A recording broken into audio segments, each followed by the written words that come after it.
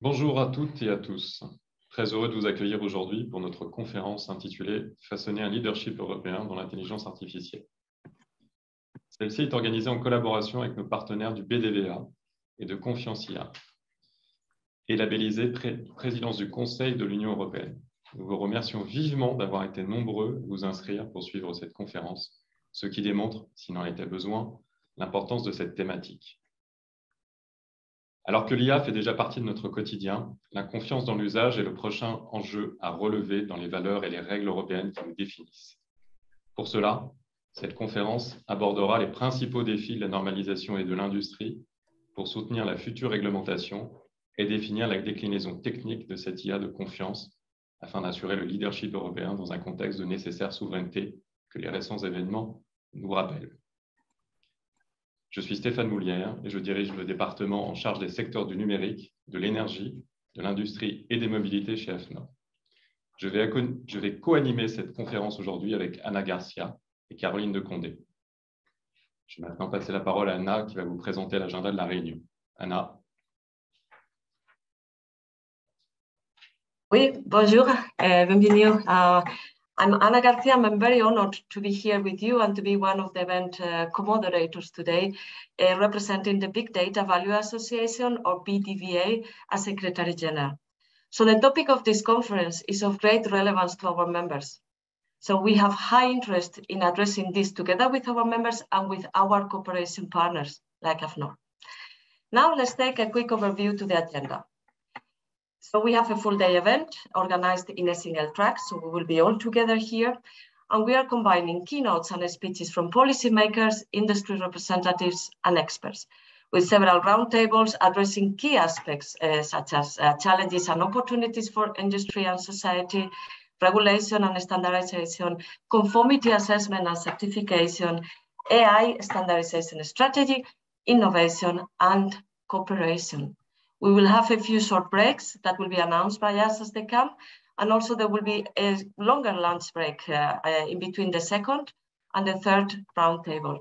And with this, I wish you all a very good and fruitful conference today. Merci Anna. Je suis Caroline de Condé, responsable des normes et standards du numérique au sein d'AFNOR et très heureuse également d'être parmi vous aujourd'hui. Alors avant de commencer, je voudrais rappeler quelques règles pratiques. Vos micros et vos caméras doivent être coupés tout au long de la conférence. Vous pourrez bien entendu poser vos questions en utilisant la partie questions-réponses en bas à gauche de l'écran, en précisant si possible à qui s'adresse la question. Comme vous pouvez le constater, la conférence sera très dense, donc il nous sera difficile d'adresser toutes les questions aujourd'hui. Mais il est important pour nous que vous puissiez nous remonter vos questions, exprimer vos besoins auxquels nous répondrons ultérieurement. Vous pouvez aussi choisir la langue dans laquelle vous souhaitez suivre la conférence en choisissant le canal d'interprétation via le logo affiché dans Zoom. Vous pouvez choisir entre l'allemand, l'anglais et le français, donc en bas à droite. Nous vous informons également que cette conférence sera enregistrée et un replay de cette conférence sera rendu disponible à l'issue de la conférence. Bonne conférence à tous.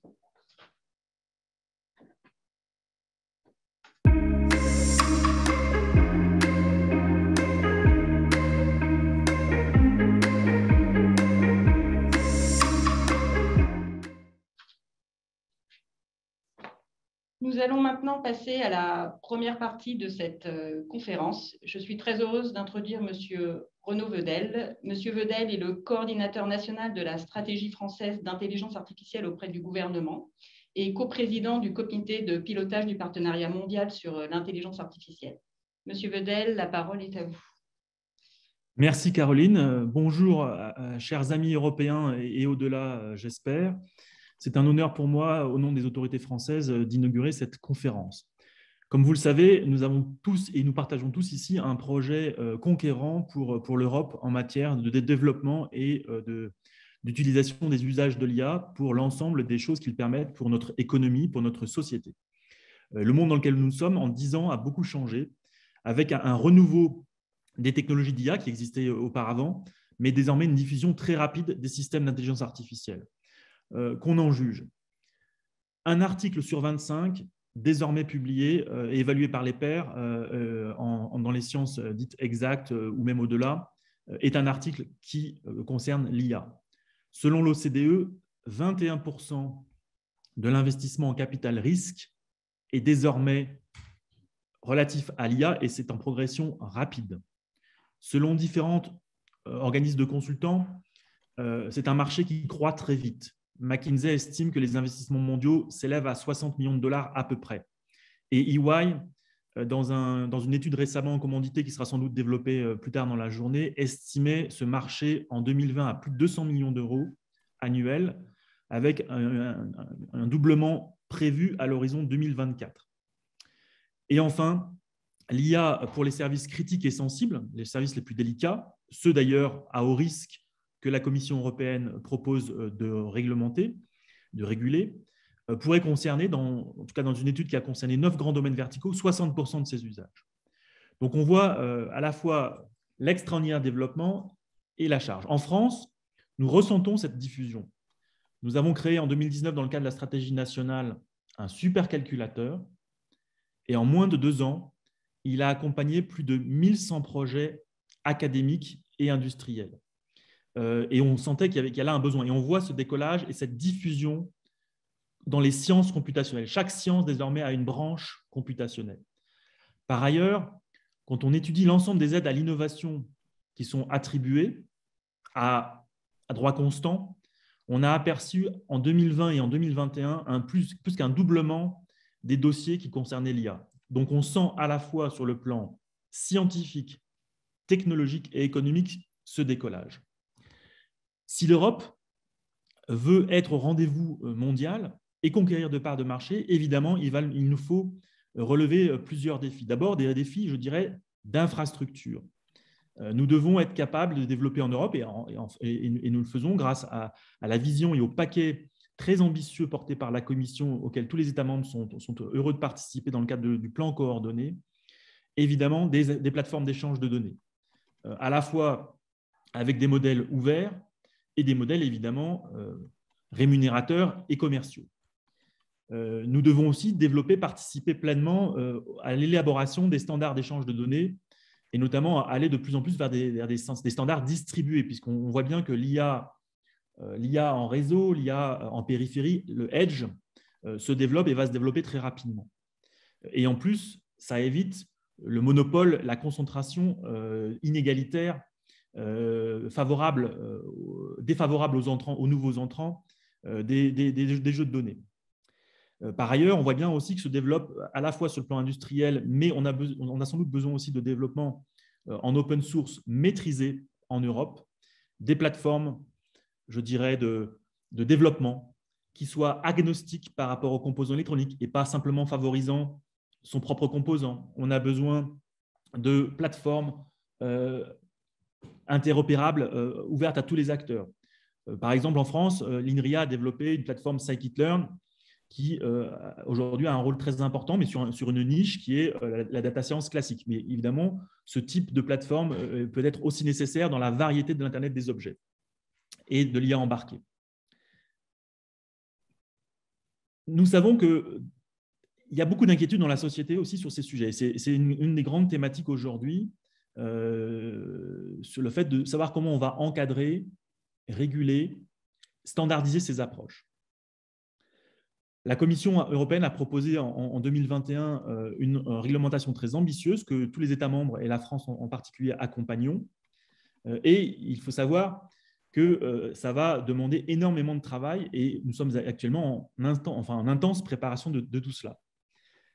Car on voit bien qu'aujourd'hui, l'intelligence artificielle à la fois doit répondre à des excellences, il y a des attributs de conception technique, de performance, de précision, de robustesse, mais qu'en même temps, nous devons être capables de forger des compromis sociaux autour d'attributs socio-techniques, sur l'explicabilité et l'interprétabilité par les humains, sur la supervision, sur l'autonomie humaine, sur le respect de la vie privée, sur l'équité et l'absence de biais.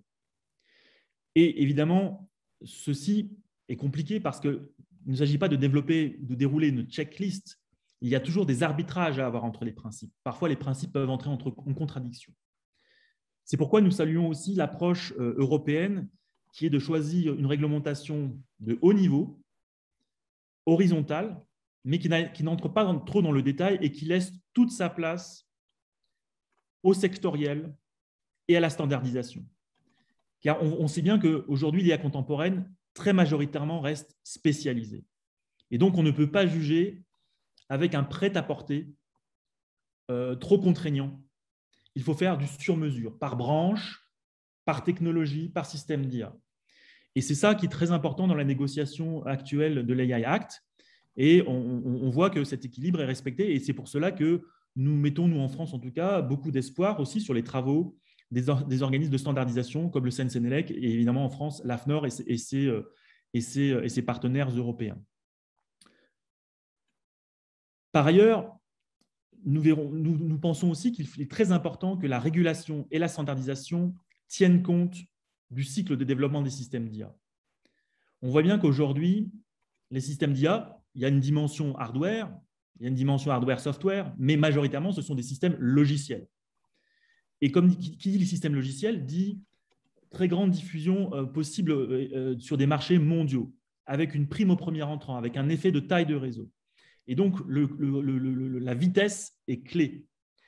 Et pour gagner cette course de vitesse, il faut évidemment faciliter l'accès aux données. Ça suppose d'être capable de réviser, d'abord de construire ces fameux espaces de données que la Commission européenne a proposés. Et aussi, dans beaucoup de domaines, ça suppose d'avoir accès à des données qui sont parfois des données personnelles ou des données protégées. Et là encore, il faut être capable de relire des textes qui ont été écrits avant la percée de l'IA, comme le RGPD, pour être capable de favoriser cette constitution de données dans des cadres contrôlés, dans des sandbox, dans des réutilisations de données. Mais il est important d'avoir cette lecture, me semble-t-il, pour qu'on puisse favoriser la contestabilité des marchés et éviter que ce soit toujours les acteurs les plus puissants qui n'ont pas forcément les technologies intrinsèques les meilleures, mais qui ont le plus de données. Et donc, il faut donner toute cette chance à ces choses-là. Et par ailleurs, je dirais que nous savons aussi que aussi bien la réglementation que la standardisation ne sont pas forcément des outils agiles. C'est normal. Élaborer un texte, négocier un standard, ça prend du temps. Et on voit que les technologies évoluent très vite. Il y a 2-3 ans, on ne parlait que d'apprentissage supervisé pour l'essentiel. Et puis sont arrivés les modèles autosupervisés. Et puis demain, peut-être l'apprentissage par renforcement. Et puis peut-être demain encore ou après-demain, d'autres technologies. Et on voit bien qu'on va toujours courir, nous, co-législateurs, responsables publics, organismes de standardisation, après la technologie. Donc, il faut aussi avoir des espaces, je dirais, de souplesse, de jeu, qui permettent l'épanouissement et l'émergence des nouvelles technologies dans des situations à la fois de tests en environnement contrôlé et de tests en conditions réelles. Car quand je parlais du cycle de développement des systèmes d'IA, on voit bien que lorsqu'une startup développe un système d'IA, très souvent, il y a un premier produit minimum viable, mais ensuite, il faut le tester sur le marché, il faut développer et l'améliorer très vite pour gagner de vitesse ses concurrents, avec un test et des premiers clients, et qu'en plus, si on n'a pas de clients, on n'a pas accès au capital risque. Tout ça est un schéma extrêmement puissant, extrêmement contraint. Et c'est pour cela qu'il faut éviter de, je dirais, avoir des systèmes trop rigides et trop lourds. Voilà en tout cas ce que je souhaitais dire sur les enjeux qui nous animent tous. Je suis très admiratif du panel et du plateau qui a été réuni par l'AFNOR et ses partenaires pour cette journée, et je vous souhaite d'excellents travaux. Merci à tous. Bonne journée.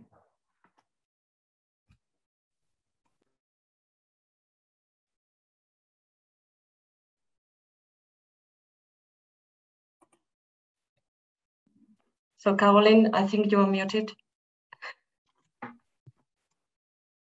Merci.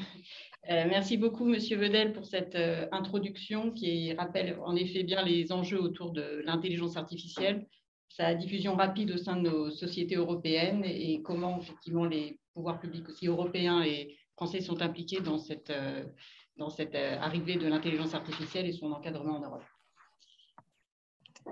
Thank you, Caroline. I have now the pleasure to welcome and introduce Mr. Thomas Koders. Thomas comes representing the European Commission as Deputy Director General at DG CNECT. So thank you, Thomas, and it's really relevant for us to have you here today, as you bring really this holistic and strategic perspective from infrastructure, technology convergence, and what is important, the value creation for all the sectors and society. So thank you, Thomas, and the floor is yours. Thank you, Anna, and bonjour, mesdames et messieurs. C'est un vrai plaisir d'être avec vous ici aujourd'hui. Et je voudrais remercier la présidence française et les organisateurs de cet événement. I would like to take the opportunity here to give you a short overview of what we are doing at the European level to create the global leadership in trustworthy artificial intelligence. Recognizing the AI potential, recent policy initiatives have placed AI at the heart of European vision for a thriving economy and an effective public administration. To realize this vision, in 2021, a coordinated plan on artificial intelligence has been developed jointly with the member states, with the purpose to turn the Europe's strategy into action, which is revolving around the following three main key pillars. First, setting enabling conditions for AI development and uptake in the Union.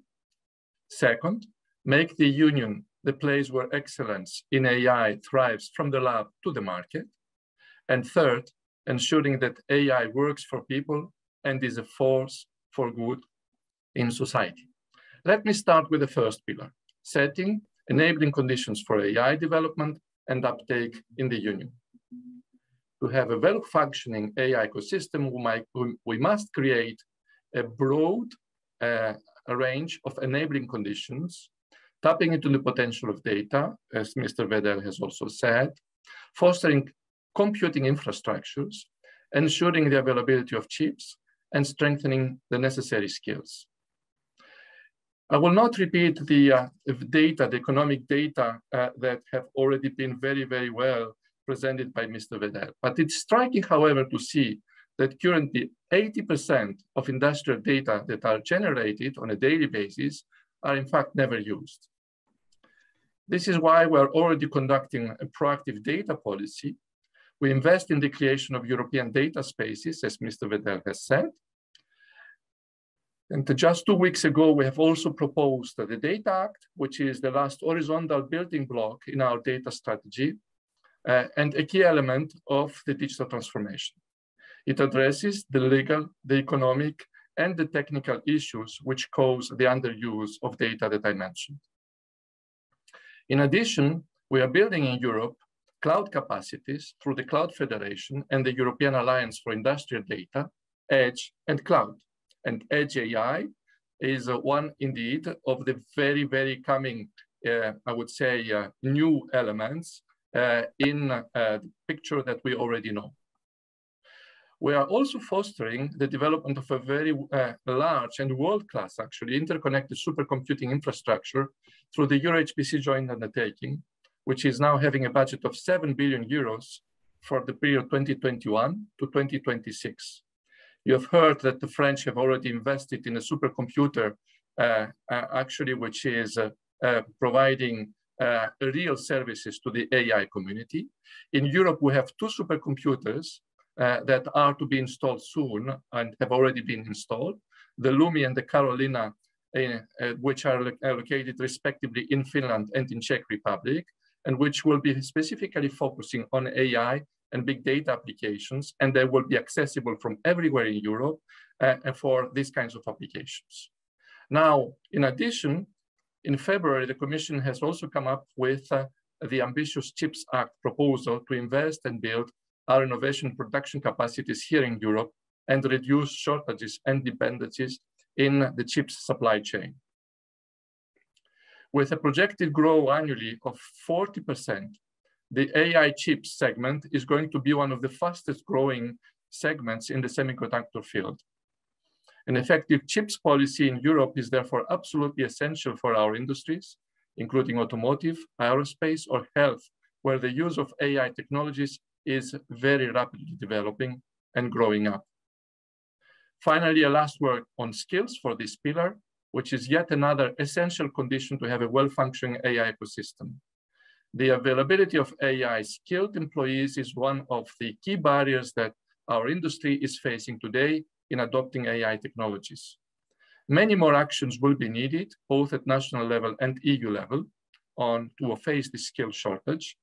Hence, on the EU level, the Commission has already proposed a reskill and upskill flagship to encourage investments and improve the digital skills, including, of course, in AI technologies. EU actions to address the AI skills are covered in the coordinated plan on AI that I mentioned before, the Digital Education Action Plan, the Skills Agenda, and they will be supported through several programs of the Union, like the Digital Europe Program, Horizon Europe, Erasmus+, and many others. Let me now move to the second pillar of our activities, which is about helping to make the EU the place where excellence in AI thrives, from the lab to the market. Here, investments are key to achieve it. Our ambition is to increase public and private investments to a total of 20 billion per year over the course of this decade. Today, we're around 14 billion per year. So we're not very far, but still, when we compare ourselves to the international competitors, there is still a long road to make. Let me highlight very quickly some of the Union's flagship investments here in artificial intelligence. In June last year, as you know, under the Horizon Europe Framework Program, we have signed the co-programmed partnership on AI, data, and robotics. And we have been committing ourselves to invest up to 1.3 billion euros until the end of Horizon Europe program in foundational data, robotics, and AI technologies. And these are to be matched, of course, at least by an equal amount by other actors. Under the Digital Europe program, we are also investing together with the member states and are setting a world-class reference testing and experimentation facility in AI and the digital innovation hubs. These testing experimentation facilities, we hope, will provide the technology infrastructure, but also the expertise and the experience to test and validate cutting-edge AI technologies in close to real conditions. And we hope they will come somehow to address the gap that Mr. Vedel has also mentioned in terms of helping our innovative industries going into the market, finding their way to the market. The European Digital Innovation Hubs, with at least one being created in each member state that will be focusing on AI technologies, should also provide our companies with the possibility to test specific AI applications before eventually buying them and to receive advice on financing, on training, on skills, and other support services that they need. Of course, this is by far not an exhaustive list of our investments and projects in AI. Well, for example, we have launched a European AI on-demand platform and ecosystem that will share resources, tools, knowledge, algorithms, and much more between member states and between you, the stakeholders, while at the same time, we will be supporting the development and the deployment of applications of world-leading digital twins. The EU-level funding on AI should attract and pull investment to foster collaboration among the member states and maximize the impact by joining forces. This is really our ambition, and that's the only way for Europe to be able to be strong in this emerging market. The recovery and resilience plans of the member states provide here an unprecedented opportunity for the member states to modernize and to invest in artificial intelligence. Let me now come to the third pillar of our work. This is ensuring that AI works for people and is a force for good in society. All our efforts mentioned above will be in vain if we do not ensure trust that AI works for people and is a force for good in society.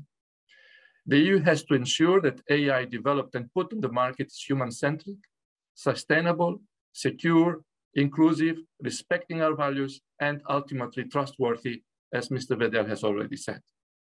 Instilling such a trust will only be possible if we make sure that only safe and secure AI systems can be placed or used on the European market. This is exactly the key purpose of the AI Act that we proposed last year, which, as has already been said, it's a first ever horizontal regulatory framework on AI that was proposed from a world perspective. Building on the product safety legislative approach, the AI Act puts forward a clear and concise risk categorization scheme. It is accompanied by legally enforceable principles and requirements, as well as by a quality and risk management framework for AI systems to minimize risks to safety and fundamental rights of certain high-risk AI applications.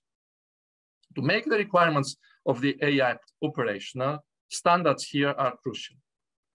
For these reasons, and following the publication of the proposal of the AI Act, we have already started working at full speed with the European international standardization bodies, and we will very soon issue a standardization mandate to the European standardization bodies to develop horizontal standards to support the requirements of the AI Act. This will be discussed in more details by my Commission colleagues later today during the roundtable discussions. For now, let me just say that we will provide our full support to this process, as it is an integral both for our industry and for our citizens. Finally, let me spend 2 minutes to focus on our work in building strategic leadership internationally. The work on promoting trust and standards is impossible without having a strong international cooperation. The EU strives for new ambitious global norms, AI-related international standardization initiatives, and cooperation frameworks in line with the rules-based multilateral system and the values this upholds. This is for this reason that we are continuing a very proactive agenda in international fora, OECD, GPAI, G7, G20, the Council of Europe, etc., and through bilateral dialogues that we have, for example, with Japan, with Singapore, with Canada, and with the US, just to name a few. With the US specifically, the dialogue is already ongoing in the context of the Trade and Technology Council, and the European Union and the United States are committed to ensuring that AI serves our societies and economies and is used in ways consistent with our democratic values and our human rights.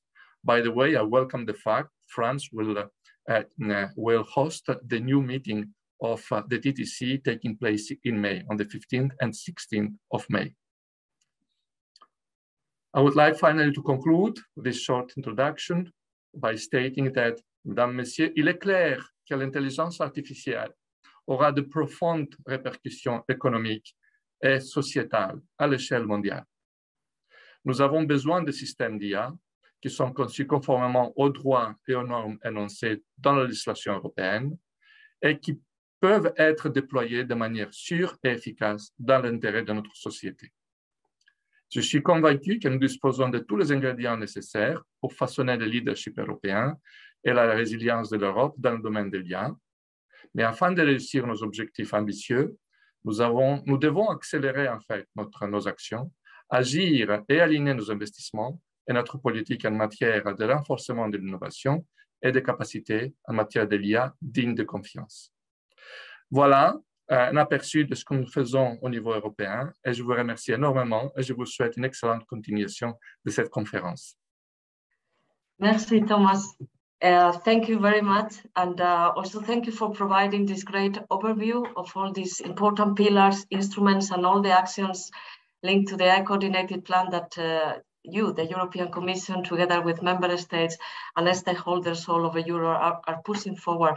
We really believe this is a moment of revolution, right?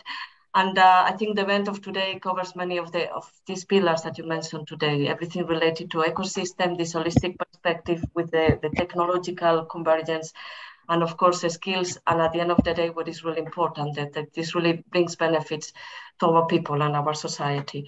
So thank you very much again for this great cooperation, and thank you for being with us. Merci à tous. Je propose que pour finir cette phase d'introduction, nous puissions accueillir Thomas HAHN, donc, qui est président du BDVA, qui est vice-président de GaiaX, qui est vice-président de ADRA, et également Olivier PEYRAT, directeur général d'AFNOR. Thomas, je vous laisse la parole. Yeah, many thanks, and let's start with some words. First of all, to our speakers, Thomas, Renaud, many thanks that you're making this great introduction to the event. And for sure to also speaker with a follow in the row after. I think we have a great set of speakers together covering this topic in a holistic view. The second topic is I want to thank you, the co-organizers. Today I'm speaking as BDVA, but we have not done this alone. We have done this with AFNOR and Confiance.AI together. I can tell you with speed. So we have decided to make this conference not before Christmas, and now we have it. And this was speed. And maybe coming over to the AI topic, you know, AI will shift the balance of power in the shortest possible time. Or like Renaud said, speed is from essence. At least for organizing this conference, we have proven this, and we can do this. Because with AI, with artificial intelligence, with the use of data, and Renaud, you said, or Thomas, you said that 80% of data are not yet used, or 20% are used. You can imagine with a holistic stack, you raise this from the calculation and storage, HPC, AI-enabled chips, data infrastructure, data spaces, European data space, getting value out of the data, creating impact. And you can with AI create impact for, let's say, optimization, improving existing processes. Think only about what we can do with using this data for your sustainability, to make something more energy efficient, to make something more with higher quality, to use the energy in the right way and the right timing, and. So you're seeing there's a lot of opportunities to address, let's say, running process, actual process. I apologize, coming from industry, I focus more on the industry perspective. And it's giving us, let's say, the possibility to target new business opportunity, service business, digital enhanced products, data economy, and overall. So meaning we have really good opportunities. European paradigm is for AI is trustworthiness, raised before. Trustworthiness requires legally, ethical, technically robust proceeding, respecting European values and principles, which you perfectly raised and stated before. And let's summarize this with a word. Europe can and will and must be the pacemaker for the industrial trustworthy AI. We cannot do it alone. We have seen in the slide before some kind of examples, but let's face a little bit, nobody can do this alone. Cooperation is key. You see here, when we target this industrial or trustworthy AI topic, then we have to speak with different. We have to speak on the left side with the users. We have to speak on the right side, upper side, with research, companies, innovators, startups. We have to speak with the users, and we have to speak with the standardization bodies. The upper left side, the blue boxes. And that's exactly where we have to target this, and meaning nobody can do this alone. We have to do this together. We have to address this together. No company can do this alone, and we can do this together. And I think this was also addressed before, let's say, the creation of standards, the creation of international standards, let's say, is from essence, because, you know, we are living a lot from business outside the world, around the world. But, and that's a good thing is, we can create the standard with the European values, with the European strengths, which we have regarding the competences, economies, and provides this as a competitive advantage around the world. Very briefly, BDVA, and we'll really close this, is one of the industry-driven research innovation, public-private partnerships, where we are touching here on the upper left, upper side, let's say the strategies, the AI Act was mentioned before, the digital transformation, and we do it together. Euro HPC is mentioned before. AI data and robotics partnership was also mentioned by Thomas before. And when you're looking at the left side, we make it this also in cooperation with partners targeting, let's say, sovereignty in the data infrastructure like IX, sovereignty, and also aspects which were targeted before. I want to make it very short, looking forward to the conference, and now handing over to Olivier. Merci Thomas. Je laisse la parole maintenant à Olivier PEYRAT. Merci Thomas, merci à Renaud, merci aux deux Thomas. C'est un début de normalisation des prénoms.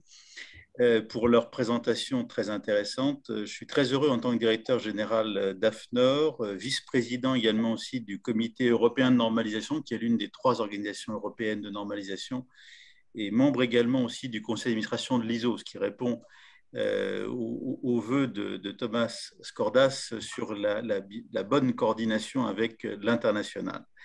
Je pense aussi important de rappeler que sous présidence allemande, aujourd'hui c'est la présidence française du Conseil, mais sous présidence allemande, c'est là qu'on voit bien la continuité des échelons au niveau de normalisation. Il y avait eu une conférence organisée par les autorités allemandes avec le concours de nos homologues du Deutsche Institut für Normung, et ça montre bien qu'il y a une bonne continuité, que les différents acteurs d'origine européenne sont tous désireux de contribuer à un meilleur positionnement, une meilleure influence de l'Europe au plan international. Numéro 2, Thomas HAHN, a donc été amené à rappeler que le calendrier avait été un peu bousculé pour cet entretien que nous avons aujourd'hui. C'est une bonne chose.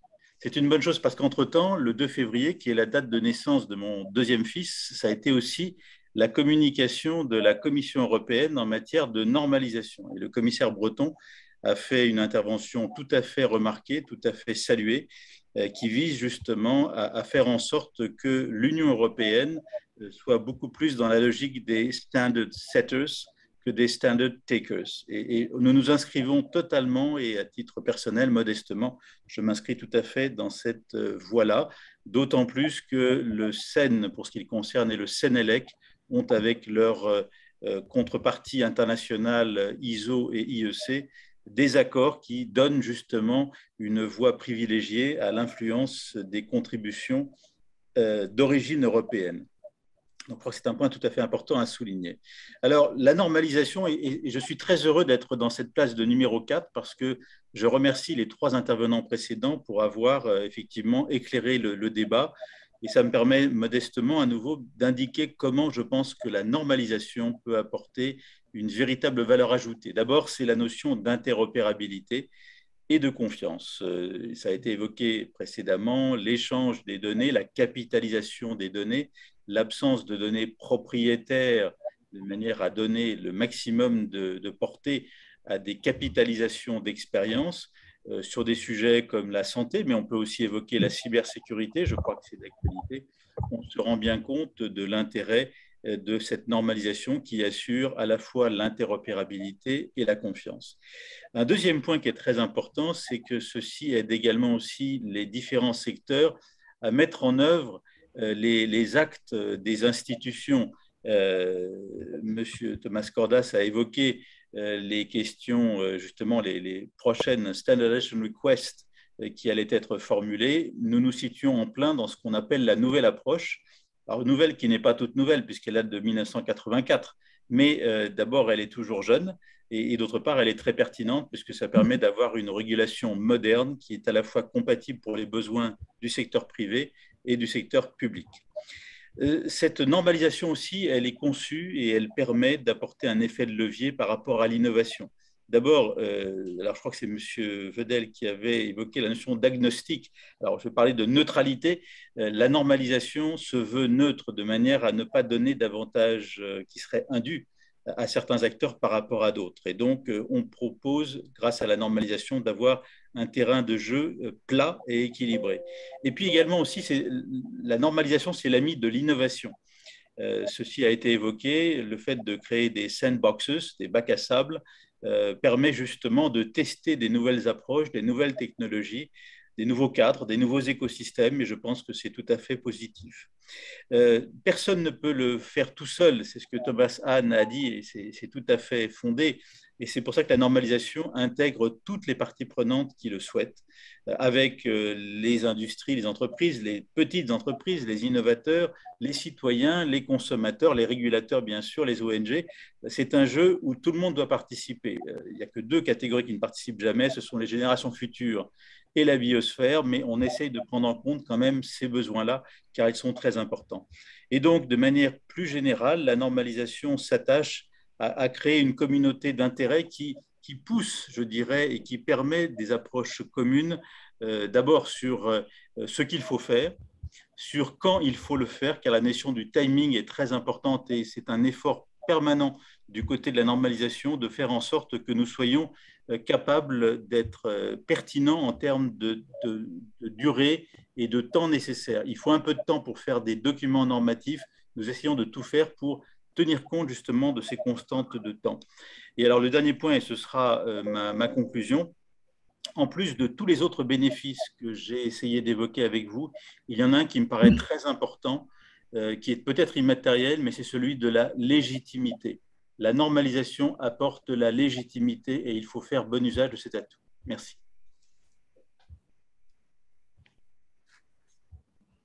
Merci donc à Thomas et à Olivier d'avoir fini cette partie de l'introduction, introduction qui a été riche. On a vu donc que les principaux enjeux ont été donc évoqués, ce qui seront aussi le sujet de notre conférence du jour, avec notamment des enjeux d'investissement, des enjeux de coopération, que ce soit au sein de l'Union européenne comme au sein des différentes composantes de la société, des enjeux aussi de normalisation et de régulation qui sont fondamentaux pour accompagner cette normalisation, cette intelligence artificielle, pardon, de confiance. Et donc, je vous propose d'ores et déjà de commencer donc avec les premières keynotes. Et je vais donc laisser la parole à Caroline. Voilà, pardon, excusez-moi.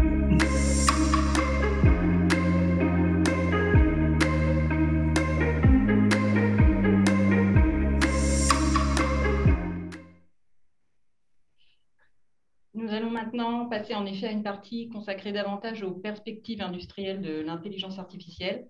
Ce sera l'opportunité, grâce au témoignage de plusieurs industriels, de comprendre l'impact stratégique de l'intelligence artificielle sur la transformation numérique de nos entreprises, mais également de nos sociétés.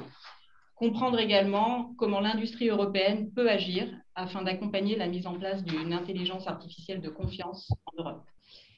Je suis très heureuse d'introduire M. David Sadek, vice-président recherche, technologie et innovation au sein de Thales, membre du Manifeste Intelligence Artificielle, qui réunit des industriels français engagés dans cette démarche collective pour des intelligences artificielles de confiance. Monsieur Sadek, la parole est à vous. Merci Caroline. Good morning everybody. Thank you very much for having me today at this conference.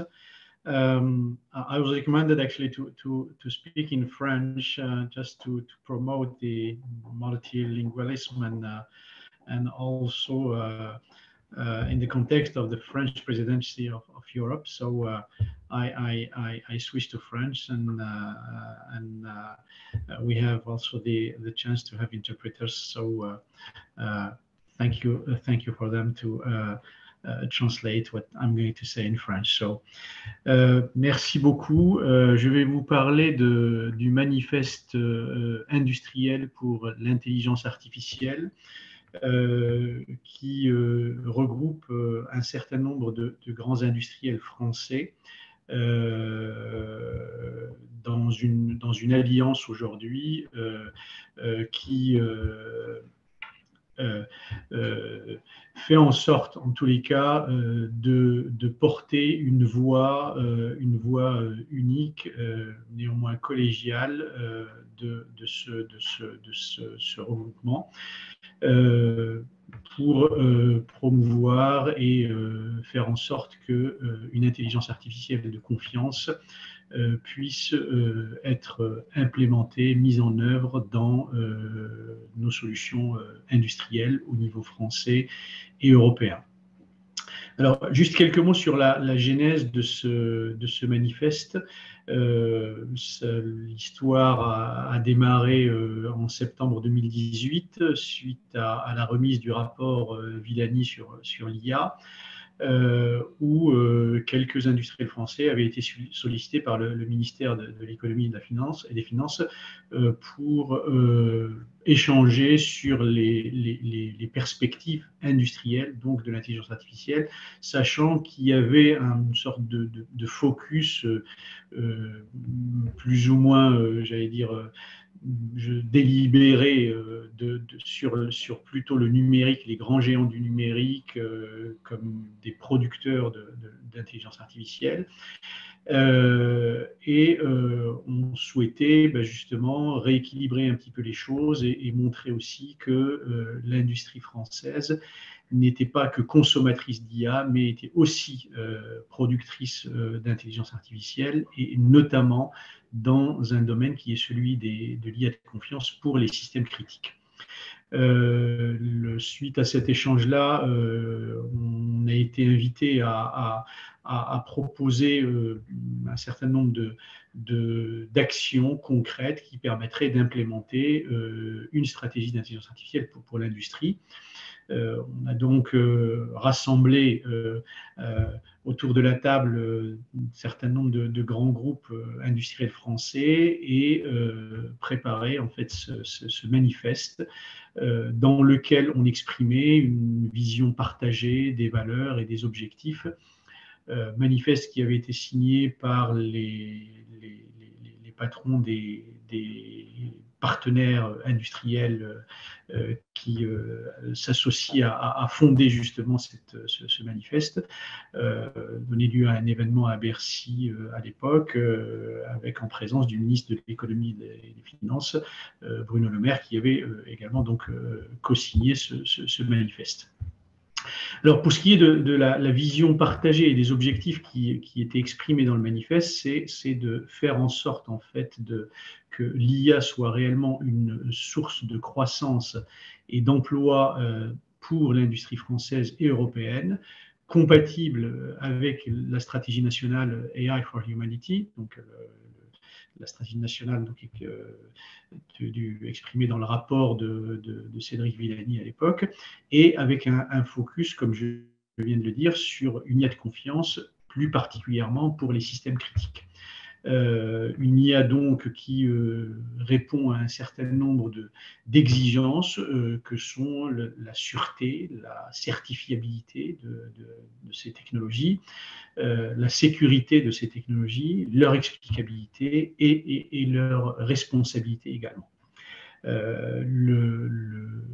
L'autre objectif aussi qui était mis en avant dans le texte du manifeste, c'est le fait de favoriser aussi l'utilisation de l'intelligence artificielle dans l'industrie, d'accroître la visibilité et l'attractivité de l'industrie, des industriels français dans le domaine de l'intelligence artificielle, et puis de traiter ensemble un certain nombre de sujets d'intérêt, tels que l'IA embarquée, la simulation, l'IA pour le design, l'IA pour l'ingénierie, l'IA pour l'industrie 4.0, etc.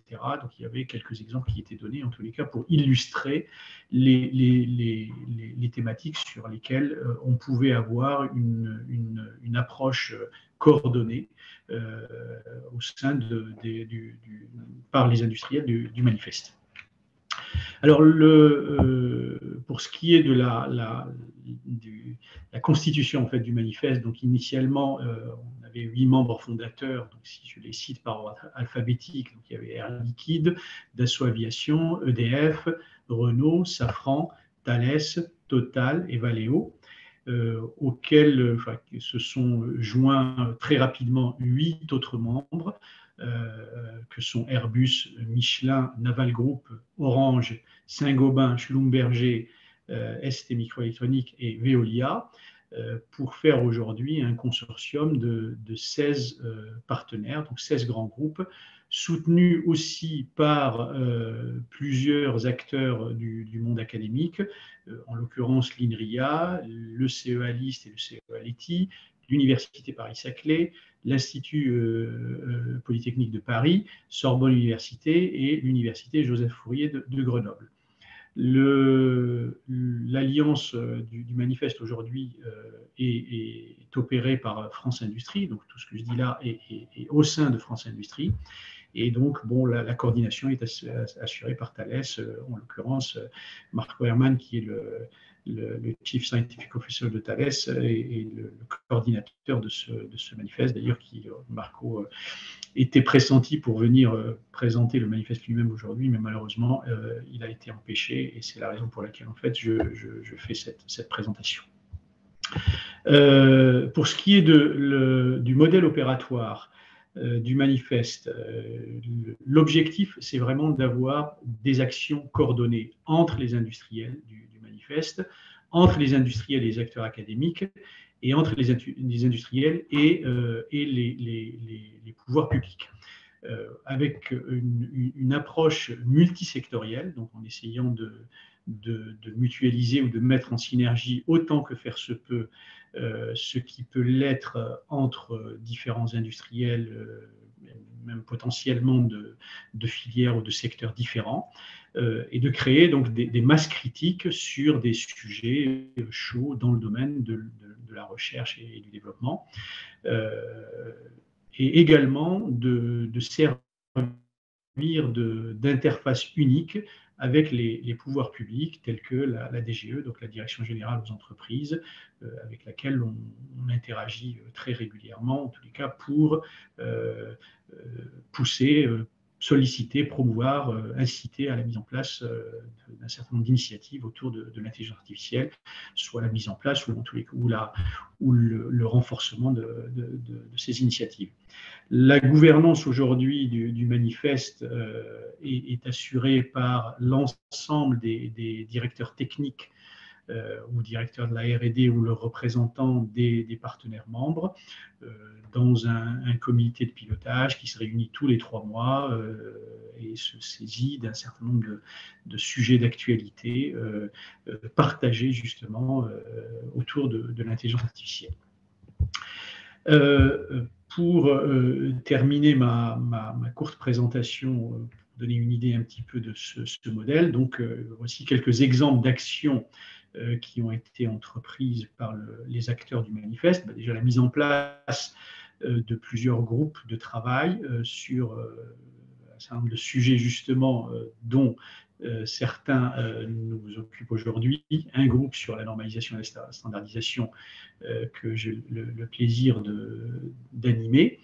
Un groupe sur l'attractivité et la formation, donc, qui a d'ailleurs donné lieu à une conférence entre l'ensemble des industriels du manifeste sur le plateau de Saclay, donc à destination des écoles d'ingénieurs et des universités du plateau de Saclay, donc pour leur présenter ce que ces industriels-là font dans le domaine de l'intelligence artificielle dans leur domaine respectif, et un groupe de travail sur l'IA embarquée qui d'ailleurs a proposé un certain nombre de projets conjoints entre les industriels à la DGE, à la Direction Générale des Entreprises, après pour en fait et après la mise en place du plan d'accélération de l'IA, plan qui a été le résultat aussi d'une sollicitation forte de la part des industriels de manifeste par des lettres adressées justement au ministère et au ministre lui-même, en fait, expliquant l'importance de plans d'accélération de l'intelligence artificielle du type de celui qui a été mis en place et avec un support actif, très actif de la part de cette alliance à l'initiative qui en a résulté. Un autre exemple très concret aussi de ce que les industriels du manifeste font ensemble, c'est la création d'un laboratoire commun sur l'IA qui s'appelle Sinclair aujourd'hui, qui est sur le labo de Saclay, qu'on a mis en place depuis 2 ans, entre 3 industriels du manifeste que sont EDF, Total et Thales, et qui travaillent sur 3 grandes thématiques, l'IA explicable, la simulation et ce qu'on appelle aussi dans le domaine technique de l'IA l'apprentissage par renforcement, donc qui est une thématique extrêmement porteuse dans le domaine de l'IA aujourd'hui. Et peut-être dernier exemple qui n'est pas, comme on dit en anglais, last but not least, et qui va faire l'objet aussi d'une discussion dans une table ronde cet après-midi à laquelle j'aurai le plaisir et l'honneur de participer, qui est donc la participation structurante des industriels du manifeste à la mise en place du programme Confiance.AI aujourd'hui, dont on parlera cet après-midi, comme je disais, qui est un programme à vocation industrielle et visant justement la mise en place d'une ingénierie industrielle pour le déploiement de technologies d'IA dans des solutions industrielles. À noter que 7 des 9 partenaires de ce programme-là sont membres du manifeste de l'IA pour l'industrie.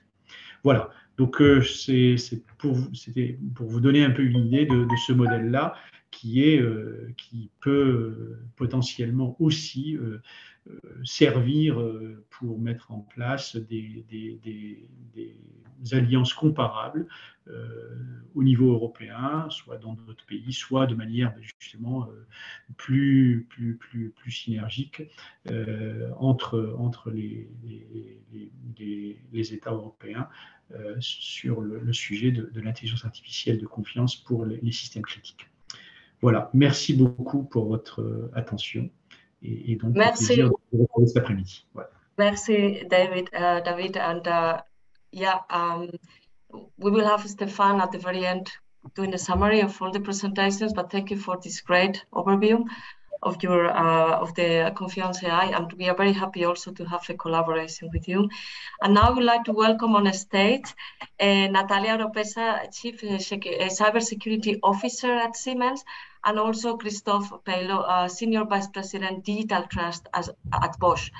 And they will cover the topic of trustworthy AI as part of the European digital sovereignty.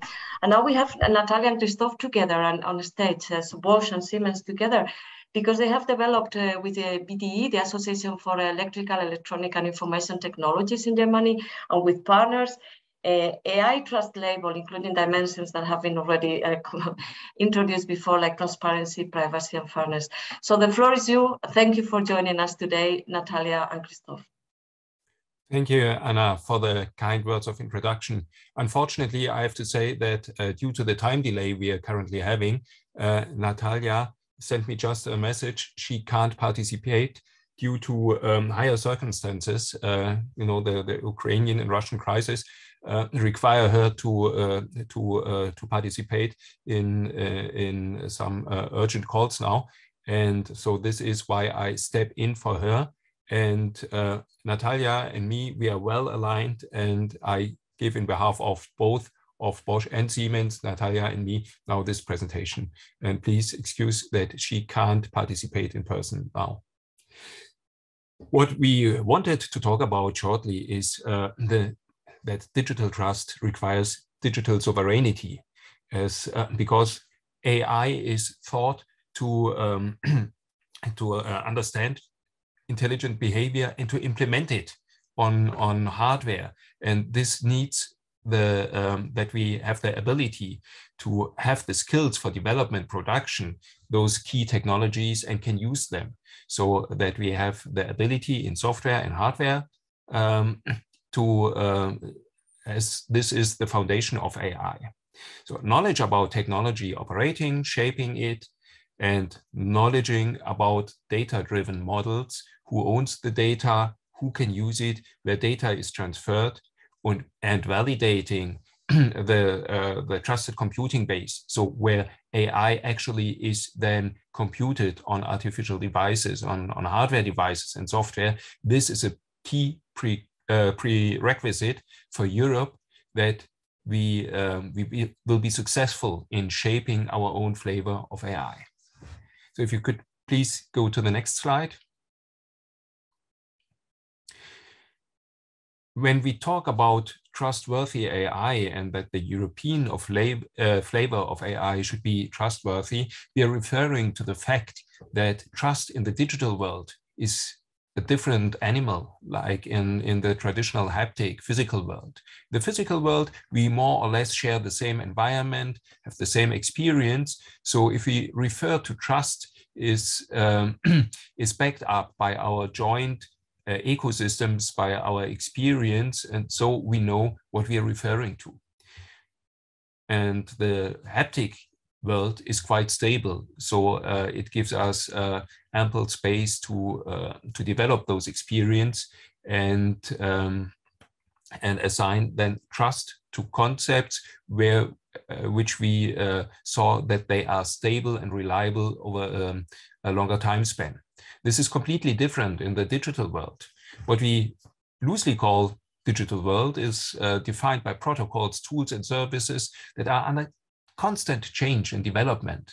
So the digital world is not a stable world, but it's really a brittle environment, and which is too less in control of us. So for instance, this trusted computing base is often not feasible to control for people who want to offer digital services.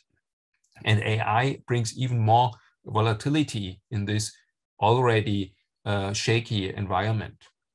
So what we together have to aim for, that digital trust must be the corresponding digital counterpart of today's core quality and value proposition, and value does refer to our specific values, to the European values as well, and we have to bring them in the from the non-digital world to the digital world as well. So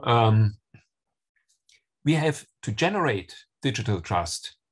We have to transfer to understand the technology, shape it in a way that it shapes, that it fits to the expectations of our people, of our customers, and it has to take the whole life cycle into account.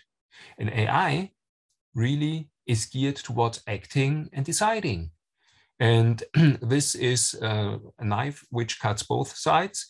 On the left-hand side, you see here examples where it's about deciding the trajectory of a car. So decisions have to be made. On the right-hand side, you see more critical applications as well. I won't get into details here, but we should be aware that AI is an technology which is used for all kinds of things, even for intelligent weapons, which will take decisions as well. So we have to be very careful how to shape it. And indeed, there are many challenges imposed by AI, mainly because AI often is imperfect, and this might lead to unethical behavior. So for instance, early versions of intelligent assistants did not get the context of some questions. So if somebody decided to jump from a bridge, of course, the AI cannot understand what's behind that somebody is about ending his life, and it came back with some proposals where to find a good bridge for such a thing, which is completely unethical, but it's imperfect. AI doesn't have the context, AI doesn't understand, and this is why we have to bring AI in a certain framework which covers that. And here you see some examples of adversarial attacks which make use of other imperfections of AI. So with disturbances, the pattern recognition can be fooled, and signs can be mixed up, or persons can be mixed up. So AI is not always a reliable technology. We should know its limitations when we use it. Of course, there is, and this is more dangerous, the intended unethical behavior, which is possible with AI as well. We see here a benign example of deep fakes, but there are more sophisticated examples where it's not clear that people are led to the garden path, on the garden path, and in difficult political situations, as we face now in this current conflict, AI can be used to devise misleading news and messages. Here again, this is something we have to be aware of when we create a framework for trustworthy AI. And please, the next slide then. Right. And Bosch and Siemens, and so it's really a pity that Natalia is not here, because she and her team has much contributed to that. We developed together with other partners from industry and VDE, and specification for an AI trust label. Yeah? To mitigate the fact that AI is imperfect, we have to create boundary conditions how to tame it. And the AI Act, the European AI Act, is an important step into that direction. However, as it is formed now, it's rather complicated for industry to follow it up. And so we took the initiative and tried to transfer it in an easy to grasp label, which makes the dimension like transparency, privacy, fairness, which are important elements of trust and of digital trust, to make it more tangible and bring it into a label and seal. And this trust label could really be established on the European level in close collaborationship and with the AI Act, so that it's clear who fulfills the necessities for getting the transparency label is compliant as well with the European AI Act. So this could be a bridge to make it easier for industry and to provide humans the transparency about what we mean by trustworthy AI and how trustworthy a specific product is. My next and last slide, please. So what is important to understand for industry, that legislation is just a formal means to express the expectations of society and customers to products. And industry has to take up these initiatives and providing efficient mechanisms for other industries, firms, and the middle-sized firms as well to comply with that, and to give consumers, the people, the possibility to decide then about what degree of trust they really need, they want. They could opt for transparency, fairness, accountability also. And this gives industry, again, clear direction in which way to shape and develop AI. And I think this really is important for all of us.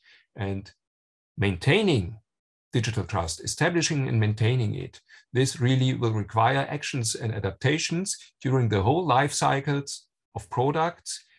However, this will then affect how digital products are planned, produced, and operated, and what kind of AI, of trustworthy AI, we will have in Europe.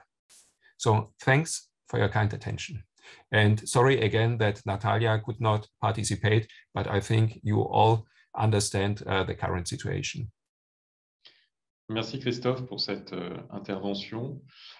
Je propose que notre dernier interlocuteur, qui est Yves Nicolas, CTO groupe chez Soprasteria, puisse nous faire donc nous communiquer sa vision sur les perspectives industrielles pour l'IA.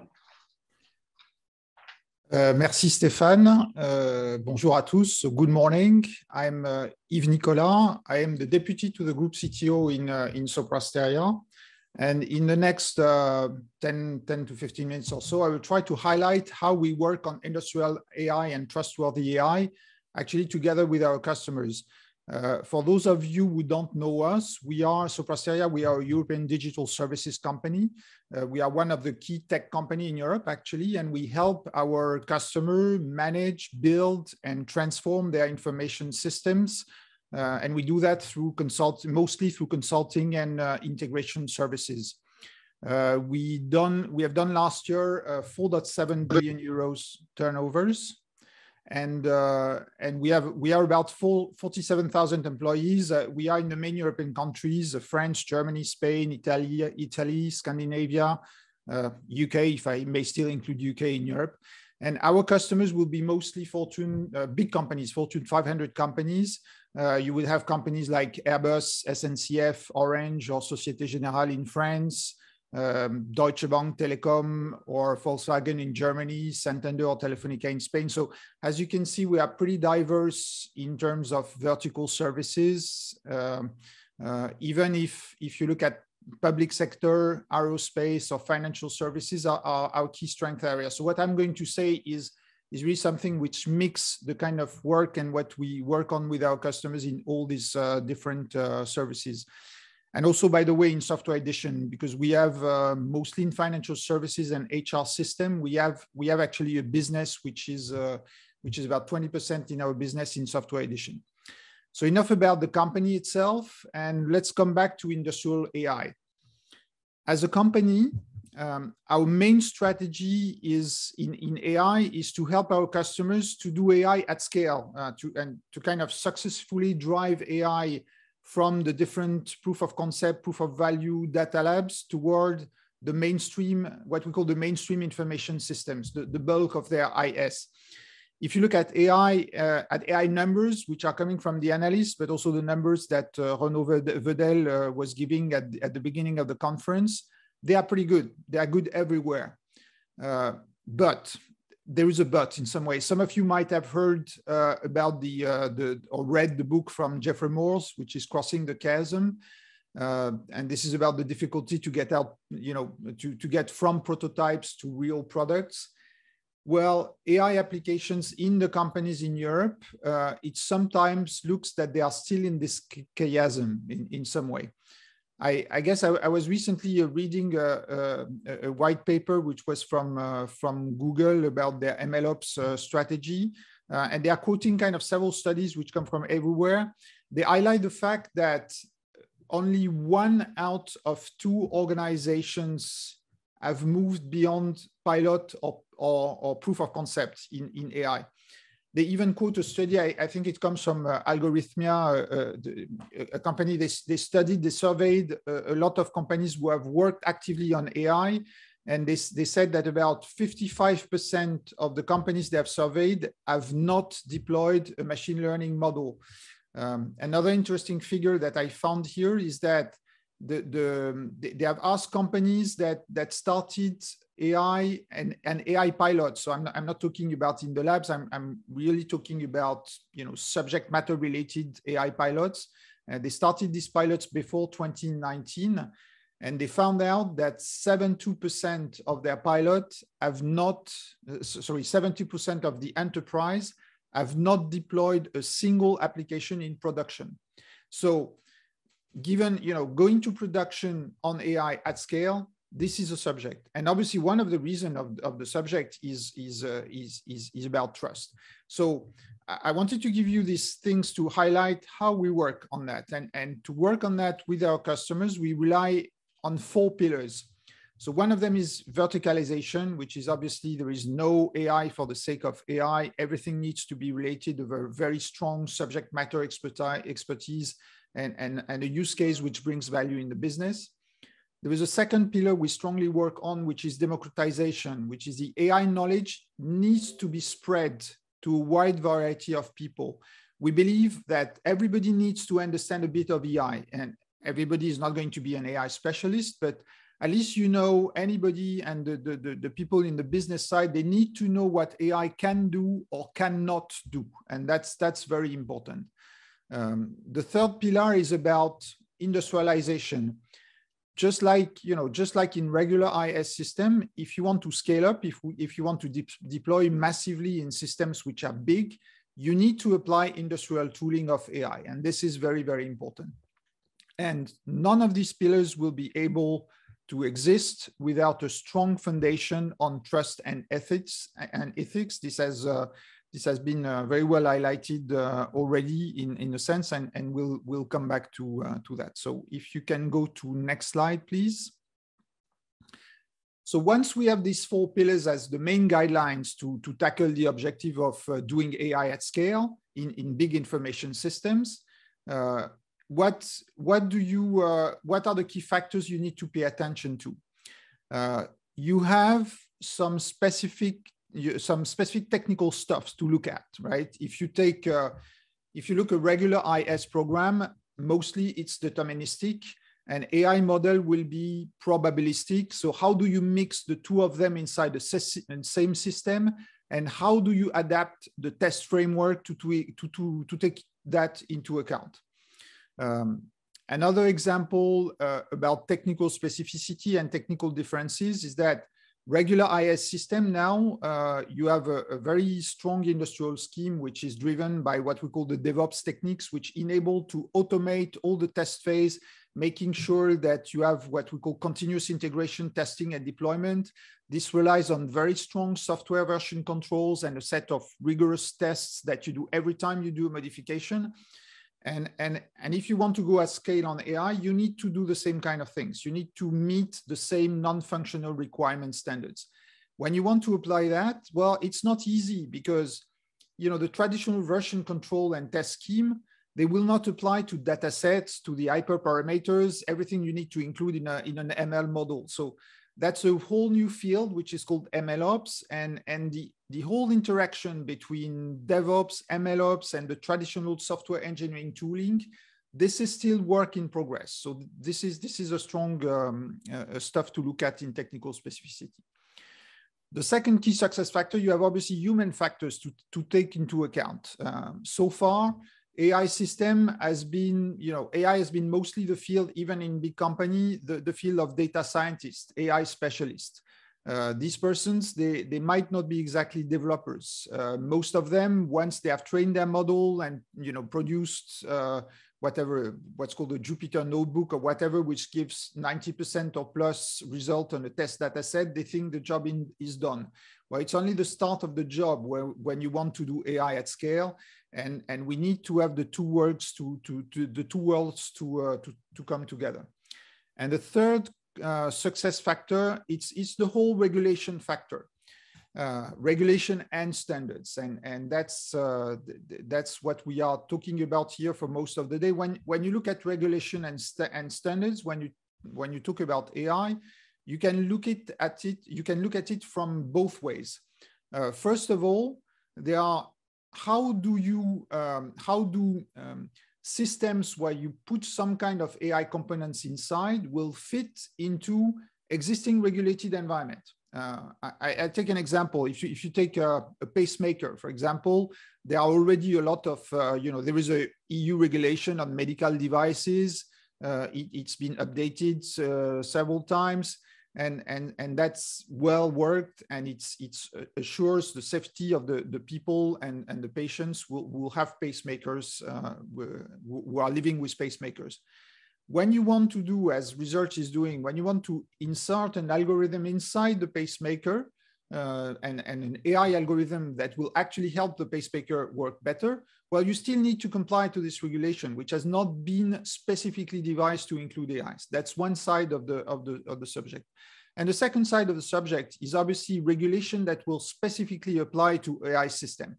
And you know what Thomas Cordas in his introduction mentioned, obviously the AI Act, and the AI Act is something which is very, very good. It's the first attempt by, to have a legal framework on regulation on AI. And that's a good example that you will to comply to. But this regulation factor brings with him the whole acceptance subject, because if you have something which is regulated and which is regulated by a standard, you obviously want to make sure that you can test that this is actually valid against these standards. And doing that, due to the technical specificity of AI, this can be tricky. And this is fairly new. And this whole thing about how do you test that AI is confirmed to whatever the standard comes from, whether it comes from a standard body like AFNOR, whether it comes from a legal environment like the AI Act, or whether it comes from what Natalia and Christophe presented earlier on the trust label coming from the industry or private sector. Well, if you want to verify that you want to be okay with that, you need to make sure that you work between all the stakeholders to have all the things. And by stakeholders, I intend the regulatory body, the European Commission, and the complete and standard. And that's one of the reasons why we see ourselves, we look very much at what is coming from the EU Commission, and we are strongly committed in helping finding out what kind of technical frameworks you can do to verify the conformity of this system. And this is typically one of the reasons why we are strongly involved into the Confiance.AI, which is the technological pillar of the big challenge from the trustworthy AI. So that's about it I wanted to say. And as a conclusion, I really want to highlight our belief in this, what we can get out by a strong partnership between regulation, standards, and technical industrial to ensure conformity of the standards. That will be the way to bring a trustworthy AI to the market and for the benefits of the user. Thank you very much for your attention. Merci beaucoup Yves. Merci à l'ensemble des speakers sur cette keynote. Voilà les quelques messages que j'ai pu retenir et je me prie de m'excuser par avance si j'ai dénaturé les propos des différents intervenants. En tout cas, ces différentes initiatives illustrent la place prise par l'intelligence artificielle dans la transformation de l'industrie, en insistant notamment sur l'importance de la coopération pour peser sur le développement d'une IA de confiance. Les enjeux de transformation digitale des grandes entreprises et des enjeux de confiance dans les produits et services proposés. La bonne articulation entre la réglementation, le facteur humain et la normalisation pour développer la confiance et l'acceptation. Et enfin, instaurer et générer de la confiance dans le numérique au travers de la transparence et, pour reprendre l'illustration de Christophe, la mise en place, pourquoi pas, de labels qui puissent en tout cas donner de la confiance dans les systèmes qui sont proposés. Voilà en quelques mots, j'espère avoir résumé donc ces perspectives industrielles. Ce que je vous propose d'ores et déjà, c'est de prendre une courte pause. Alors, on a pris un petit peu de retard, donc il est 10h55. Je vous propose de nous retrouver dans 5 minutes pour la suite avec la prochaine table ronde qui sera sur les enjeux industriels responsables. Voilà. Je vous propose de nous retrouver donc à 11h. Merci encore pour les intervenants et à très vite.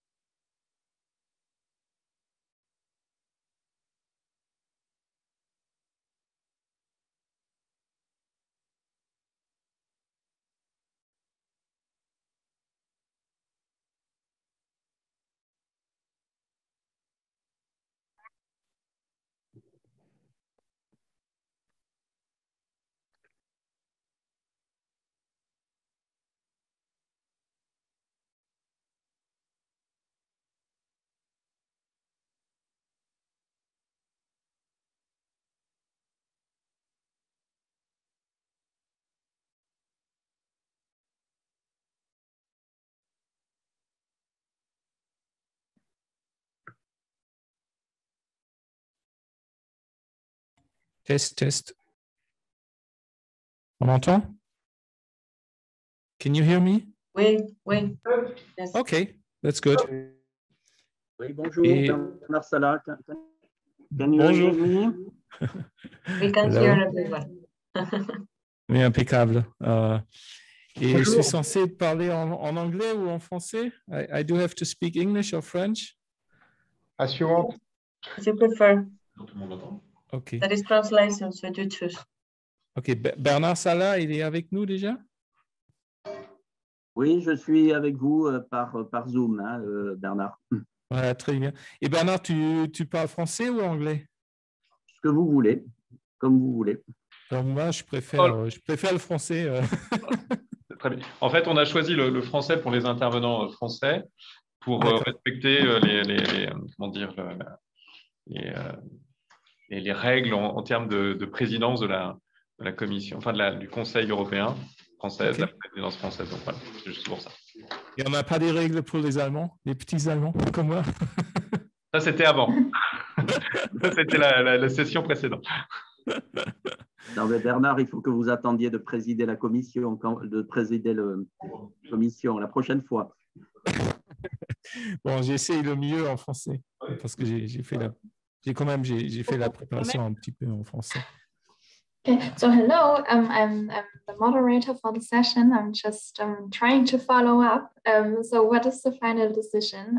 As the panel was planned in English, but I will also have a translation. So okay. I would prefer English, but if you feel more comfortable with French, we can switch.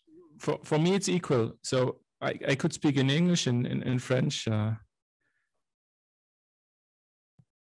The same for me. The same for me. Okay, so we do in English. I would prefer so. Okay. Yeah. Yes. Yeah. Why Thank not? you. Why not? If it's okay for all, I mean. It's okay for me.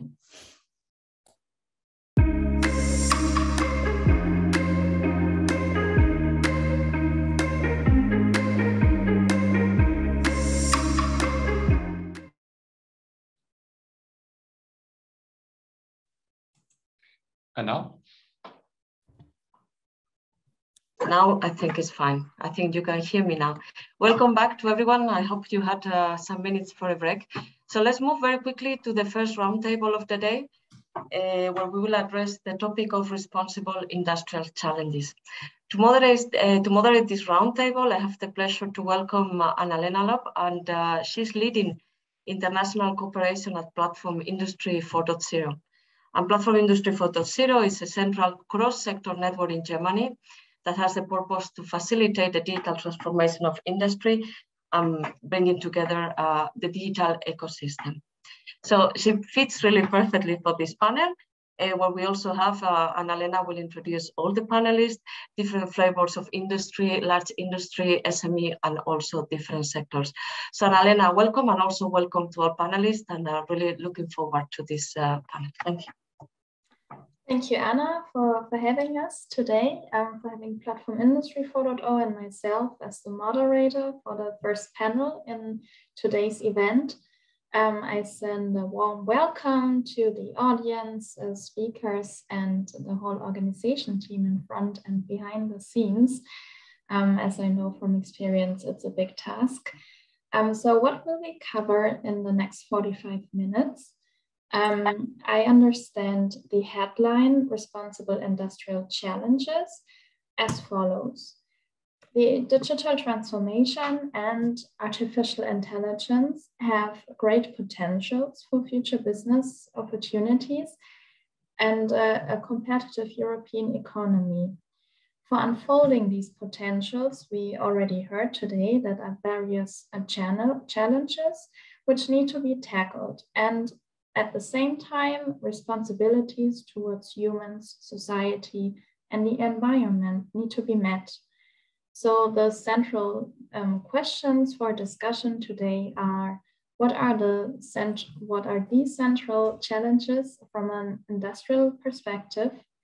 how can an ecosystem of industrial companies, digital service providers, politics and research organizations work hand in hand to meet responsibilities and challenges?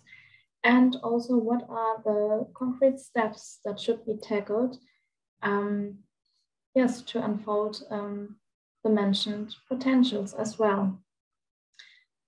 As you already see on the screen, I now welcome our panelists on the virtual stage. Welcome and bienvenue à Dr. Nosa Bushima, Global Vice President and for Digital Ethics and Responsible AI at IKEA Retail, Dr. Bernhard Quent, Chief Technical Officer and Senior Vice President at Thales, Sylvain Robin, co-founder of BrainQ, and Bernard Salah, Group Technical Director and Director for R&D at EDF Group. So welcome to you all, and thank you for making time for this discussion today. I want to jump into our first topic and have a quick round. Okay, sorry. So I want to jump into discussion straight away and make a quick round to get an overview. Moi, j'ai un premier sujet. J'aurais bien aimé avoir un retour de Juliette suite à l'événement hier. Excuse me, I can hear a noise. Maybe some people need to be muted. Okay, so straight address to the panelists. Where do you see the greatest challenges in the digitalization, especially considering data usage, artificial intelligence, and major milestones we need to take together to meet responsibilities towards human society and the environment at the same time? So just a 1-minute answer, and then we go into detail of the topics later on. First, I would like to address this question to Dr. Bushima. Hey, good morning, everyone. Do you hear me well? Yes, we do. Okay, great. Yeah, one of the major challenges, considering all these aspects, in fact, in terms of deployment and challenges that we can face, the first of them is about data, in fact. So we need a very strong data foundation. We need very strong data pipelines. I mean, data are the fuel, okay, for all next steps.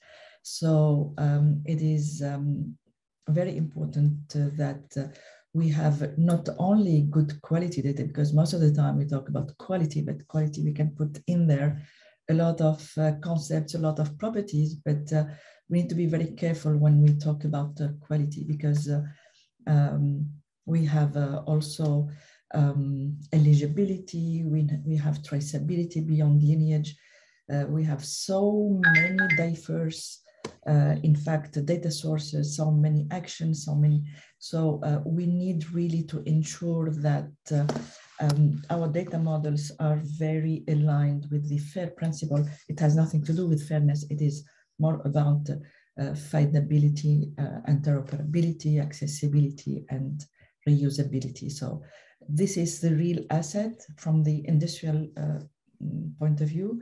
And if we do not have these founding principles into our data infrastructure, it is very challenging to, talk about the next steps. Thank you. And thank you. We'll talk later about algorithm. Yes, right. So I would like to hand over to Mr. Quent.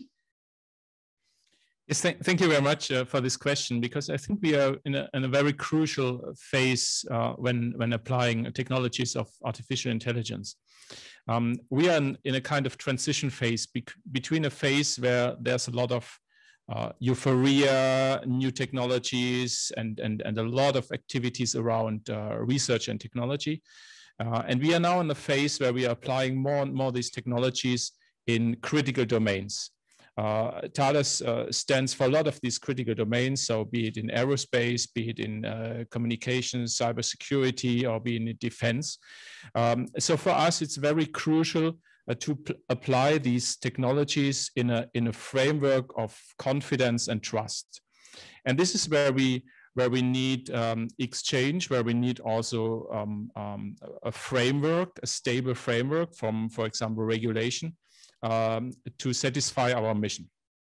So this is the most important challenge that I see. I mean, I like to talk a lot more on opportunities. So how can artificial intelligence technologies help to solve problems, to improve performance, to improve accuracy or quality and so on. But we are now, I think, in a phase where we apply these technologies, and we need a kind of framework to do it in a safe way, to do it in an ethical way, to do it in a certifiable way, and also to take care of a lot of, I would say, fears that exists amongst society with these technologies. So I see this as a challenge of this transition between a more technology-oriented phase and an application phase now. Thank you for the first impression. I'd also be interested in your view, Mr. REVEL. Yes, good morning, everybody. We often say that software is eating the world, or we can say also that data is eating the world. So this is this global movement of digitalization. There is a kind of, this is a fundamental movement, and there is a groundswell. The digitalization is happening whether you want it or you don't want it. And industrial companies, of course, cannot ignore it, and for most of them, they are not ignoring it. And the big challenge here is to face this big wave and to organize the data and the way people access the data and how you secure the data. Because if you don't think about it as an organization, things will happen anyway. People in the organization will do what they want with the data, and the data will spread, and you will not manage what's going to happen. And I fully agree with what Noza Bujimas said about it. So one of the big challenges is to organize all this. I think the POC time, the proof of concept time, which has been, there have been a lot of proof of concept around the data IA and all these things along the last years. And I think this time is over, because now it's time to structure and organize this data in a world that is moving super fast, with with digital natives arriving, of course, on the market, with the supply chains moving, with home office arriving. So the context is moving very fast. This wave is here, and we need to organize that very professional way if we want this movement to be a success and to take all the advantage and the value of it. Thank you. And lastly, I would also like to hear about your impression, Mr. Sana. Yeah, thank you for giving me the opportunity to participate to this meeting. For EDF as a big company, the main challenge we are facing is really the climate change question. We have defined our global objective in what we call our raison d'être, which proposes to help our customers to reach the net zero goal. That's really the key objective we are facing. In that respect, we believe that AI could be a great help for our industry in order to reach this objective. We have signed what we call the Ai Manifesto, which have been brought by the French industry and mainly by our colleague from Thales, Marco Herman. And we believe that AI could play in that respect a great role in the overall competitiveness of the industry. The big question we are facing at the moment with AI is really to build trust. That's to say, to define the real usage, way of use of AI technology to support our different process. And this trust has to be built in front of our customers first, but also in front of our regulators. We are operating a very sensitive, critical technology to generate electricity, to transport electricity, to distribute electricity. And we have a necessary, mandatory trust to build in the different process with our customers, our regulators, but also our sub-suppliers in order to make AI a possible driver, a game changer for reaching this net zero goal. Thank you. Thank you. Thank you to everyone for these first impressions, and especially we planned to come back to the topic of climate change as well. But before, I would like to zoom into a few topics you have raised now in giving your first statements and a short overview on the challenges. First, I would like to address a question to Mr. Quint. So as we heard, you prefer talking about opportunities. So I would like to dig into this perspective more. What are the needs from industry to unfold opportunities provided by AI and data to develop new business opportunities?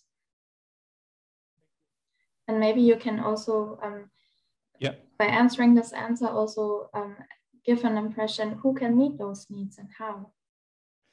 Yeah, so first of all, thank you very much to have the opportunity to speak about these chances that AI technologies give to our business, and not our business, because we are working together with a lot of companies. Bernard mentioned already the Manifest AI that was addressed to cooperate or to position different industrial partners together for this very important topic. We also founded a common lab together with EDF and together with Total to work further on trusted AI, which is called, the lab is called Sinclair.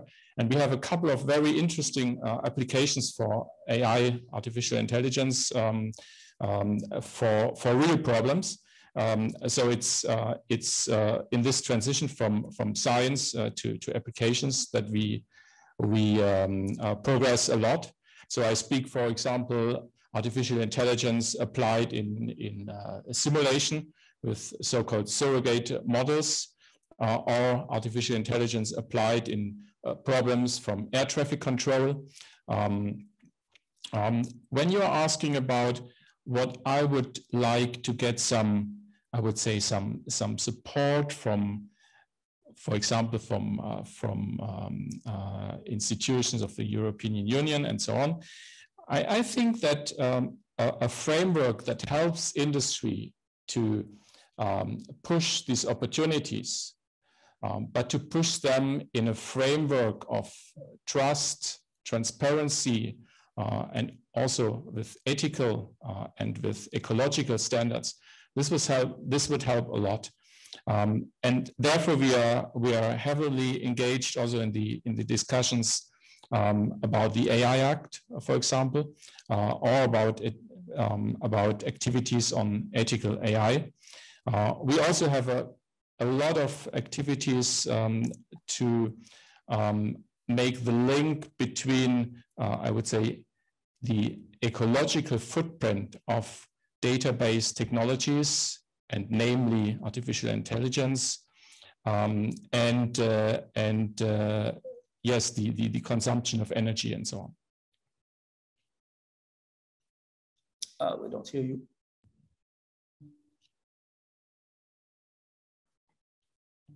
Annalena, you're muted.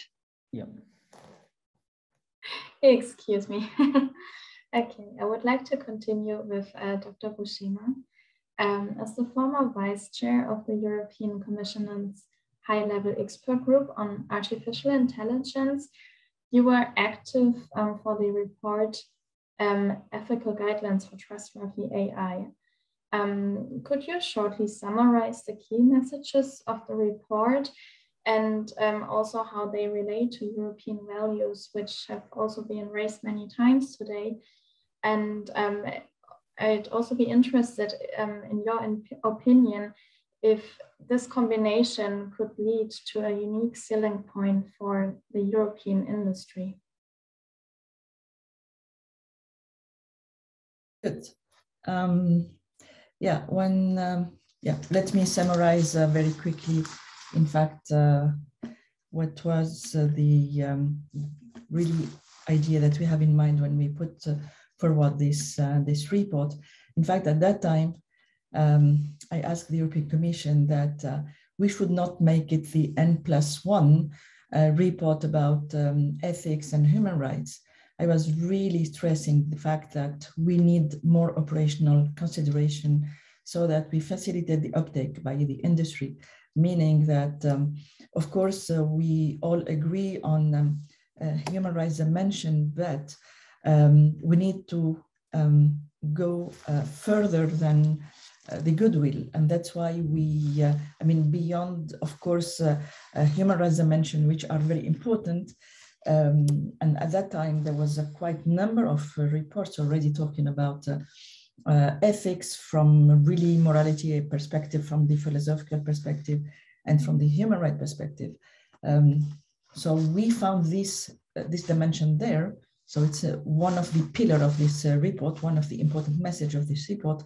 But you can find properties like robustness, like accountability, like explainability. In fact, other dimensions, in fact, and prerequisite and requirement to make trustworthy AI happen in a very operational way. That's why sometimes people ask, why do we have a robustness in there? Yeah, in fact, a non-repeatable, non-reproducible algorithm can generate non-intended, in fact, discrimination. So that's why this report was also pushing toward, in fact, was open to make happen, operational perspective. Now, after 3 years, because this report, it is since 2019, definitely myself, in fact, I find that there is a dimension which is missing and on which we can work more, which is, again, data, data, and data. Meaning we cannot perform trustworthy AI without having trustworthy data. And how to ensure measurability, in fact, for trustworthy data in terms of, the whole life cycle within the company. It's what we need to put forward. It's traceability processes like food traceability, in fact, so that we can guarantee, at least we do our best, in fact, to really deal with the trustworthy data sources, trustworthy transformation, etc., etc., etc. So, in fact, most of the dimensions are more about algorithmic behavior, but definitely we need to add another dimension about measurability of data trustworthiness. But also, again, our choice, in fact, within our company, within Inca, is that at that time, that we talked about, and still we are talking about trustworthy AI, but have we asked ourselves about AI definition? In fact, there are plenty of AI definition. There is no universal AI definition.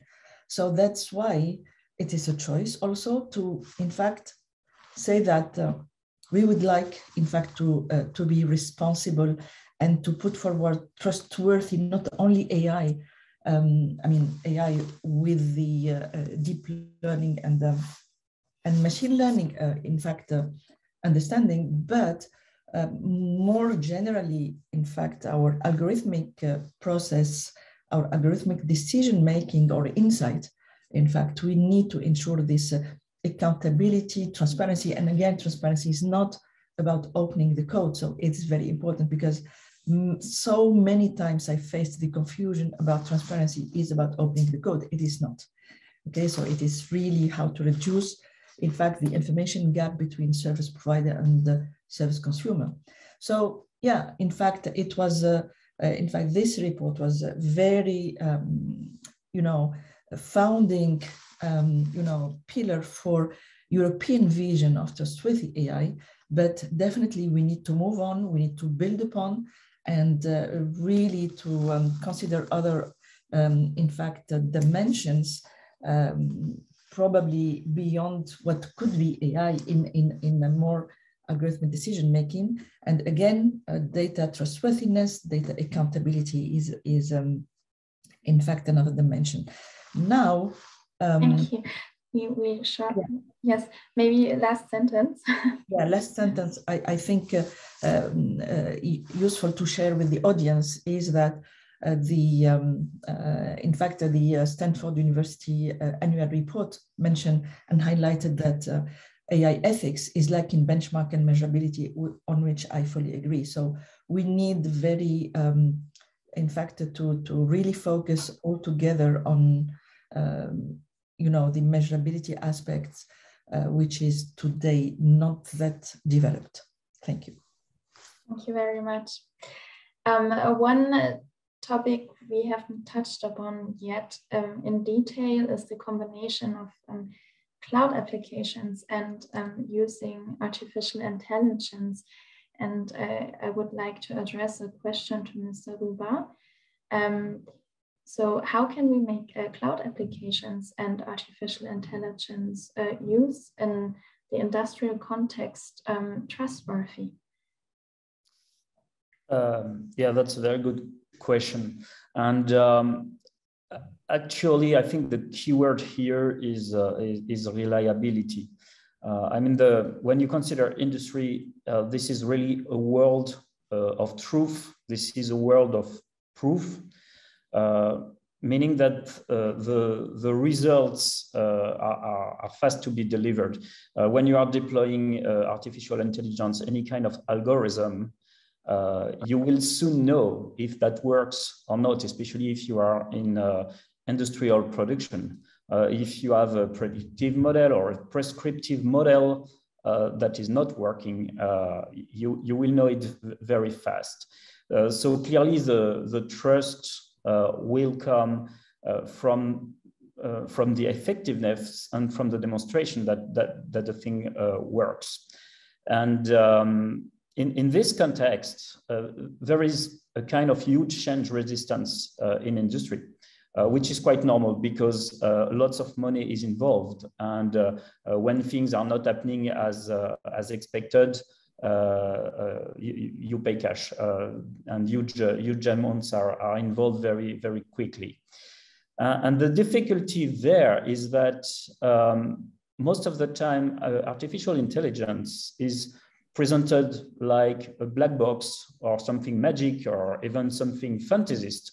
There is a lot of fantasy that you can read from place to place around artificial intelligence. There is also a lot of over promises. And we need to fight against these things because all these elements are not at all creating trust.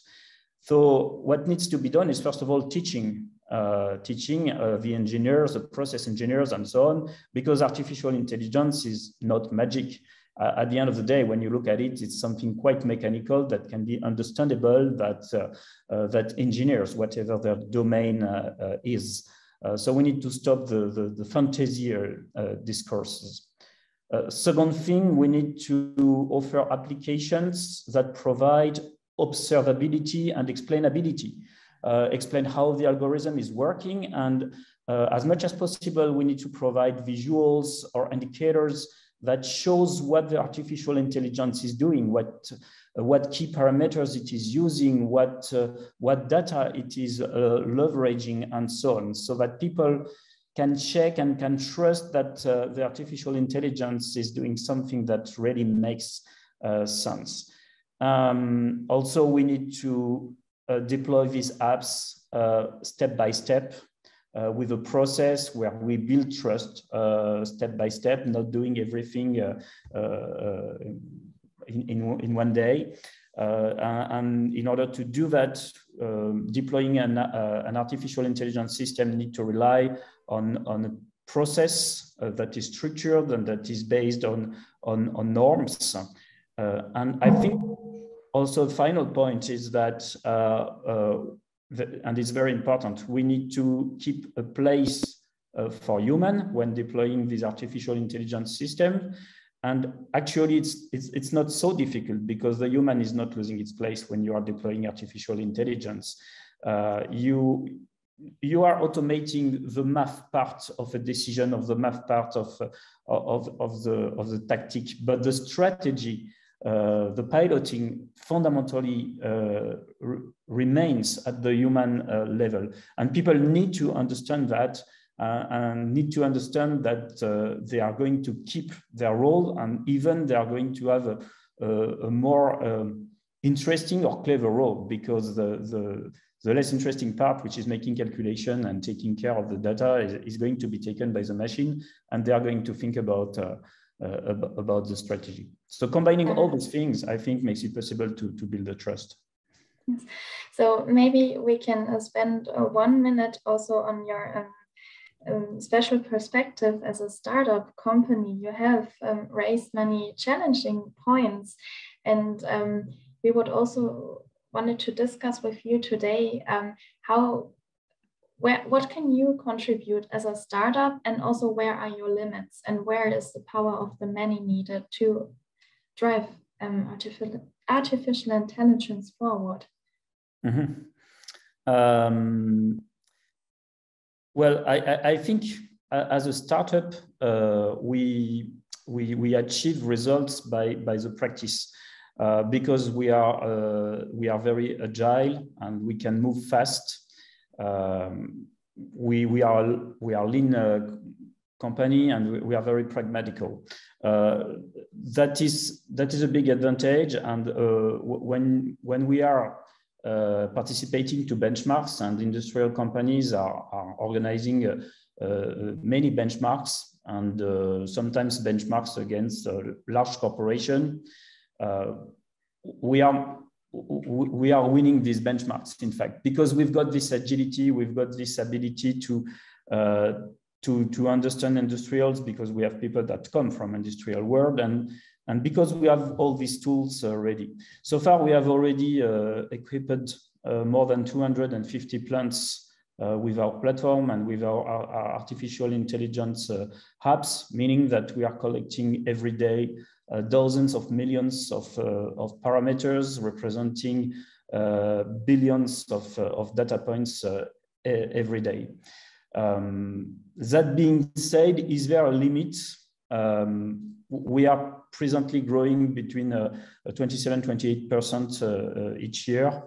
And so the limit is the ability to finally to keep growing on that rate. And this is the ability to manage this growth without losing the dynamics, the agility, and the ability to deploy this AI in the industrial world. And I think this is requiring a strong organization that's requiring to deploy processes, to have a very organized approach, with the goal of keeping agility and not creating rigidity, which is a challenge, of course. And if we succeed to do that, to organize our growth, then I think this growth can keep going in further years. Thank you. Mr. Sala, we have raised a few aspects related to trustworthiness and security. Maybe you can also share your point of view. What are critical criteria that should be met from your perspective? And also hinting to the fact, what is the benefit for companies, and how can companies eventually benefit from the usage of data?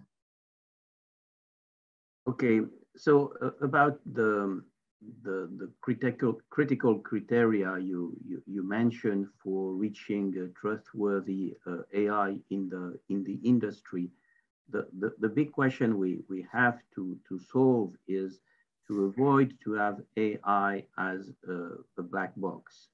In fact, the question is really to understand why we find a specific result. Is there some specific data will have a significant influence on the result?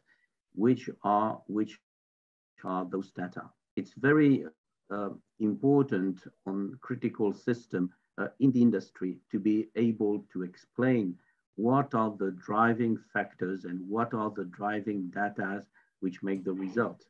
If our collection of data is larger, is the result going to be different or not? On critical process, it's easy to imagine that it has really a huge impact.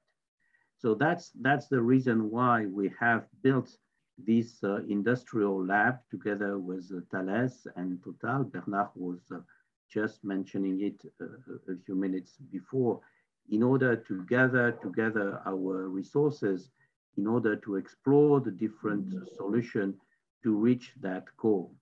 The applications are huge. They can be huge on simulation, for example, to enhance the classical method of solving questions.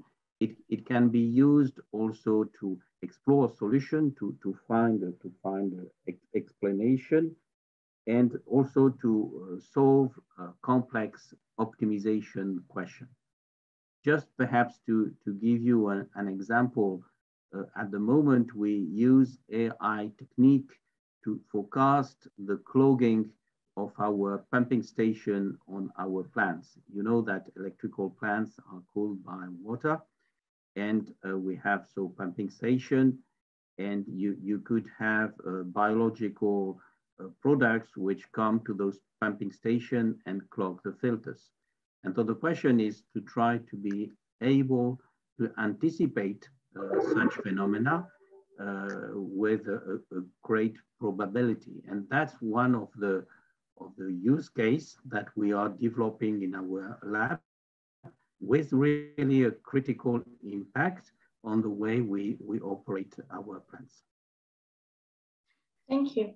And one question I would also address to you, and I have sent this to some other panelists as well, talking about the dimension international impact on European companies and vice versa, which impact can European companies create in the world by following our European values and principles. Do you see differences how this is handled in Europe and outside of Europe? Well, you have different you have different topics. You have on the one hand the personal data.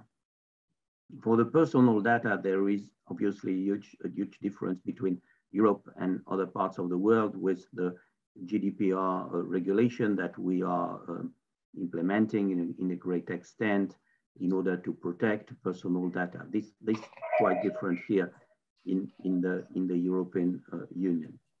For industrial data, I don't see so many difference between Europe and other part of the world. There is also the question of the gathering of those data, and let me stress also the Gaia X initiative, which has been launched by several member states in the EU. The idea is to gather in the vertical dimensions data belonging to different services in order to optimize activities. And we are, as EDF, we are also already working on standardization, on renewable management, on energy management model, on mobility model. And we were quite interested in this process. It's a way, in fact, to make the industrial data accessible, to protect them, and also to give the opportunity to develop new application based on them. So Gaia-X is probably a promising operation for EU. Thank you. And maybe Mr. Quent, if you would like to add a few words on the international and European dimension. Yes, I would love to do. So for sure, what Bernard Salah mentioned, the activity or the initiative to have a trustworthy base of data, what we can share with identified interfaces. So the Gaia-X initiative is a very important initiative. We have to make sure as industry that this initiative serves the needs, the industrial needs, and we have to work closely together with the community to avoid maybe a too theoretical or too academical version of Gaia-X. So this is very important that we can really benefit from this infrastructure and from this architecture and from these service interfaces from Gaia-X. I think the speciality here in Europe is that we are very conscious about the possibilities of a technology, but that we have a kind of also scientific approach to a lot of things. So that we don't over-mystify the technology. This is what Sylvain said before, but we have a quite neutral view on the technology. So a very pragmatic view on how to apply that. And I think a key differentiator for Europe could and should be is that we apply this technology in a transparent, trustworthy way. So, for example, I said this before, what helps are the activities around, for example, certification of solutions that use artificial intelligence. There's an activity going on which is called Confiance.AI, which gathers all the important industrial stakeholders to achieve this goal. And I think with that in place, we will have a key differentiator of our technology. But we have to make sure that when enterprises from other regions of the world implement their technologies in Europe, that they follow the same rules. So we have to be very sensitive on the competitive effect of these activities. I think it's good to have a trustworthy and certifiable, for example, artificial intelligence in place, but we have to use this as a key differentiator, as a value add of our technology, and not as something that hinders our competitiveness. I think this is important. Thank you. I would use the last minutes coming back to what we have raised at the beginning, the potential of data and AI to achieve a green digital shift and to reach climate goals. Coming to an end of our panel discussion, I just want to collect a few closing impressions from your side. Where do you see great potentials of AI and data for a green digital shift? And what are the first priorities to tackle challenges for achieving this opportunity? I would start with Dr. Bushima. Yeah. In fact, sustainability indeed is one of the values of trustworthy AI, as it brings a positive impact on the planet. And but to me, to make it happen within the company first for sustainable business, we need a very important awareness campaign, in fact, inside the company, because it is not only you know, it will not happen through one team, but through all co-workers within the company, really contributing to trustworthy and responsible and ethical approach for all, in fact, ways of handling data and using, not only producing and deploying, but also in the usage of algorithm and data. So global awareness campaign is very important. Now sustainability is a value since long time for Inca and IKEA. So in fact, how AI and data can help, I give just one example. Our recommendation algorithm, for example, can prioritize more sustainable products, in fact, with regards to other products. So in fact, we can, having all the information, we can really boost, more sustainable products and providing also more customer choices with this sustainability dimension, but also taking into account, all the aspects of energy consumption when it comes to really make, and designing our computing architecture, for example. These are two examples. Thank you. I would like to hand over to Mr. Sala. Yeah, I will be very brief. Let me explain one example of application that the EDF group has developed to improve the overall energy footprint of our customers. You all know in France, at least, that we have succeeded a massive rollout of digital Linky device to measure the consumption of electricity. And we have today an application we call Équilibre that is available on your smartphone and which allow you to check your consumption on a very short time schedule, on the 30 minutes or even less period. We have made a very detailed assumption and analysis of the impact of this application on our customers. The results are very, very astonishing and really impressive. If you look on a regular basis to your application and check your consumption, in fact, the overall reduction of energy consumption you have may reach 12%. I mean, that's the only awareness of of your electrical consumption, only the figure that you may have of understanding what you really consume. When you have those data, in fact, you are able to take measures and to reduce it.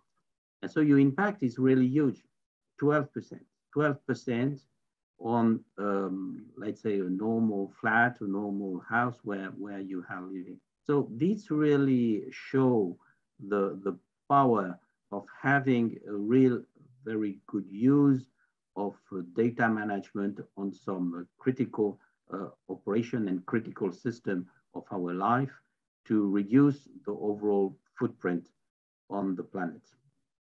Thank you. Thank you.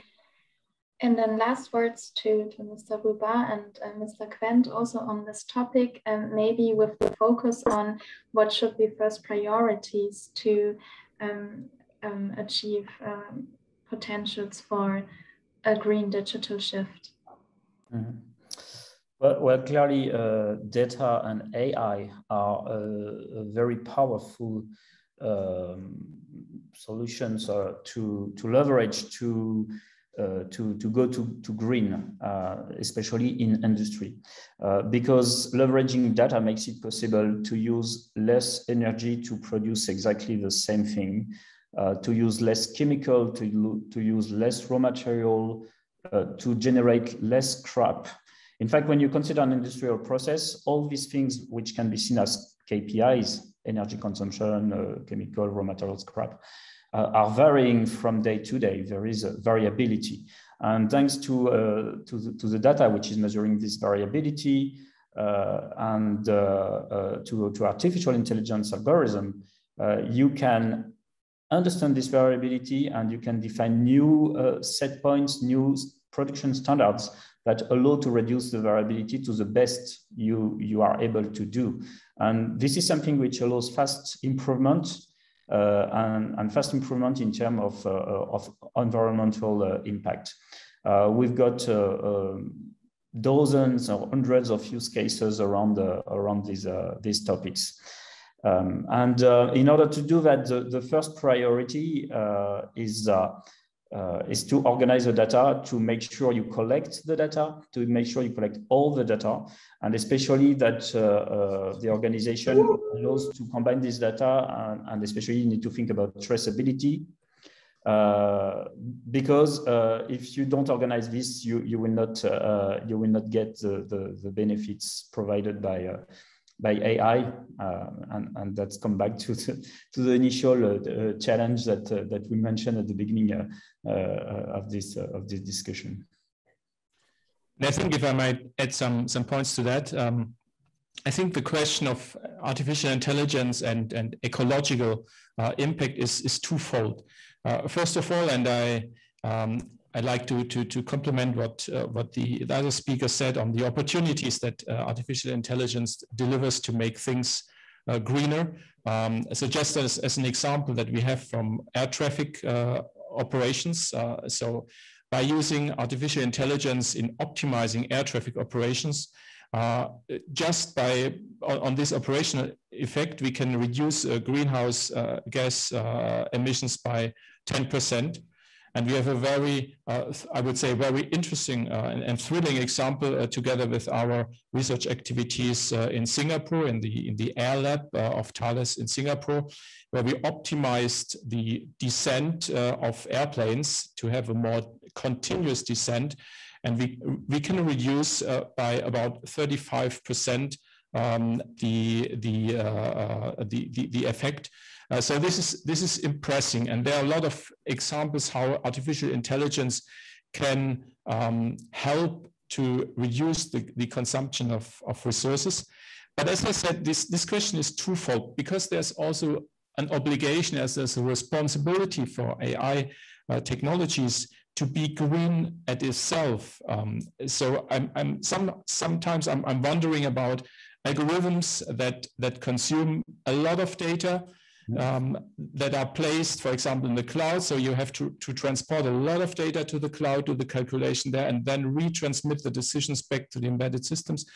I would pledge a lot to go to have smarter architectures in artificial intelligence. So to use artificial intelligence at the edge in embedded systems, to use frugal algorithms that reduce their data, but also their energy consumptions. And we have quite encouraging work here at Thales to that point.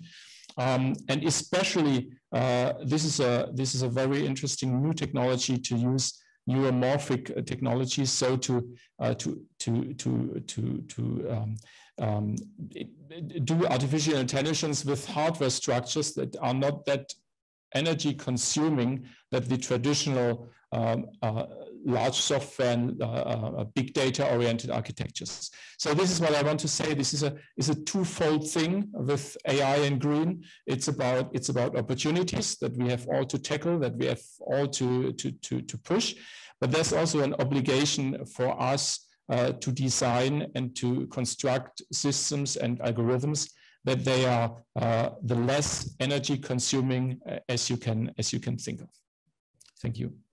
Thank you very much. And with this, we come to an end. I would hand over back to Ana Garcia for giving us a short summary. And I thank you all for these very interesting contributions and all the topics you have raised. I think there will be still some opportunities to meet again, and because we still need to drive this topic of artificial intelligence forward. Thank you very much. Yeah, thank you very much, Anna-Lena, for this great moderation, and to all the panelists. Really, I'm very glad that you finalized this panel also with all these great examples of how data and AI can really help us in being more sustainable and in this green digital transition. And also very good that it was close, but yeah, technology needs to also be green. And we could really extend this panel for the whole day, because there were so much information, so many components. Personally, just to emphasize very much the point of data, I'm very personally glad that part was so much emphasized is so important, not to talk not only about trustworthy AI, but trustworthy data, and how both things, they need to really work back to back. And the amount of good content about all the different critical criteria and all the good examples and how these criteria apply to different sectors, how some criteria are more important for certain sectors than others, but how we need to have this big set really there. And maybe to close it, I very much appreciated the comment that, you know, industries to move fast. Now they will appreciate the framework that, you know, combines all these aspects with regulation, standardization, and helps companies to move forward. So with this, I really thank you very much. There are some questions from the audience in the questions and answers. So if our speakers, panelists, they have a few minutes to look at it, it could be great if you can respond to some of them. And without more delay, I would like to very much welcome our next speaker. So now we move from, you know, having our industry representatives, experts talking about these challenges for economy, society, we move into these more ethical and societal challenges. We have the honor of having with us today Professor Raja Shatila. He's chair of IEEE Global Initiative on Ethics of Autonomous and Intelligent Systems. Professor, the floor is yours. Thank you. Thank you very much for having me today. If you would allow me to share my screen, I have a few slides to present.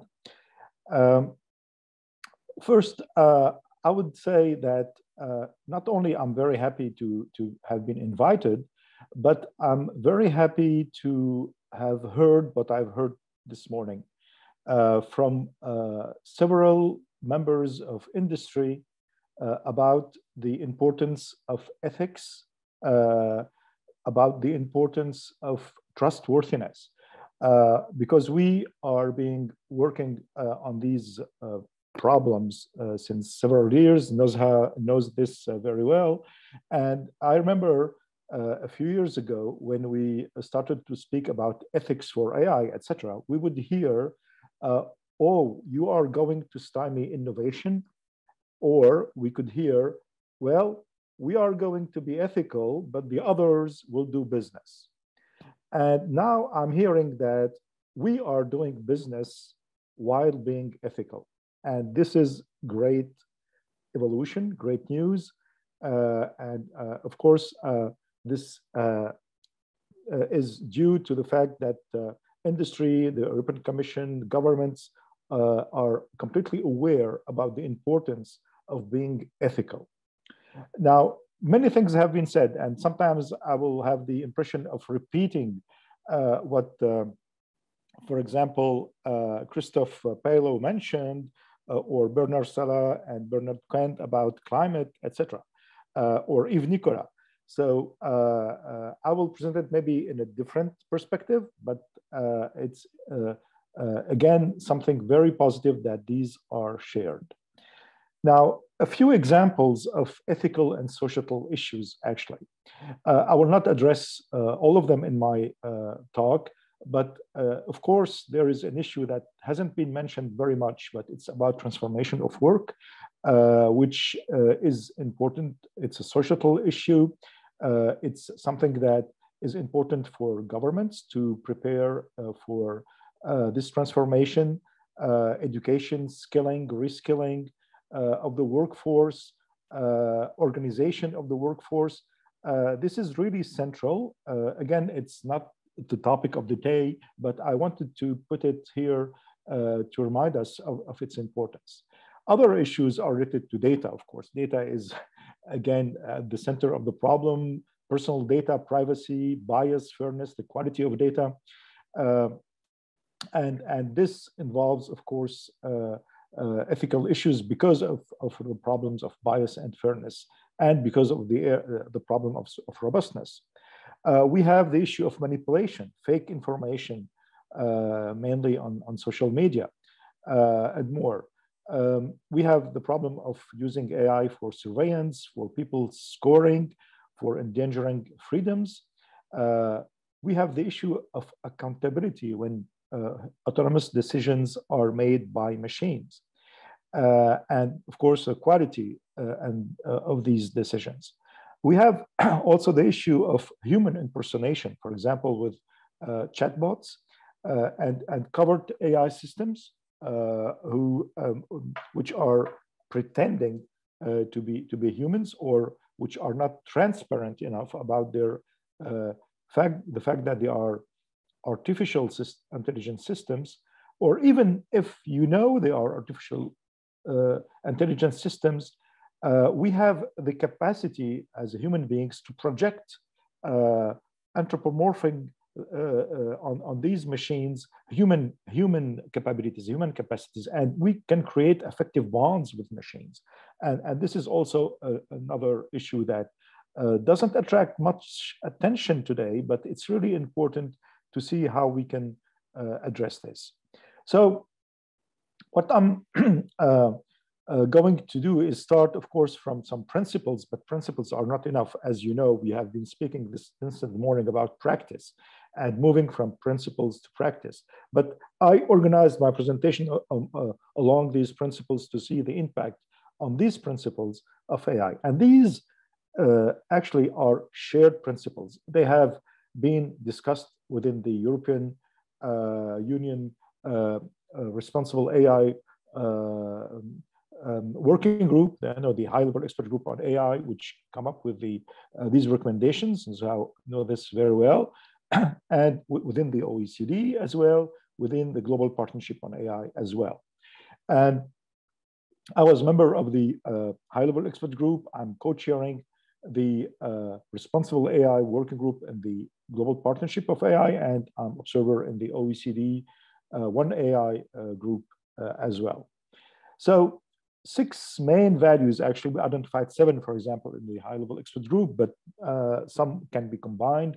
Human-centered values and fairness, and values here is really central because we believe in human values, in human dignity, and this is why actually it's the basis of the European Constitution, as you know, and this is why it is important that we build AI systems that do not endanger these values. Human agency and oversight, meaning that humans must be in command. This is not necessarily in real time, because, for example, if you have an automated car, you cannot be in real time in command. But it means that this agency has been preserved in the design process so that a human can be in command.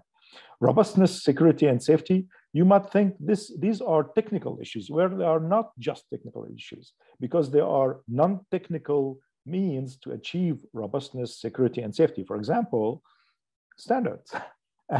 For example, certification. And this includes, of course, data governance, the quality of data, and the way data is, the pipeline of the data is governed. Transparency and explainability are key for trustworthiness. If you don't have transparency and explainability, people will not really trust the system. And at some point, they might use it without completely trusting it. But we need, and this has been mentioned, an information and communication about the system so that we can use it in a trustworthy manner. Accountability, who is responsible for machine decisions. And finally, the inclusivity and the sustainability of the development of AI systems and the well-being of humans, societies, and the planet as well.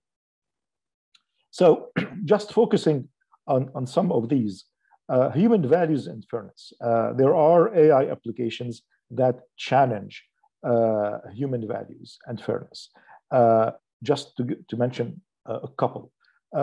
Recruitment systems based on AI, which are going to, this is an extract from the Washington Post 3 years ago. Face scanning algorithm decides whether you deserve a job, where clearly this system cannot but be flawed by definition, knowing how AI systems work. So there is an issue here, which is very clear. And maybe when you take the second example about justice, maybe there are domains that we should keep away from AI systems. Because, of course, you can use AI and statistics to inform some decisions. But when you inform some decisions based on such statistics in justice, it is, in my opinion, exactly the opposite of what justice is, which is judging by humans of other individuals, not as members of groups. And therefore, it's probably a very wrong perspective to say, well, justice is slow because we have so many cases, let's use AI.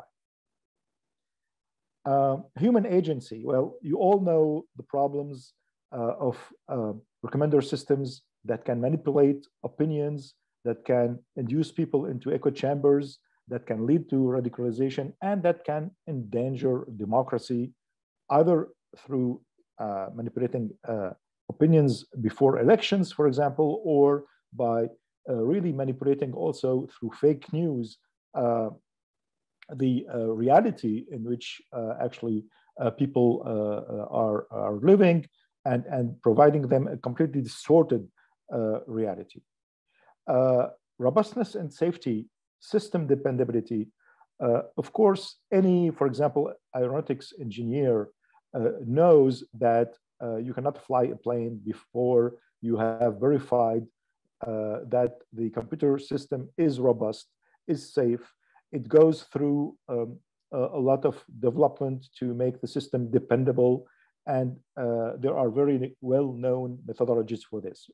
However, these methodologies have to be adapted to, of course, AI systems where no causal link exists between the data processing, which is statistical, and the result, and where the AI system is not able to take into account the context, the semantics, and because of the process itself based on optimization of millions or more of parameters in the neural net, the verification validation processes are not solid. So here we have an issue because we have to develop these systems and we have to develop the verification validation processes accordingly. And I heard a lot today about this, and that's really important, as all the more in critical systems such as, for example, health, radiology here, or for example, transportation. Another point is transparency and explainability. Again, this is important for trustworthiness, but design and operation opacity is important so that people know what to expect from the system. Communication about system capabilities is part of transparency. It's not about disclosing intellectual property. It's about disclosing what the system really does and not the details of how it operates.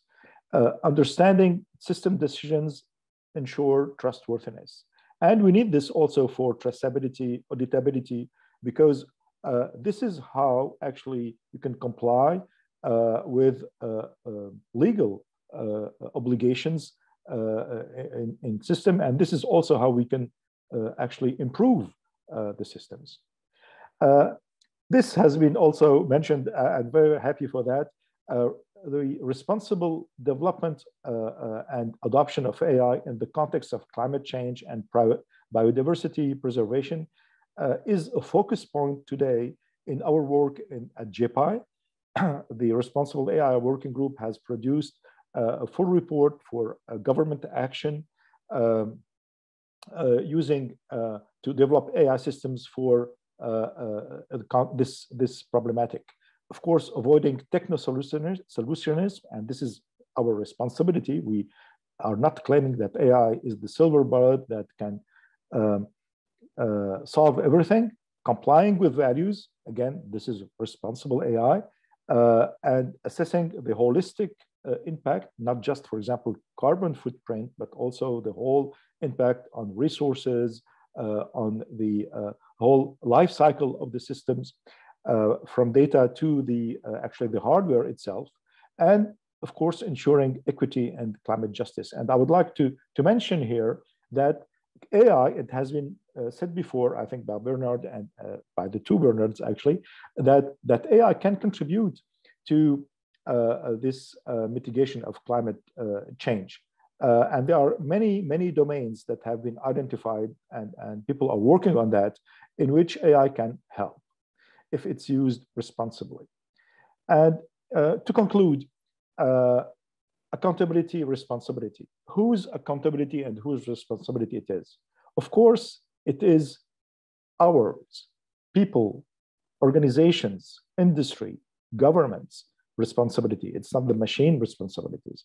I'm here as a conclusion reminding you of the mission statements of two organizations, the IEEE, which is the International Electrical and Electronics Engineer, the institute that has been bottom-up working on the ethical issues within this global initiative on ethics of autonomous and intelligent systems that I'm chairing since 2016, and this is for the designers, the engineers, the industry, the researchers who are developing the systems. Our mission is to ensure that every stakeholder involved in this design and development of intelligent AI systems is educated, empowered to prioritize ethical considerations so that the technologies are advanced for the benefit of humanity. And you find in the JPI, the Global Partnership on AI, which is an organization of 25 countries today, including the European Union, to support and guide responsible adoption of AI that is grounded in human rights, inclusion, diversity, innovation, economic growth, and social benefit, while seeking to address the UN Sustainable Development Goals. And I think these two mission statements completely converge, and actually merging them is what we can define as a global mission of every participant in this meeting today and beyond. Thank you very much.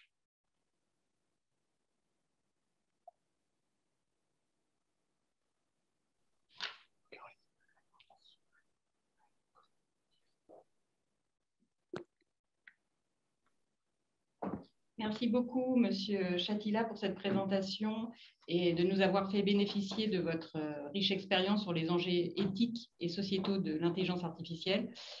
Vous avez mis en exergue les principaux enjeux partagés par les acteurs. Je noterai la transparence et l'explicabilité de l'IA, la robustesse des systèmes, mais aussi l'importance que l'humain puisse rester au centre et continuer à superviser ces systèmes. Merci beaucoup de votre intervention.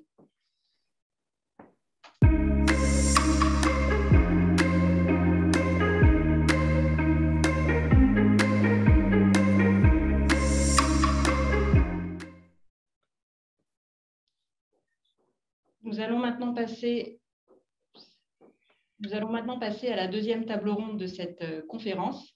Alors, nous avons déjà abordé les questions industrielles et éthiques. Nous allons maintenant nous intéresser aux enjeux plus réglementaires et normatifs autour de l'intelligence artificielle.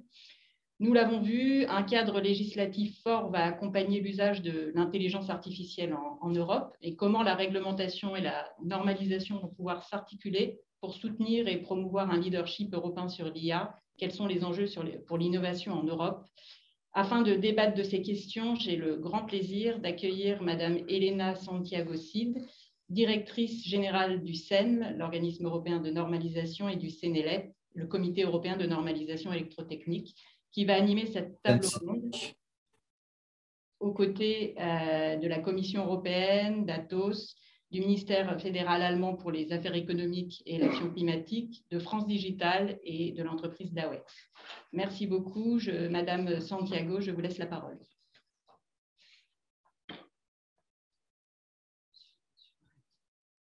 Good afternoon, everybody. It's a real pleasure to meet you all. In particular, my panelists, those that with whom we are going to have a very lively discussion. I understand that we can go until 1 o'clock because I think we had like 45 minutes, and I just wanted to check with the organizers that all the panelists managed to join, because I think one of them was having an issue. So if you can take care of that, it would be very helpful. So, well, I have been introduced. I am Elena Santiago Cid, the Director General of 2 out of the 3 recognized European standardization organizations. I would like to first thank AFNOR, who is actually a CEN and CNECT member, BDVA, with whom we have got a very good cooperation and actually a formal cooperation, and also Confiance.AI, because they have organized this event at a very, very timely moment. This roundtable is going to be focused on the challenges and the opportunities of European standardization to support AI and to contribute to the uptake of AI in Europe. We have in Europe a very good, very efficient regulatory practice that is the new legislative framework, and actually the model that has been chosen for the draft regulation on AI is precisely the NLF. But of course, there was a need to accommodate the rapid change that it's affecting AI, and also additional very important elements that will force regulators, standardizers, and indeed industry and societal stakeholders to look into the process and the collaboration from a different perspective. Artificial intelligence is a priority for legislators, but it's also a priority for the standardization bodies, for the European standards in particular. And I was also very pleased to see in our program today a panel that is going actually to deal with the European standardization activities. So I would like now to go to our panelists. We have, it's a real privilege because I have a high-level representatives from regulators, from industry, from startups and innovators in the European scene. I'm also very happy to see that our panel is gender balanced. I'm quite keen on supporting social initiatives. And I'm really eager to hear from you because, as I said, it's a critical moment for all of us. I would like to start with a question addressed to Sophie, but first, Sophie Müller. I'm going to introduce her because I think Sophie is someone that has been extremely relevant for the publication of the issue of the European Standardization Strategy. She's acting head of unit in standardization in DG GROW, and she has got a background on key enabling technologies at the EC and also in the World Health Organization in Geneva. So has got an extensive experience that she's now putting at the service of the European standardization system. And I must to say that I'm very, very happy to have her also as co-chair in a task force where we are trying to deliver timely European standards for the green and digital single market. So let's start our conversation, Sophie. And let me ask you, I think, a very relevant question, which is, the European Commission has expressed its ambition to make the European Union a global leader on artificial intelligence. The objective is to develop a human-centered artificial intelligence. And what is it, from your point of view, the mechanism that we can put in place to connect and align effectively policy objectives and the standardization community so that we can achieve this strategic alignment that will enable European leadership? The floor is yours, Sophie. Yes. First of all, I'm very sorry for this dark picture. I tested it before and there was light, but now it seems that the sun has changed. But okay, you will see a little shadow now on the screen. I apologize for that. And thank you very much, Elena, for the nice introductory remarks. I'm very happy to be here today. Well, AI, I think, Elena, is a very interesting case example for us. No, I am responsible for the European standardization system within the European Commission, so not really an AI expert, but it ticks a lot of boxes that we have also identified in the standardization strategy, which we published on the 2nd of February. We're having a very interesting international landscape with ISO and IEC and JTC 21 being very active. The previous speaker was talking about IEEE. And we are also having, of course, very good European interlinkages with CNELEC automatically being connected to the JTC1 work, with ETSI having also its own roadmap and OCG work on AI.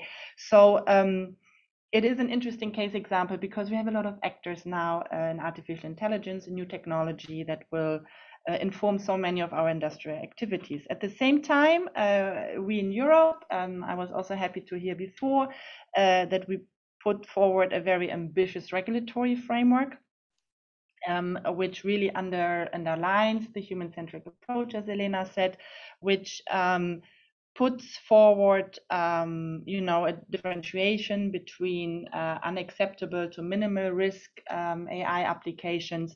And here again, also really putting the trust in the European standardization system when it comes to the demonstration of compliance of high-risk AI systems through the system of harmonized European standards. And then at the same time, we are faced with a big impediment of speed. So AI technology is developing fast. We will have to have also for the AI regulation, these standards already largely in place by 2025. And again, this really requires this very good preparation, dialogue, and public-private partnership approach between the Commission, the regulators, the standardizers, and the stakeholders when it comes to the future standardization deliverables. Now, this all sounds very complicated. I was just looking actually at the list of high-risk AI applications that the European Commission has mapped out, and we're talking here about critical infrastructures that put life and the health of citizens at risk, safety components of products, for example, robot-assisted surgery, law enforcement, they may interfere with people's fundamental rights. So these are really, really very important applications. And this also demonstrates a little bit the strategic importance of standardization in the future, where we're really moving from a purely technical complementarity work to a work that supports EU policy objectives, goals, and really preserves the core of our democratic values in the European Union with a leverage to the global stage. Now, to really reply also to Elena's question, what sort of mechanisms can we put in place? The first news is that we're not starting from scratch. So I think AI is also somewhat of a good practice example of how things should be done, whereby the European Commission with the European standardizers established already a task force 1.5 years ago, where we started in a stakeholder-driven approach to map out and also to anticipate the first standardization work items. And this is leading now to the first consultation on a standardization request, which we hope will, my colleagues in DG CNECT are currently preparing that and hopefully publish it in the next days. So here, even though the AI regulation is still under discussion, thanks to this stakeholder-based approach, we were able to already craft out the first standardization requests, which are immediately not going to be a harmonized standard, first a European standard, but this will really help us to prepare the ground towards 2025, where we're going in parallel in terms of speed in the preparation of the future standardization framework. At the same time, if you look into the AI regulation, there has been the announcement of an artificial intelligence board and also an artificial intelligence expert group. And we will have to sit together to see how we can incorporate and bring the standardization community into this debate so that we have a very good process where we connect the innovators, the stakeholder community with the standardizers, and we work in parallel when it comes to the standardization requirements, the needs, and then actually also the standardization work. So I see a continuation of the task force approach, and I see some opportunities in the future through the upcoming expert group. I don't know what the timeline at the moment is, but it will not be too late in the process. And here we can have a nice stakeholder-driven approach to really fulfill the requirements of the AI regulation. Thank you very much, Sophie. I see a lot of work still in front of us. However, I can see really the path, and I think it's very important that we have a plan. So this is the first step here. I would like to move now to Mr. Philippe Marin, who is a Gaia-X board member. He is the Chief Digital and Transformation Officer and Head of Corporate Social Responsibility at Atos, as well as Head of Siemens Global Alliance and Chief Digital and Transformation Officer. So it's really impressive, Mr. Marin. As a member of the Gaia-X Board of Directors, he believes in the power of ecosystems to drive new collaboration models and entrepreneurial spirit. This is indeed a very, very visionary approach. So I have a question for you, Mr. Marin. By definition, artificial intelligence and data go hand in hand. And we heard also today, I think that Dr. Han mentioned that it's a topic with an intrinsic global dimension. I understand Gaia-X is making efforts in coordinating the private sector approach to the European data management. How do you see the contribution of Gaia-X to the European standardization system that is actually led by 3 European standards organizations, CNECT and ETSI? And do you believe that a coordinated approach in Europe will lead to the expected and requested European leadership? Mr. Marin. Yes, I do, Elena. But first of all, thank you very much for your nice introduction. Happy to be here on this panel discussion. And good afternoon to all the audience. So yes, I think the Gaia-X contribution to the European standardization system is absolutely key. I would say for Elena, for at least two reasons.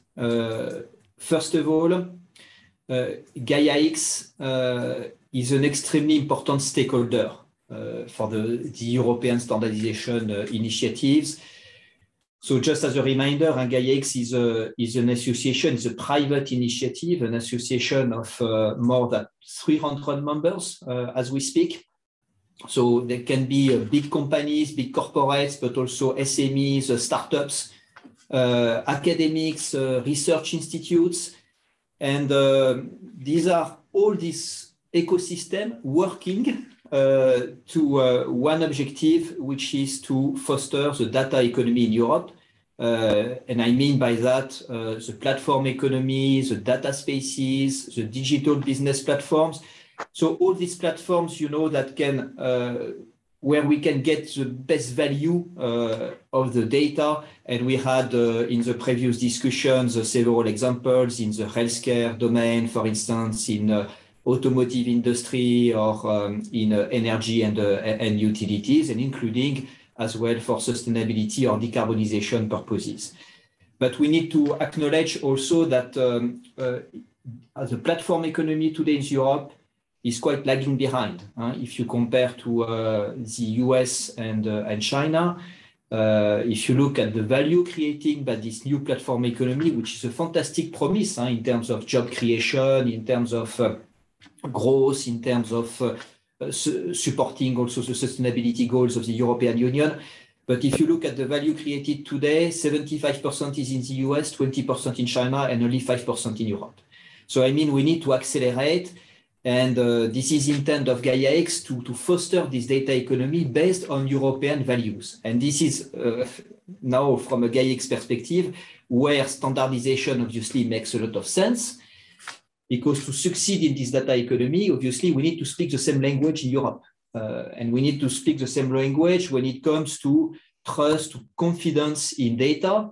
And I mean by that, for instance, in terms of security of data, in terms of interoperability of platforms, in terms of portability of applications, in terms of sovereignty on data, which are the major objectives of Gaia-X, how can we speak the same language in Europe?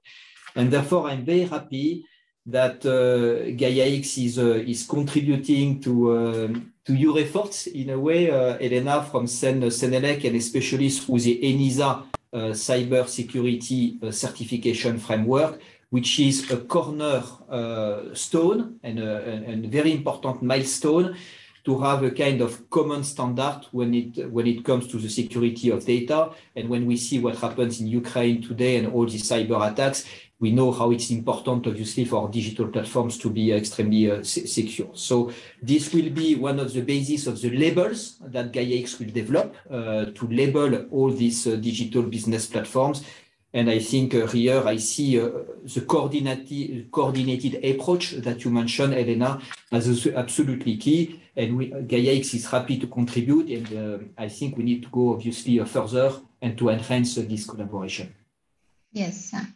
Thank you very much, Philippe. I think again that here there is, we are all learning. This is a learning process, but we need to learn fast because, as you said, we need to gain this competitive advantage that we need in Europe in order to take an additional market share on the European, on the international scenes. So. I just would like to check if Mr. Marco Alexander Breit managed to connect, and if not, because I cannot see him and I don't see that he was available. So I'm going to move then to our next panelist, Julia Fenard, who is the head of European Affairs in France Digital. So, Julia, France Digital is the largest startup organization in Europe, brings together the champions of digital entrepreneurship, gathers 1,800 digital startups with strong growth plans and more than 100 investors, venture capitalists, and business angels. According to France Digital, the startup ecosystem is not very accurate or acculturated in a standardization. So it means that there is not a strong connection that would be desirable for us and perceives more than constraints and rigidity rather than opportunities and reduction of uncertainties. I hope, Julia, that with this opportunity, we can burst some of those myths, or in any case, we can engage in a discussion where we can get startups closer to the standardization and learning the benefits of that. So, as I mentioned, as the largest startup organization in Europe, how are startups getting prepared for the Artificial Intelligence Act? And what are the advantages and barriers that startups see or France Digital see in engaging with the standardization? The floor is yours, Julia. Hi, everyone. Thank you so much. I'm really excited to be here talking in such a good company. First, I think startups are not prepared at all for the AI Act. I believe that most of them have no idea of what is coming for them. So fortunately at France Digital, our job is to raise awareness, of course, about this regulation and ensure also that policymakers try their best to make it as startup friendly as possible. I think the impact on the startup ecosystem could be huge. And let me tell you just a little bit more on how well AI startups are actually doing, and why we need to do everything so that the new AI regulation don't break this amazing trend. France counts more than 500 AI startups, which means a growth of 11% since last year. This is excellent news. What you need to know also about our AI startups is that they are quite young. 73% of them are less than 6 years old. It's not because they are young that they are not powerful or they aren't big.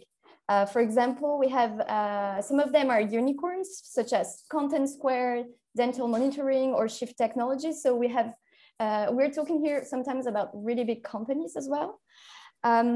Investments in AI startups are also exploding. So in 1 year, it reached 2 billion in 2021. So it's really increased twice as much as the year before. So everything is multiplied by 2 or 3 from 1 year to the other when we're talking about AI startups. That's really impressive. That's really something we have to keep in mind. Also, when we're talking about raising funds, about building startups, we are also talking about creating job opportunities. So today in France, only AI startups recruit more than 13,000 people. And in 2022, so this year, they will create more than 10,000 jobs. And we hope they'll manage to recruit, because we know that recruitment has been a big issue. So for me, the first step when we're talking about AI regulation is to have a proper impact assessment to evaluate how this will affect this dynamic ecosystem. We need to have proper support to facilitate their compliance, which we know can be costly. And our goal with France Digital, and I think also everything and everyone here, is to make sure that we find the right balance between ethics, between responsibility and innovation. So regulation, we know, is the tip of the iceberg. Normalization and standardization is the huge hidden part of the iceberg. And at France Digital, we really insist on the need to have standards that don't kill the innovation system. And therefore, we need startups to get involved.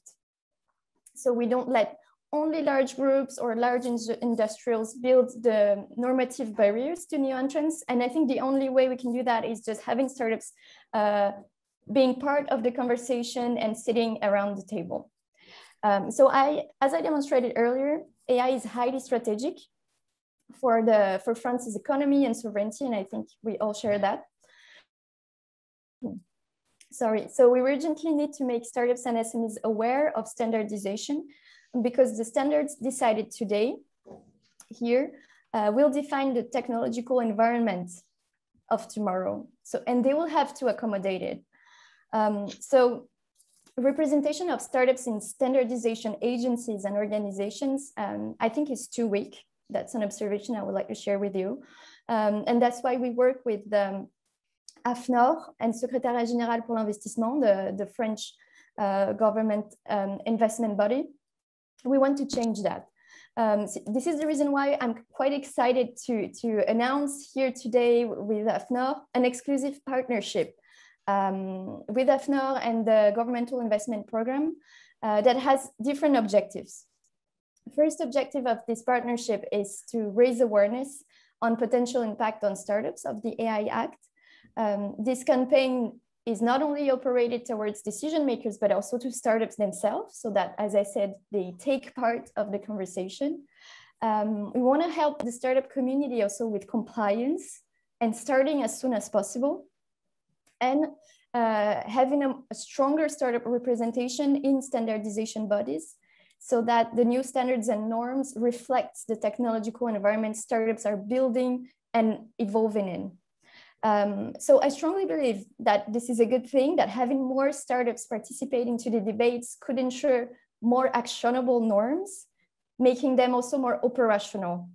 For example, we need to fix operational evaluation criteria when we're talking about artificial intelligence, for example. So hopefully see you very soon at CNECT, at AFNOR, or at ISO. I hope that together with startups will be much more present.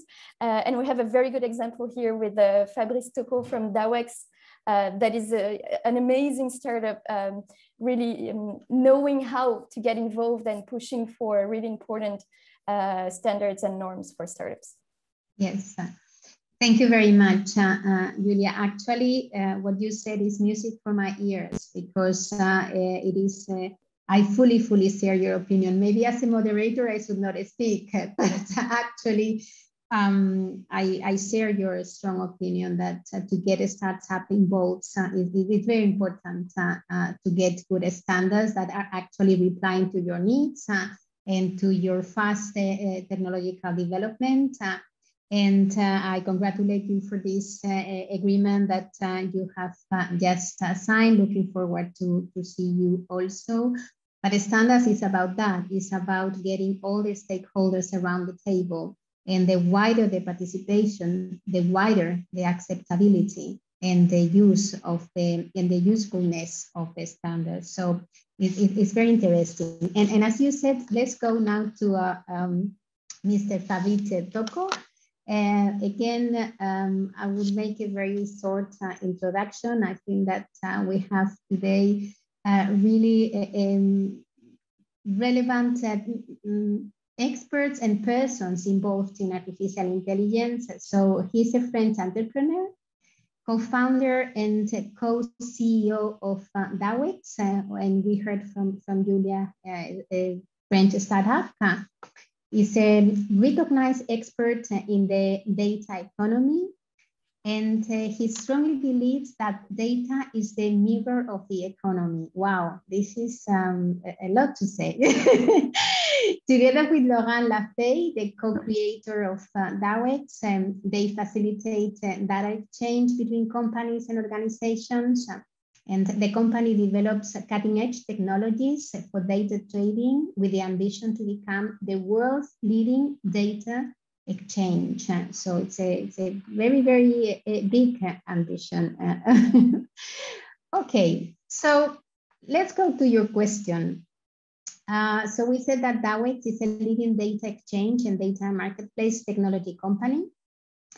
Is the risk-based approach and the related conformity assessment procedures that have been introduced in the draft Artificial Intelligence Act appropriate for SMEs and for startups? And what should be the requirements that we should take into account while developing standards in order for them to be effective and actionable, especially for SMEs? The floor is yours, Fabrice. Thank you very much. Thank you very much, Elena. Thank you very much also, Julia. So nice to be here today and to share our experience. Yes, I mean, we think as I have some very short cartoon to share with you, very impactful. So, but before to share it with you, we really think that for very innovative company, whatever the size you are, even you are very small, standard is key. Standard is key because otherwise you will have to waste a lot of energy then to try to stay in the market. So I have been working many years in the industry, previously in the automotive industry, and you know that in the automotive industry standard is key. So also in the data economy now standard is key. So we also of course think that Gaia-X has a very strong role in these regulations, and AI is rising. And it's now. Startups, SMEs don't have to wait years to have this interest and to look at standards. That's I think it's our point of view. And yes, it requires resources. Sometimes when you are a small company compared to corporations, you wonder if you could offer this time. But it's a key element of your strategy to be able to address standards. And I will share a very quick cartoon with you to make it clear. I don't know if you can see my screen. Not yet. Not yet. Can you see my screen? No, we can't. Oh, sorry. I will stop my my sharing. Just 1 second.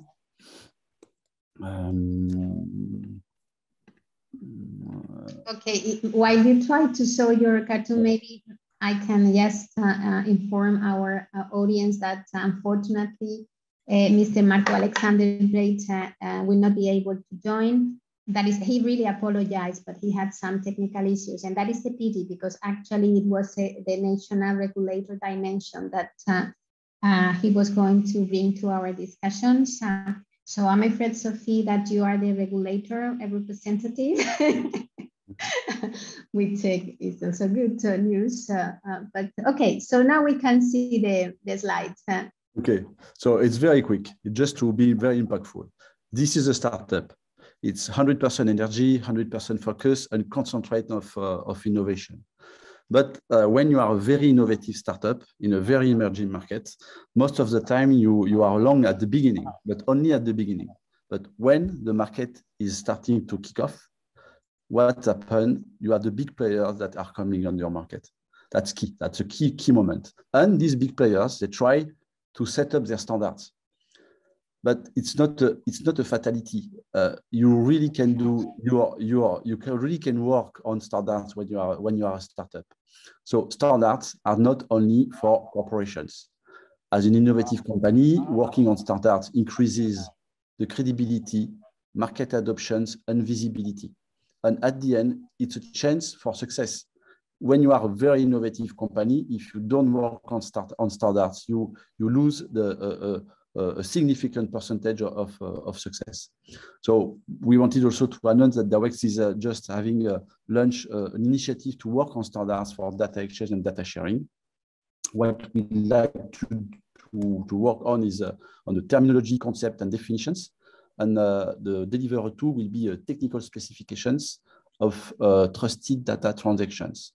So whatever the size, whatever your business, if you are working in innovative environment, go on standards and make it a key differentiator of your business.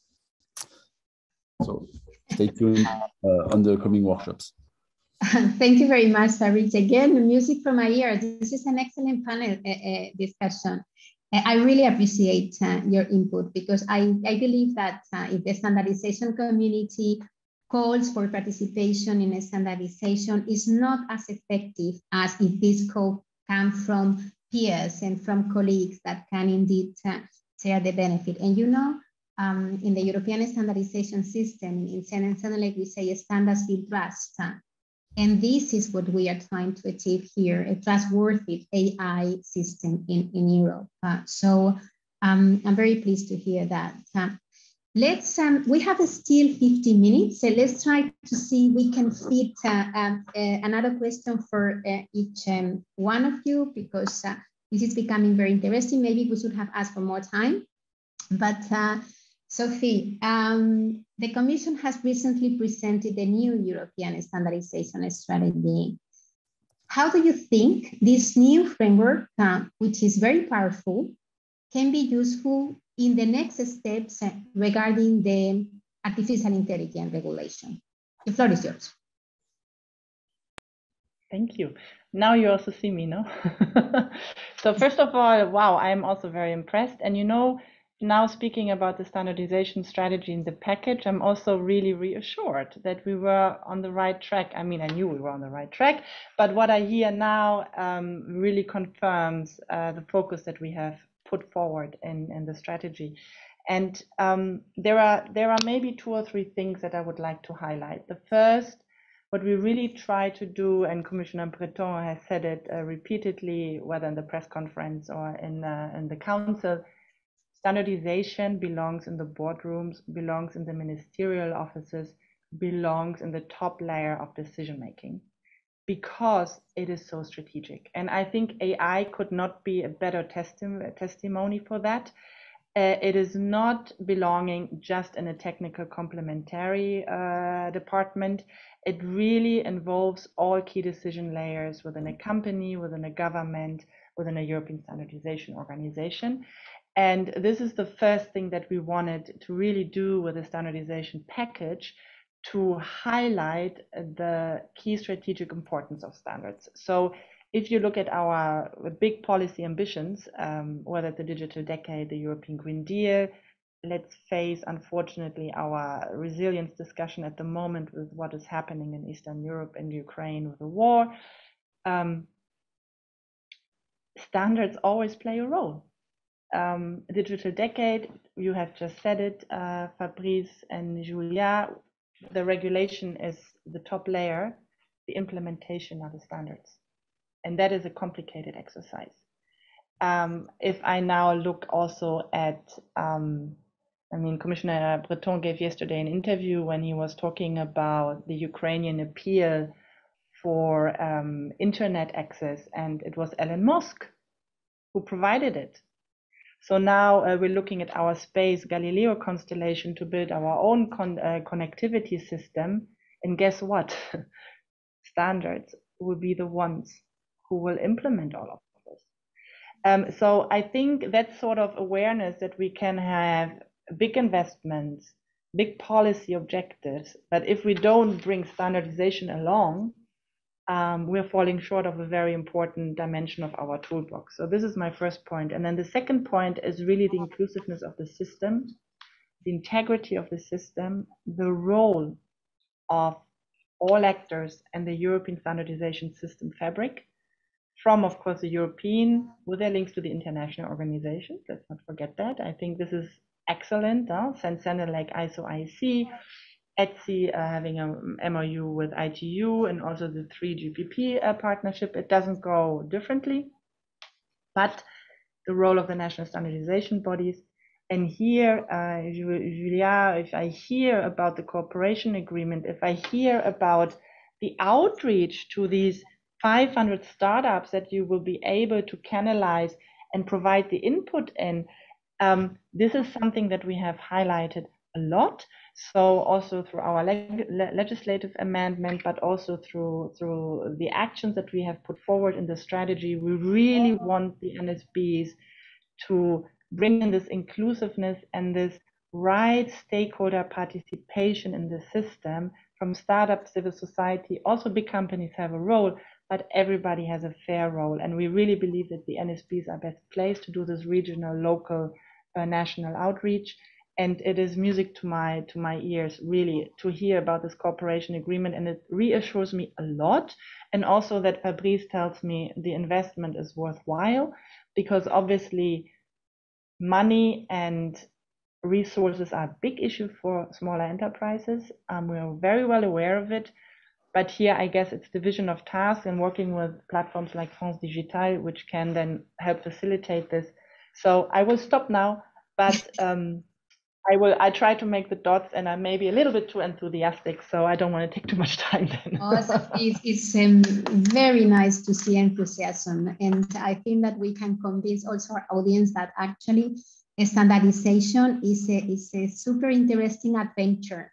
And we need to pass these enthusiastic messages. I also would like to elaborate on the inclusiveness, because we have made huge efforts in the European standardization system in CNECT with the national standards bodies that are very close to all stakeholders, SMEs, consumers, trade unions, environmental organizations. And this is an effort that is very important that we keep on doing. And this is a differentiating factor, which I think is important to highlight. So thank you very much. Let's move to Philippe.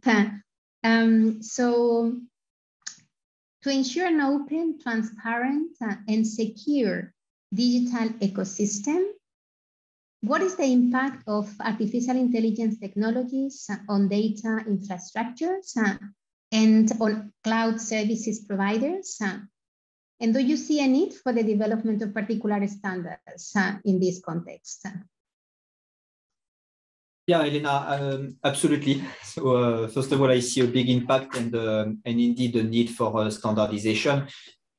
Starting perhaps with the impact, if we take the point of view of cloud services providers or data infrastructure providers like my company, Ethos, I think, first of all, the development of AI technologies has a huge impact in terms of development of new solutions, services, or products. If I take just a few examples, you know, AI technologies require huge computing power, so high performance computing will be absolutely key. If I take also real-time type of artificial intelligence solutions, edge computing next to cloud computing will be also absolutely key to take a leading position in the future. Security, I think we already discussed that, but security technologies and especially very innovative security technologies such as homomorphic encryption, for instance, will be key. And if we think even about climate change and decarbonization and sustainability, I think a new type of technologies also like DNA-based computing or storage will be also in the future absolutely important to foster AI technology. So I think, again, from a cloud provider or data infrastructure provider perspective, it will require huge investment in innovation, obviously, and the AI technologies have a huge impact. Now, I think if we want to operate properly, this open data ecosystem, I think here again in the way we operate all the digital business platforms, AI will be also extremely important. For instance, if I take the point of view of GaiaX, you know, to comply with the levels of GaiaX, again in terms of sovereignty or to comply with some standards, AI will be definitely a key technology to make sure that we can ensure the right level of compliance or the right level of performance in terms of service. And so I think this is where standardization also comes into play, because I think if we want that AI is operated according to European values, this will require some standards, and we need some standards. And so we welcome, Sophie, again, all the initiative from the European Commission and this strategy, which is, I think, unique now for our continent. And from an industry perspective, I think this is extremely important that we make sure, and this has been said in previous panel discussion, that we can operate AI in an ethical way, that of course AI also supports our decarbonization objectives, that AI supports our security objective in Europe, and therefore here standardization is absolutely key. And again, as I was mentioning, to speak the same language, all of us, in wherever we come from, big company, startup, or wherever from a country perspective. So at GaiaX, of course, we see, we are extremely happy also to see, for instance, the ENISA cybersecurity now standardization opening to AI technology. So I think this is extremely good, and we have started to position this discussion. So we support heavily that. And everything we can do, obviously, to enhance this cooperation, this holistic approach, and this coordination at European level, of course, you can count on the GaiaX and Atos in particular. Thank you very much, Philippe.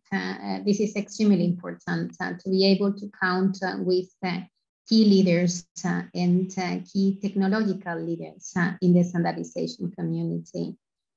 But we need also to look into our SMEs and startups. And then I would like to move to Julia. And she has been extremely enthusiastic about the agreement and advocating for engaging SMEs in the standardization. What is your opinion on how can we better include SMEs and startups in the standardization development process? Is there any hint, any advice that you would like to give us so that we can really get closer to you and be more attractive? Julia. It's a very important question. If I may, Elena, just reformulate it a little bit. Yes. Why aren't startups actually sufficiently included and participating enough today. I think the first thing they believe is that they lack time because they're focused on developing and scaling their business. And for them, following a standardization committee is a full long-term time job while they are surviving to get their technology passing the market test on the short or midterm. So in their minds, they might not see immediate short-term effect and return on investment, let's put it this way. But we must change that belief. And we've mentioned this, Sophie has mentioned it and Fabrice has mentioned it. We must change this belief because I think it's worth it spending this time. And that's what we have planned to do with AFNOR, is really raising awareness about this. What Fabrice explained is that working on standardization is also to seek business competitive advantage, is a strong differentiator. So I think it's about cultural. So we need to raise awareness. That may be the first element of my answer. Then I think the level of complexity in getting involved in standardization discussed is really high. And we need to do everything we can to facilitate SMEs participation, even indirectly. And that's what we're doing by involving France Digital instead of involving 500 startups. It's just to make their lives easier. So that's what we're planning to do with AFNOR. And third, they lack financial and human resources to get more involved. So the solution we found is, this was partly tackled by having governments sponsoring the participation of startups to normalization and standardization programs. We need what we call a carrot, we need the incentives.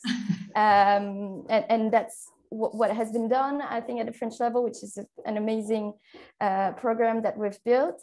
And finally, I think for me, if we want to go one step further, I think we need to form European alliances, European coalitions for SMEs, so that, that's the step after we've constructed our own ecosystem at the local level. Then I think we need to learn to speak with one single voice at the European level as SMEs organizations. So yeah, that's what I wish for us. Thank you, Julia. This is very, very helpful and very enlightening. Maybe just to mention that there is a European association that SDS, Small Business Standards, that is actually trying to achieve what you have just mentioned, where I do believe it's important because you have economy of scale. And it's important that you make, and we all make the best use of our time and get the right knowledge, if possible, only once in the system, and not asking people to duplicate and triplicate their efforts to develop standards. So just, I know we are running out of time, but I really would like to move on to Fabrice if possible. So if there are no problems, and we can stay 5 more minutes. So Fabrice, do you miss anything? And you have now, I think that a long-standing experience. Do you miss anything in the European ecosystems to ensure that the European competitiveness and a trustworthy economy is inclusive and beneficial for all AI application and for the artificial intelligence system? So is there anything that you miss that we maybe need to further consider? Yeah, thank you very much. So as I come back to the global analysis, is you have in one hand a very small company, even some are unicorns, but smaller than any big corporations. Usually the way a startup is built, standards or this kind of key elements are the last point that they want to treat, to address. So there is a matter of awareness and pedagogy regarding small companies to make sure that they have understood that they have to come to the table to discuss with big corporations and to understand that what they have to work. Regarding specifically, I would say not only AI but data in general. if you look at the market 5 years ago, there was not all these regulations are quite new: Data Governance Act, Data Act, AI Act. So this is a lot of regulation to understand, not easy to understand. In corporations, you have many people that are working on that, and in the startups, you have sometimes only one people or nobody. So there is a job to do is to simplify the ability for smaller company to understand what there is in these regulations, in these texts, in this Data Act, Data Governance Act, the AI Act, Data Marketing Act. This kind of there is a lot of materials to understand, and sometimes it could be very difficult to follow and to be aware of all what is coming on the market, which tomorrow can either kill you or make you a winner. So I would say it's this unbalanced, the balance is very difficult between organizations and small companies to handle these kind of topics. Yeah, thank you, Fabrice. I think that input is also extremely relevant and very important. Again, maybe as a moderator, I should not share, but believe me that this is something that we are advocating: consistency and simplification, because this is the best way to make Europe competitive in a very, very fierce competition in the global market. So I would like now to close our panel. Thank you very much. I think that we could have been talking for longer. I think I'm missing also some additional questions and information, but you have been really engaged, and we can conclude that the standards play a role in the implementation of the regulation, that we need to reinforce our partnership. We need to involve better SMEs and the startups. And I think your question of why they are not already involved is very pertinent. So we need to do also to be autocritic and to listen more to you in order to make sure that we can be really inclusive in the development process. Also, we need to count on the relevant data that are extremely important to develop trustworthy AI systems in Europe.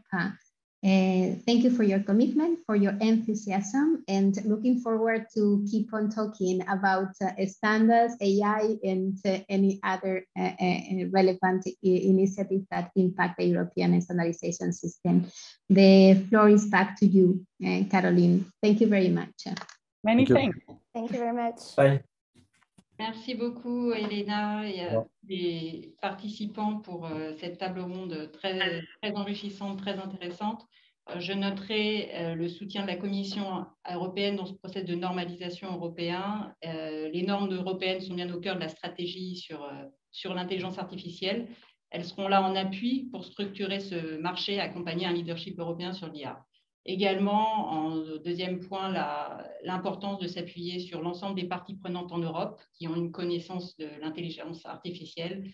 Donc, les entreprises également, avec un focus particulier sur les entreprises innovantes dont nous avons beaucoup parlé. Et évidemment, au sein d'AFNOR, nous sommes très sensibles à cette question avec France Digital. Voilà, nous avons pris un peu de retard, mais il est maintenant temps de faire une pause. Nous allons reprendre cette conférence à 1h30, 13h30. Merci à tous et à tout à l'heure.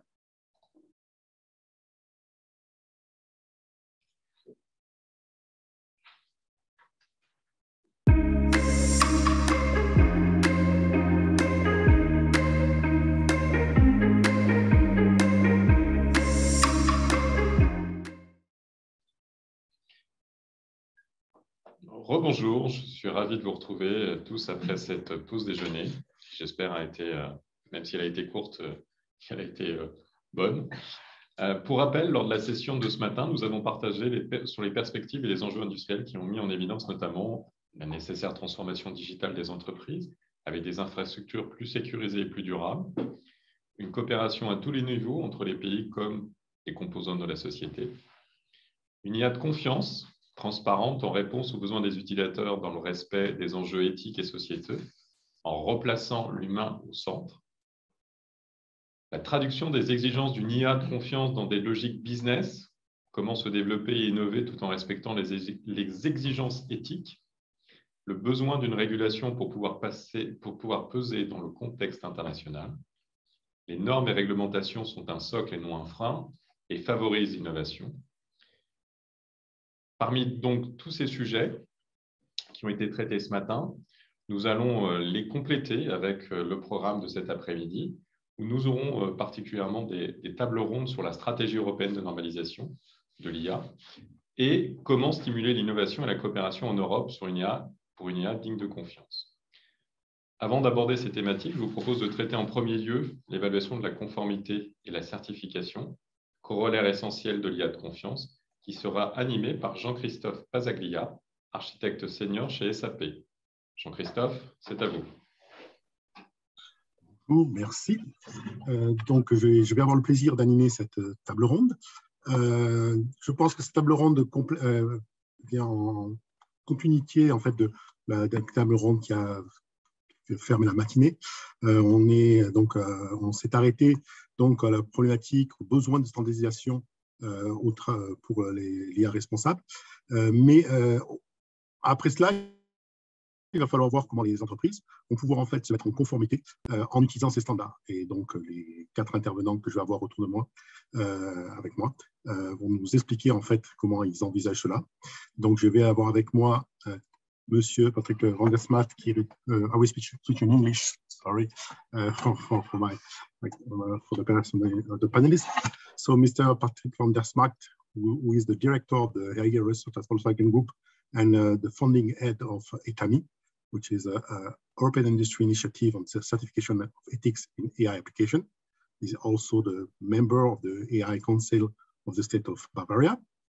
Then we will have Guillaume Soudin, who is working for the European Aviation Safety Agency, where he led since 2018 the EASA Task Force on Artificial Intelligence, with the objective of implementing the AI roadmap.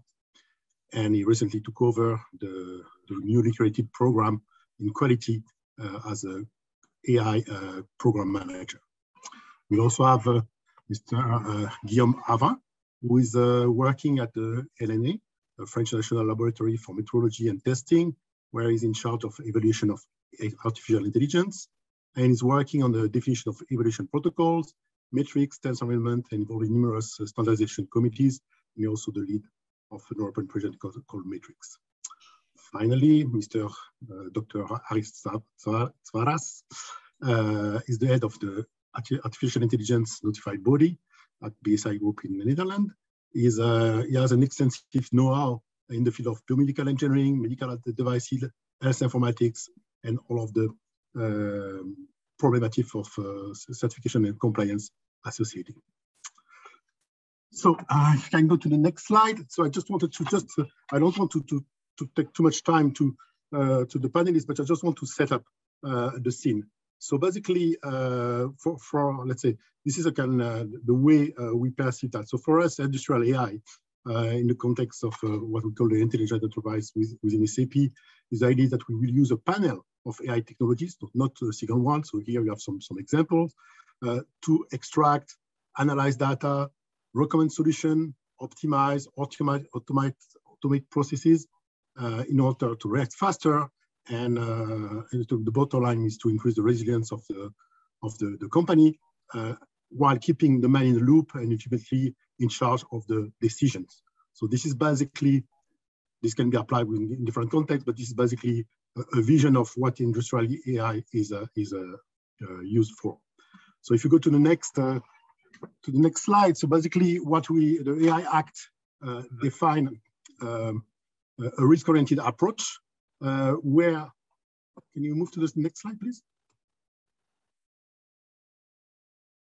Yeah, so basically the AI Act defined a risk-oriented approach where in fact you will have, depending on the risk of your software, the usage of your software, you will have different duty to do. One of them for the high risk software is we need to have compliance. We'll have to have some mandatory requirements in order to be able, let's say, to ship software and to be sure that the AI, which is developed for this type of category of software, is, let's say, compliant with the EU vision and the EU principle. So we also will have some other level of risk, which is a limited, where in fact there will be some recommendation. There seems to be some recommendation to have some transparency obligations, that in order to be sure that you basically comply also to these values.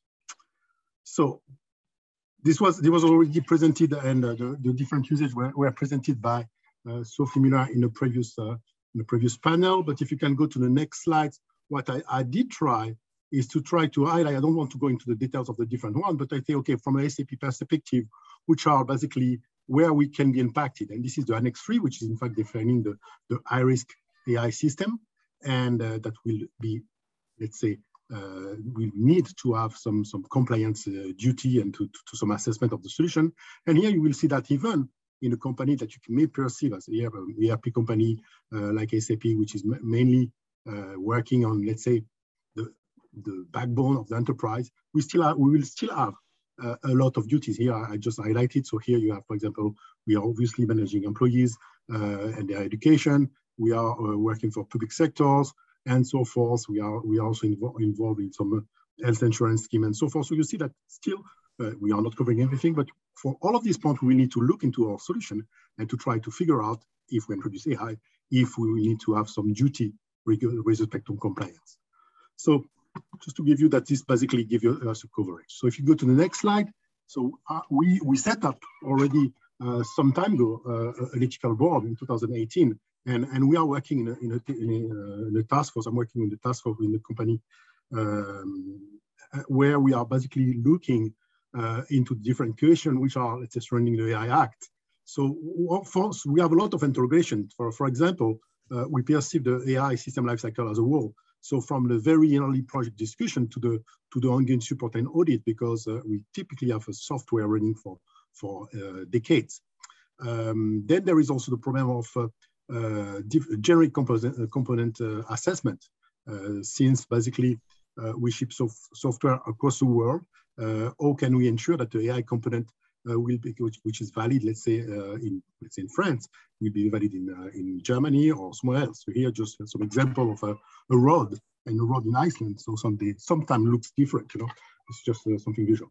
And finally, with respect to assessment and compliance, one of the questions we are wondering is how to integrate the human principle. Or can we, let's say, assess the behavior of the people when they are interacting with the system? So this was basically to set up the scene. I will not comment further on that. After this, I just wanted to ask Patrick what is his opinion on one end about the type of risk or type of threats that we are facing, and for the software which are in this high risk category, and what are the practitioners need to do with respect to responsible AI in general, and I will say in the future with respect to the compliance to the AI Act or other standards. Patrick? Thank you, Jean-Christophe. Yeah, very good question. So that's a point we've been looking into very strongly, and what is actually the risk of AI, and where does it come from? And even the AI Act is not very clear in that. If you look at the definition of AI, it encompasses more or less all software that has some kind of parameter that is tuned or is derived from some human knowledge. So more or less every software is involved there. And I have a problem with that view, with that definition.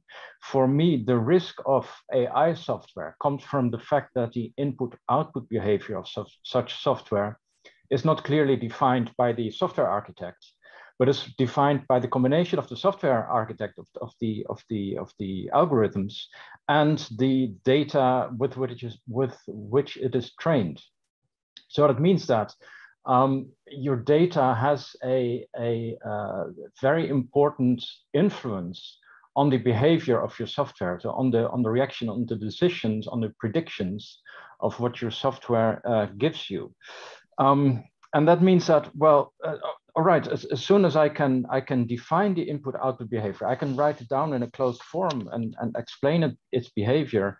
I consider that more traditional approaches, but at the moment where I cannot do that and I can only revert to statistical analysis of what the software really does, then yes, unwanted results can result from using these methodologies, right? So for me, that's very, very close to what machine learning does. And I would say, well, most of the risk in these methodologies is because of machine learning in the case where we use nonlinear approximation methodologies to represent the data and learn behavior. As powerful as they are, but that's where the risk lies for me. And I'm always advocating also to say, well, in the AI Act, I like the definition in Annex 1, but please let's restrict that to the part where data has a major influence on the outcome of an algorithm. Okay, thanks a lot. As to your second question, shall I go on? What must companies do? So that's something that bothered me a few years ago. I was a professor for machine learning at Technical University in Munich before, and joined Volkswagen in 2016. And I saw that the application of machine learning is very important, and it's wonderful, but people do that just as a scientist, as an engineer. You try to solve the problem as beautifully as you can and get the best result out of it without looking left or right.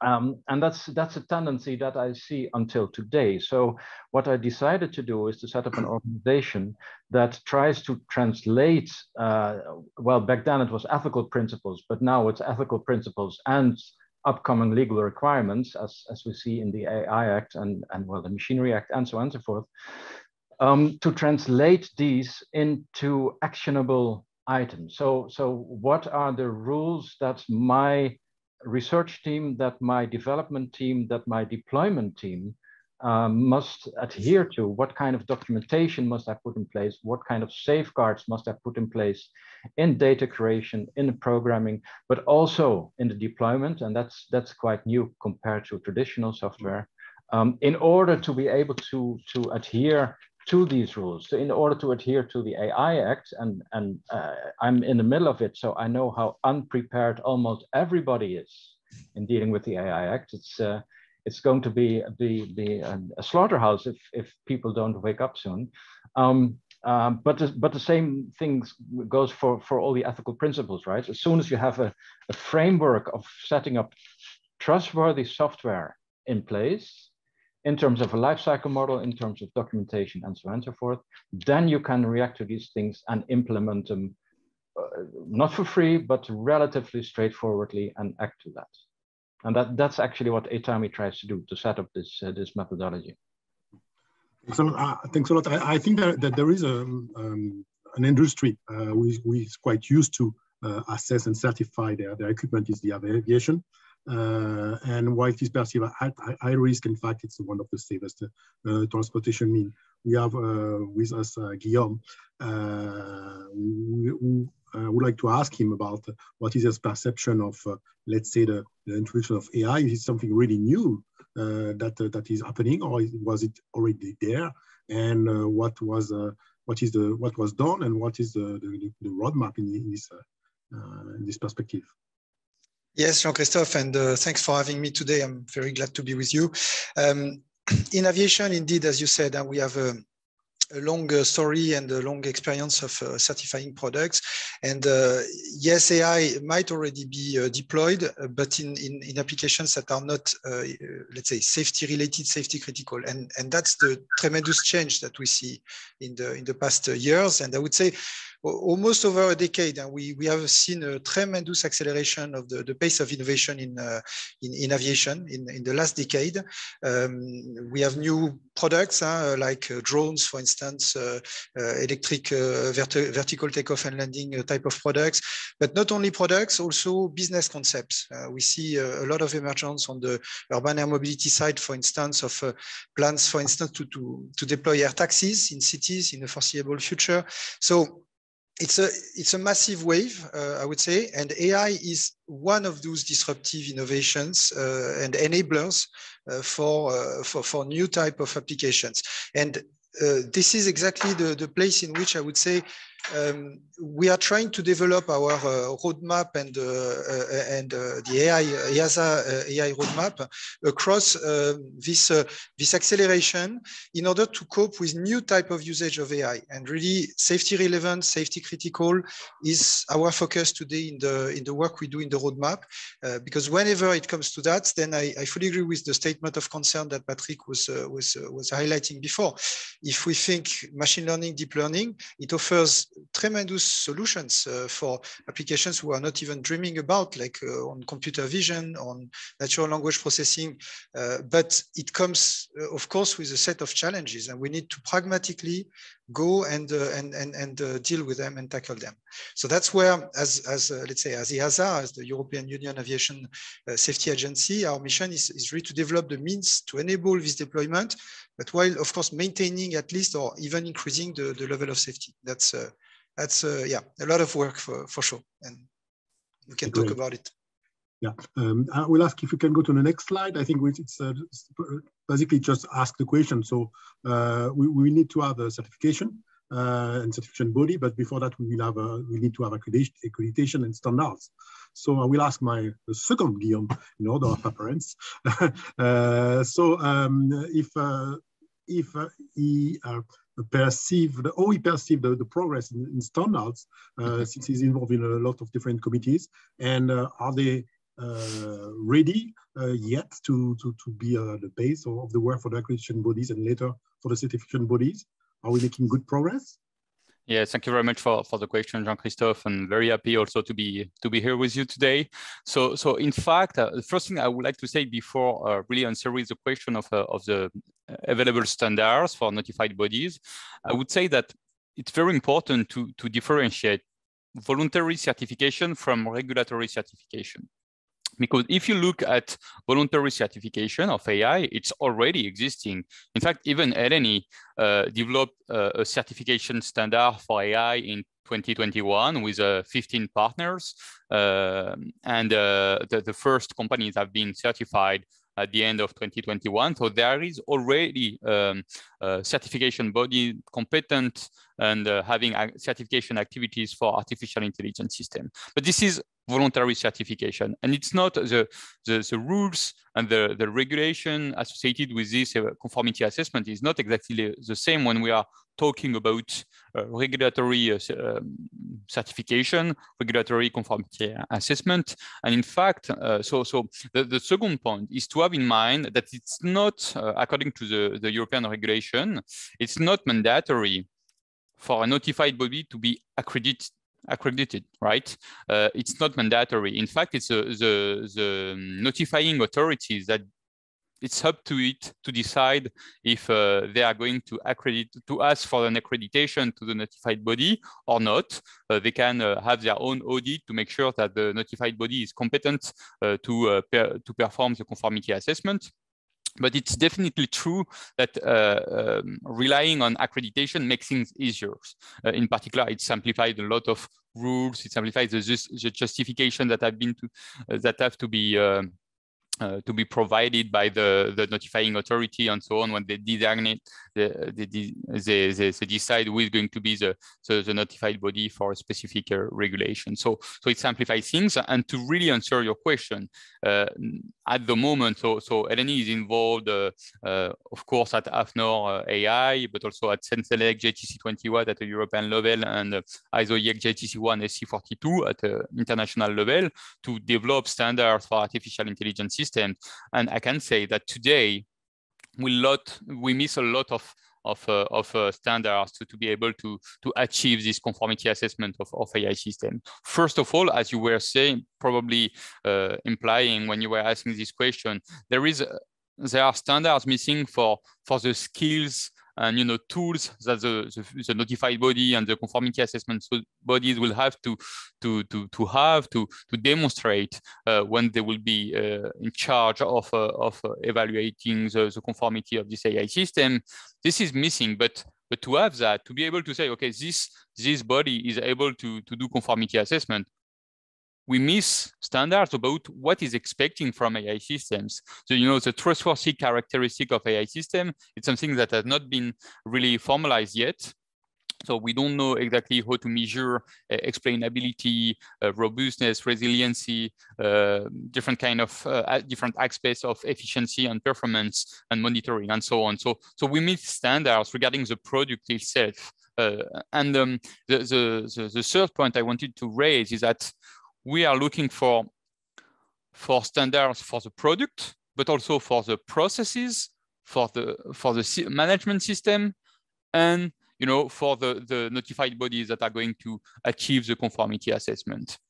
So some of these standards can be transversal to the different application areas of AI system, such as, for example, the standards on processes or management system. But if you look at the standards for product, they will probably be dependent. They will probably depend on the application of this AI system. So we have to involve in the different standardization committees the stakeholders from these different application areas of AI systems, and there is still a lot of input from these stakeholders that are missing in these different standardization committees. So we have to move fast. Because the schedule is really tight, and we have to produce harmonized standards for this regulatory conformity assessment of AI. So yeah, still a lot of work to do, and we have to move forward very fast. Yeah, among the standards, you didn't say the name, but you were likely referring at ISO 42001 on the AI management system standard, which is perceived as kind of ISO 9001 or 27001 for security. So maybe I should ask Aris, who is work with this standard, the core concept and how this standard may play a role in the conformity assessment process associated with the AI Act drafts, at least, let's say, filling a gap that that Guillaume was referring to. Good afternoon from me also. Thank you for the invitation. I'm glad to be part of this roundtable. So yeah, this standard is not released yet, and we haven't seen it. So we can only guess from what the draft AI Act says inside. So I will draw some background information from the medical devices, which is my background. And it looks in some aspects, it looks similar to the medical devices ISO 13485, which is a well-established and mature standard. It calls for design. It calls also for monitoring, like in medical device post-market surveillance. It calls for other aspects which are important for the AI sector, like data sets. So we're really looking forward to see the actual standard. Now, whether this will play a role in the assessment process, according to the draft regulation, the assessment process that goes through the conformity assessment process that goes through Annex 7, which is QMS and technical documentation, does not apply to all the AI devices under the draft regulation. So a limited type and under specific circumstances, they will go through that conformity assessment process.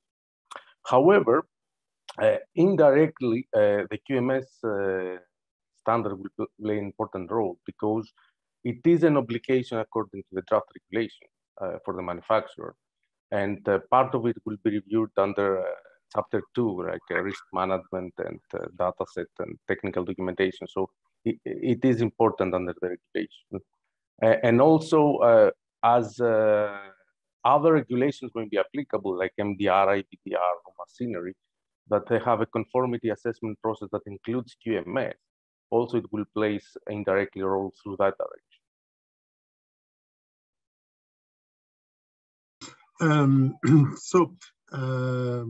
So So last year I attended a EASA workshop in this specific AI trustworthiness framework, and you introduced the V-shaped process.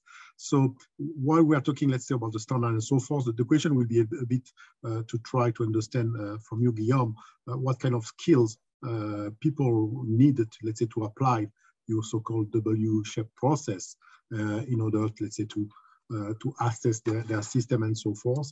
And if you have used it already for level 1 or level 2 AI system, what are your lessons learned, I would say, more from a skill perspective that you need to use? Yes, thanks for the question, Jean-Christophe, and I'm glad you're familiar with the work we do on this W-shaped process. There are a couple of things to say, but first, the W-shaped process is really to address a specific aspect of the framework, which is the learning assurance, this adaptation, I would say, of development assurance to learning techniques. So it's a bit of a technical part of a wider spectrum set of building blocks that constitute this so-called EASA AI trustworthiness concept. So the AI trustworthiness is a concept we share. It's not a novel word. It's used all across Europe, I would say, and the world about AI.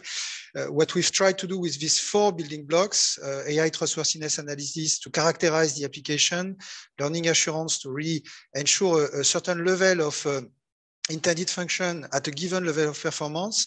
Then we have the AI explainability, which is really about this interface human-machine and can get, let's say, extremely complex as we ramp up in the progressive complexity of interaction, like in collaboration teaming, what we call level 2. It can be extremely difficult and important. And then we have this AI safety risk mitigation building block that address the residual risk. So this is let's say, more technical framework to answer what trustworthiness can be. And this is to connect now to the AI Act discussion that we are pursuing today.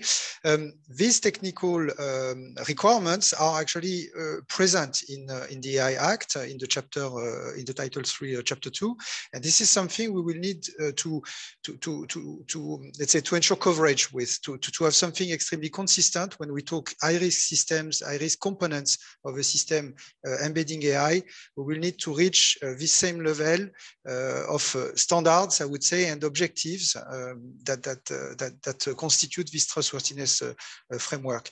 When we think about governance, it's a bit of a different case for aviation in the sense that we have already in place, of course, a centralized system and harmonized system all across Europe. So we will for sure rely on that regarding certification approval. And probably that's actually the way the AI Act is tailored today. Well, let's see how it evolves.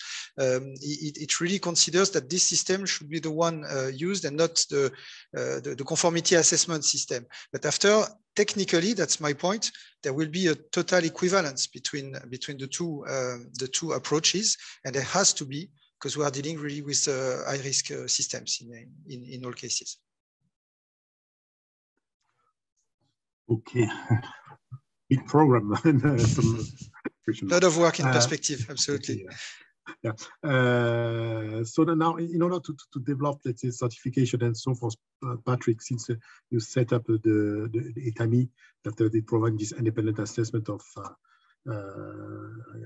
adherence to standard on ethical AI. You include both researchers, industrials, and you are a professor. I think, why do you need, I would say, all of these brains to do that? And do you think from, let's say, also from an education perspective, do we have people that are equipped at least to do this kind of assessment? Assuming that it's still a bit, let's say, fuzzy, as well, was said before. But. Yeah, exactly. It is very fuzzy. And as I started off, right, for me, the major risk in AI system is related to machine learning approaches, where you have a data dependency. And as it happens, most of the people working in machine learning, well, those are young people coming from university and not having a large background in these fields of certification and trustworthiness and lifecycle models and so on and so forth. So that's certainly a dichotomy I've seen in the development of these methods. Secondly, the AI Act puts, as much as I like and appreciate it, and I think it's very important, but it puts additional burden on systems and sometimes does not distinct clearly enough between regulations like type approval and then additional AI-related regulatory systems. And with a definition of AI that is as vague as it is used, one of the first and foremost questions that anybody working in this field and developing products needs to ask, am I susceptible to the AI Act with my product or not? Do I actually have a risky system in terms of the AI Act or in terms of additional ethical considerations? So that's also one of the things we develop in ETAMI, is to develop an assessment tool for a department or for a developer to say, well, in how far does my system have to adhere to these rules and regulations, and in how far can I stay away from that? The second thing then is to say, and I mentioned that in the beginning, is to say, well, how do I make my organization fit in order to be able to adhere to these regulations, where I need to apply them and where they are necessary or advantageous from an ethical point of view to use them. And that is set up your software development organization according to the corresponding lifecycle models. And in our work, we have noticed that there are not many lifecycle models that apply to this and are useful with respect to the development and the deployment of AI software. And as you now know, for me, that's a bit similar to machine learning software.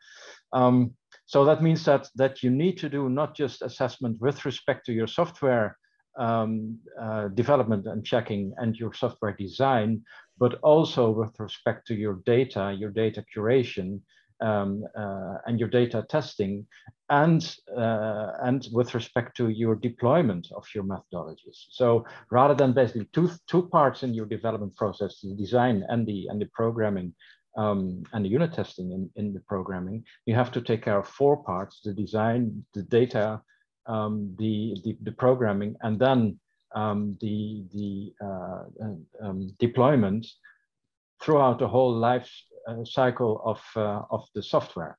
And the last thing is actually a big advantage, because it allows you to get rid of legacy systems, but that's a different story. Yeah, indeed, it's quite a lot of what we also did, and I think in order to be able to set up this type of, let's say, guidelines and best practice, I think what also people, let's say, company are concerned is about the time to do it. So maybe I should ask Aris, do you have some let's say clue or some information about the automation for such tools that you may want to apply in order not to delay, let's say, the application, the go-to-market, and also what is his opinion about, let's say, the so-called sandbox approach that everybody is preaching? Thank you for the question. So I will start with the sandboxes. So sandboxes are supposed to be a safe space that it will lie between the internal validation and the external or the release of the software. So the sandboxes are not very clearly defined. We can only draw conclusions from their application in other fields like financial technology fields.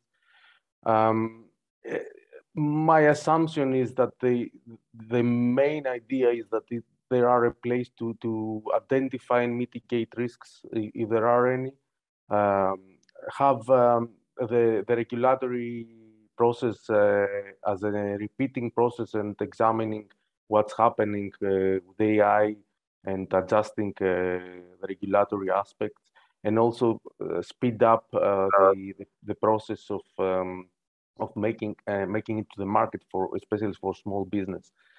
Although I'm not so sure that this will be the case, I'm not so sure that sandboxes will actually accelerate or delay the process.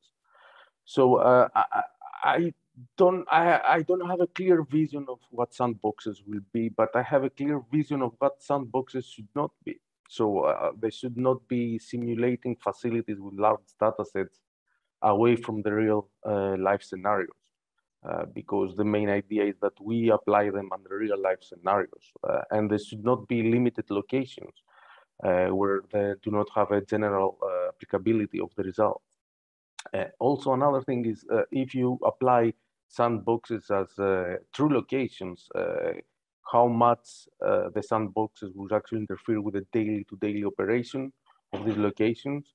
And let's say, for example, it is a hospital or a hospital department that tests some medical devices, AI software. So if it interferes with the operation, this could also lead to a bias in the whole process. Another thing is that they should be industry and sector agnostic, because AI is very context and task specific. And definitely there needs to be a very well-defined process of what are the entry requirements to such a system and what are the exit requirements. So although I do not have a clear idea, I do not have a clear suggestion of what sandboxes should look like, I have a good understanding of what they shouldn't be. Well said. Okay. Okay. So maybe maybe I think I've seen on the work that Guillaume is performing some maybe an alternative approach, which is this kind of competition, which seems to be a bit more fun.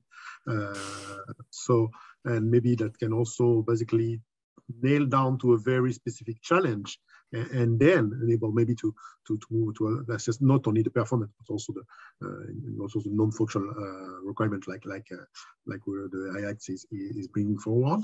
Maybe you can report a bit on this experience, Guillaume? Yes, of course. So indeed, we are organizing within the metrics European H2020 metrics project. We are organizing 4 competitions in 4 different application areas that have been identified as a priority by the European Commission. So healthcare, inspection and maintenance of infrastructure, agile production, and agri-food. And in these 4 different application areas, we are organizing with 17 partners from 8 countries competition. So what is a competition of robotic system? It's basically every year we organize an evaluation campaign to benchmark the different technologies, intelligent technologies that are participating to the competition. And we do that every year in order to be able to evaluate the progress made by technology over time. So it's really useful to do that, because it's a good way to make sure that the money spent by the funding bodies is really used, that it is driving innovation, that we make progress with these fundings. And it's very satisfying to observe that at the end of the competition, the performances of the AI and robotic system are better than at the beginning of the competition and of the project. So to organize this different evaluation campaign, we have to define evaluation protocols and metrics to make sure that the experiments are reproducible, that the measurement of performances are repeatable. And so the evaluation protocols and the metrics that concern performances, but also robustness, resiliency, and some ethics aspects. The idea behind that is to validate the evaluation protocol during the project, and also to valorize this work by transferring the evaluation protocols to standardization committees, so that it will contribute to the development of standards for the conformity assessment of product and technologies embedding AI. So it's really one of the goals of the project. And in fact, so Metrics is a very big project we are coordinating with these 17 partners, but we have 14 other ongoing projects that are really about evaluating AI, characterizing AI systems and robotic system embedding AI ongoing at the moment. So step by step to develop all the tools and metrics and standards to answer this need for conformity assessment and evaluations. So I see 3 different follow-up for this metrics project that there is a call ongoing within the Digital Europe program that is called Testing and Experimentation Facilities for AI for 4 different application areas: healthcare, agri-food, manufacturing, and smart cities. And this call is about developing testing facilities and experimentation facilities for the SMEs and for the multinationals that are developing AI systems. So it's very important because with this kind of call, we will be able to collaborate within the different member states to set up this new testing facilities for AI and to answer jointly to the need for conformity assessment. And you also have the work that is ongoing at the Athens Roundtable with a working group about benchmarking AI. So it's a very good opportunity to work with our American friends from the NIST in particular and from the Future Society to make sure that the benchmarking tools for AI that we are developing in Europe can also be used in the US, and then when they use them, these tools, they get the same result as us. So it's a good way to validate the functioning of these evaluation tools. And the last ongoing activity that I would like to underline is the one from the OECD about the future of work, where they are mapping the different evaluation campaign that have been organized in the past for AI in order to be able to identify the best practices regarding the evaluation of AI systems and to identify the gap between the today's AI capabilities and the one from human in order to predict what will be the future of AI involvement in the world of work. It's very interesting because of this mapping, because of this systematic identification of evaluation initiatives for AI systems. Thanks a lot, Guillaume. I think it's really complementing the work. I think it also makes concrete, this kind of words, the sandbox and so forth, and you have a competition, and this is concrete, and I think this is the type of thing that industry need to build upon. So just maybe talking about, let's say, what the industry need to build upon. Now I will ask the second Guillaume, that was the first one before. What about what is your roadmap? Do you envisage already to certify stuff, to be ready to certify some components, AI-based component and so forth? So when do you think you will be ready in your area to introduce this new? Yes, it's probably difficult to say.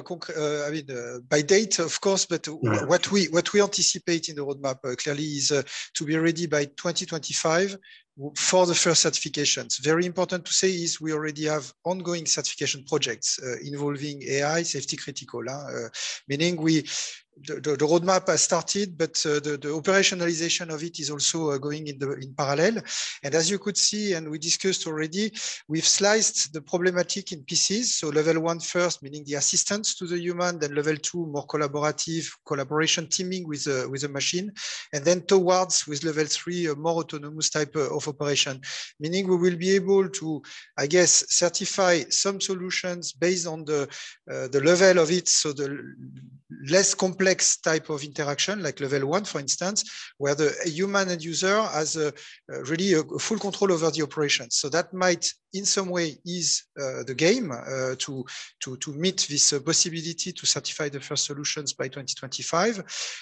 On the other hand, we still have a number of questions open in everything I described in the trustworthiness framework before, including, for instance, and that's the focus for this year, AI explainability is really is a topic in itself. Of course, the ethical aspects of AI are for some mappable directly to more technical aspects, but some others are extremely linked to society, societal, let's say, social, societal, and accountability aspects, which are not, let's say, a novelty in itself. We have also a long history of automation in aviation, but AI really brings us one step further, and that's a challenge in itself. So we strive to be ready by 2025, and this is, of course, something not going in isolation. We have also a number of interaction on use cases with industry, with research, and with innovation partnerships. So it's a very, very big program now that the size of AI in aviation has reached. Okay. Yeah, I think you are in the really, you were talking about use cases and so forth. I think it's in your case, I think it's probably quite, let's say, squared, and the framework is the usage of the solution is quite, you can proact on that. I think one thing also that I just wanted to raise that we're always talking about, okay, ethical and so forth, but there is also the usage and also some techniques. And let's say typically the recommendation system, for example, it's a good mean, you know, there is no problem, but then it could create this bubble, and this kind of usage may not have been foreseen. That may not be the case in your case, but that may be more generic. And it just also paved the way to something that's also about game and playing adversary plays and so forth. So I would like to ask Aris kind of rhetoric question, but since I did IT because I was lazy and then I computers to do my work, I was thinking that can we use AI to assess AI system and maybe also to discover this type of usage or this kind of, let's say, derivation for the main usage that was foreseen, for example? Yes, this is a very interesting question, man. And I think proactively we should consider it as part of the assessment process. The main approach would be actually to augment human assessment with the use AI. So I think this is the easy step, and it's quite obvious. So you can use AI to read through the technical documentation and find inconsistencies, or read through the technical documentation for risks and compare the risks to risks that have been reported or that have been published in the bibliography, and see whether they have been considered by a provider, software provider, or compare the performance against published performance or performance on the same task by humans published in research papers. So this type of AI could augment the human assessment, and I think this is an important part. Also, we could potentially use AI, as been discussed, to try to explain a black box AI, like model surrogates, like explainable models that they do the same task, that they're performing the same task. There have been research about applying genetic algorithms to explain the neural network models. Of course, this is during the development phase, so it's not when the model is already developed.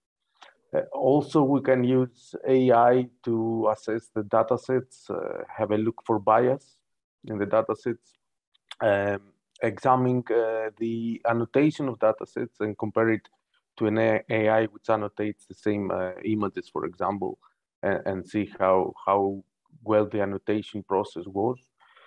So yeah, in general, we can use AI in different aspects, but I'm not expecting at this point to have an AI system that can look on each and every aspect of an AI product and make the assessment. Yeah, it's quite ambitious, but I think there are, as you said, there are different areas where this can be of help.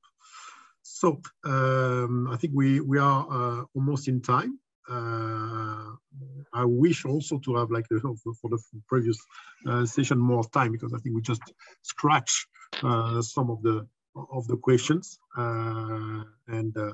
For example, I really would like to see how the competition can pave the way to real clever and down to the point sandboxes and so forth. Or this can also be applied with a medical device or with aviation and so forth. I don't know, the organization, do we have still do you want to go back to the program? Or you want to take all of the all of my panelists. It was very interesting, very complimentary, and on time. So perfect. Thanks a lot. Thank you so much. Thank you very much. Merci à tous les participants de cette table ronde qui nous ont permis d'éclairer certainement le sujet de l'évaluation de la conformité. On comprend qu'effectivement, l'IA est comme tout autre système ou tout autre produit, il y a une nécessité de mesurer et d'évaluer effectivement sa conformité par rapport à un certain nombre d'exigences. En l'occurrence, pour qu'on soit dans l'IA de confiance, la mesure de la robustesse, de la transparence, de la confidentialité, de l'efficacité sont vraiment à mettre en avant, évidemment. Mais il y a s'il y a nécessité d'évaluer les produits, il faut aussi regarder les processus, les systèmes, le management de systèmes, donc vraiment de manière globale et holistique. Pour ce faire, il y a deux questions qui se posent. C'est la boîte à outils et les standards qui sont associés. On voit qu'aujourd'hui, donc un certain nombre de standards, soit ISO IEC, soit CNECT, soit ETSI, sont déjà en place. Est-ce qu'ils seront suffisants? Est-ce qu'ils vont savoir évoluer à la même vitesse que l'innovation en termes d'IA? C'est une première question. Et la deuxième question, c'est un enjeu aussi de compétences pour les organismes notifiés qui auront donc pour objet de valider, enfin d'évaluer les systèmes d'IA. Voilà, il y a encore des questions qui sont sous-jacentes, mais ça nous permet en tout cas d'éclairer le sujet. La transition toute naturelle est donc de parler et de traiter du sujet de la normalisation et de la stratégie associée. Et là, je laisse la place à Caroline.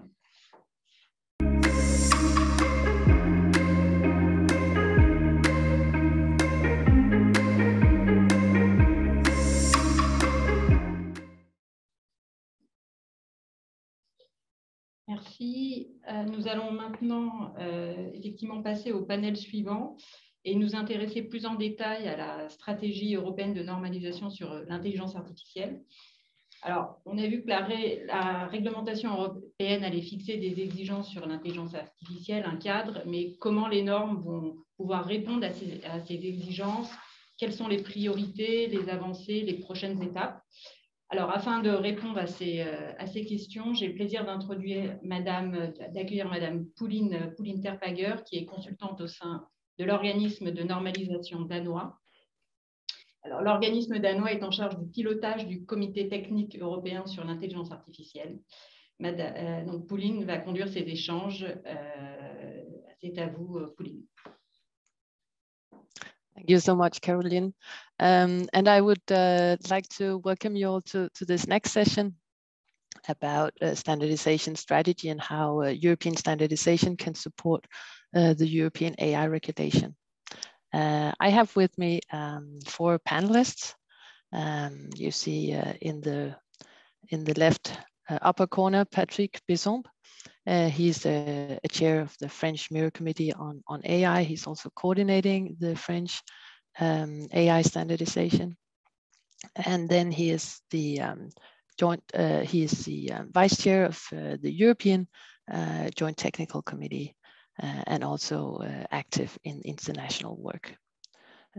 On the bottom left side, we have Sebastian Hallensleben. You can see everybody here on screen as well, I see. And Sebastian is the chair of the European Technical Committee on Artificial Intelligence, and he is also head of digitalization and AI at Verband der Elektrotechnik. Then we have my colleague Kim Skov Hilding, who's a senior consultant at Danish Standards and in charge of the Danish Secretariat for this committee. And he also coordinates the AI standardization and Danish standards. And then we are very happy also to have in the panel Salvatore Scalzo, who's the policy and legal officer in the field of artificial intelligence in the European Commission. And he is engaged in the difficult task of planning how the future legal act will work, what consequences it will have, and how it can be supported by standards. And Salvatore has also been involved in the actual drafting and now the negotiation of the act. So welcome to the panelists. If you jump further to the next slide, I would just start by saying, what will you hear about this hour? We will talk about how the standards can support legislation, what the preconditions are for AI leadership, how the future AI regulation and standards will work together. And then maybe you're all curious to know which standards will be done first. Can we get there in time? And especially, how can you join? So, but for the background of all this, maybe you would jump further to the next slide, just to say a little bit about what are standards.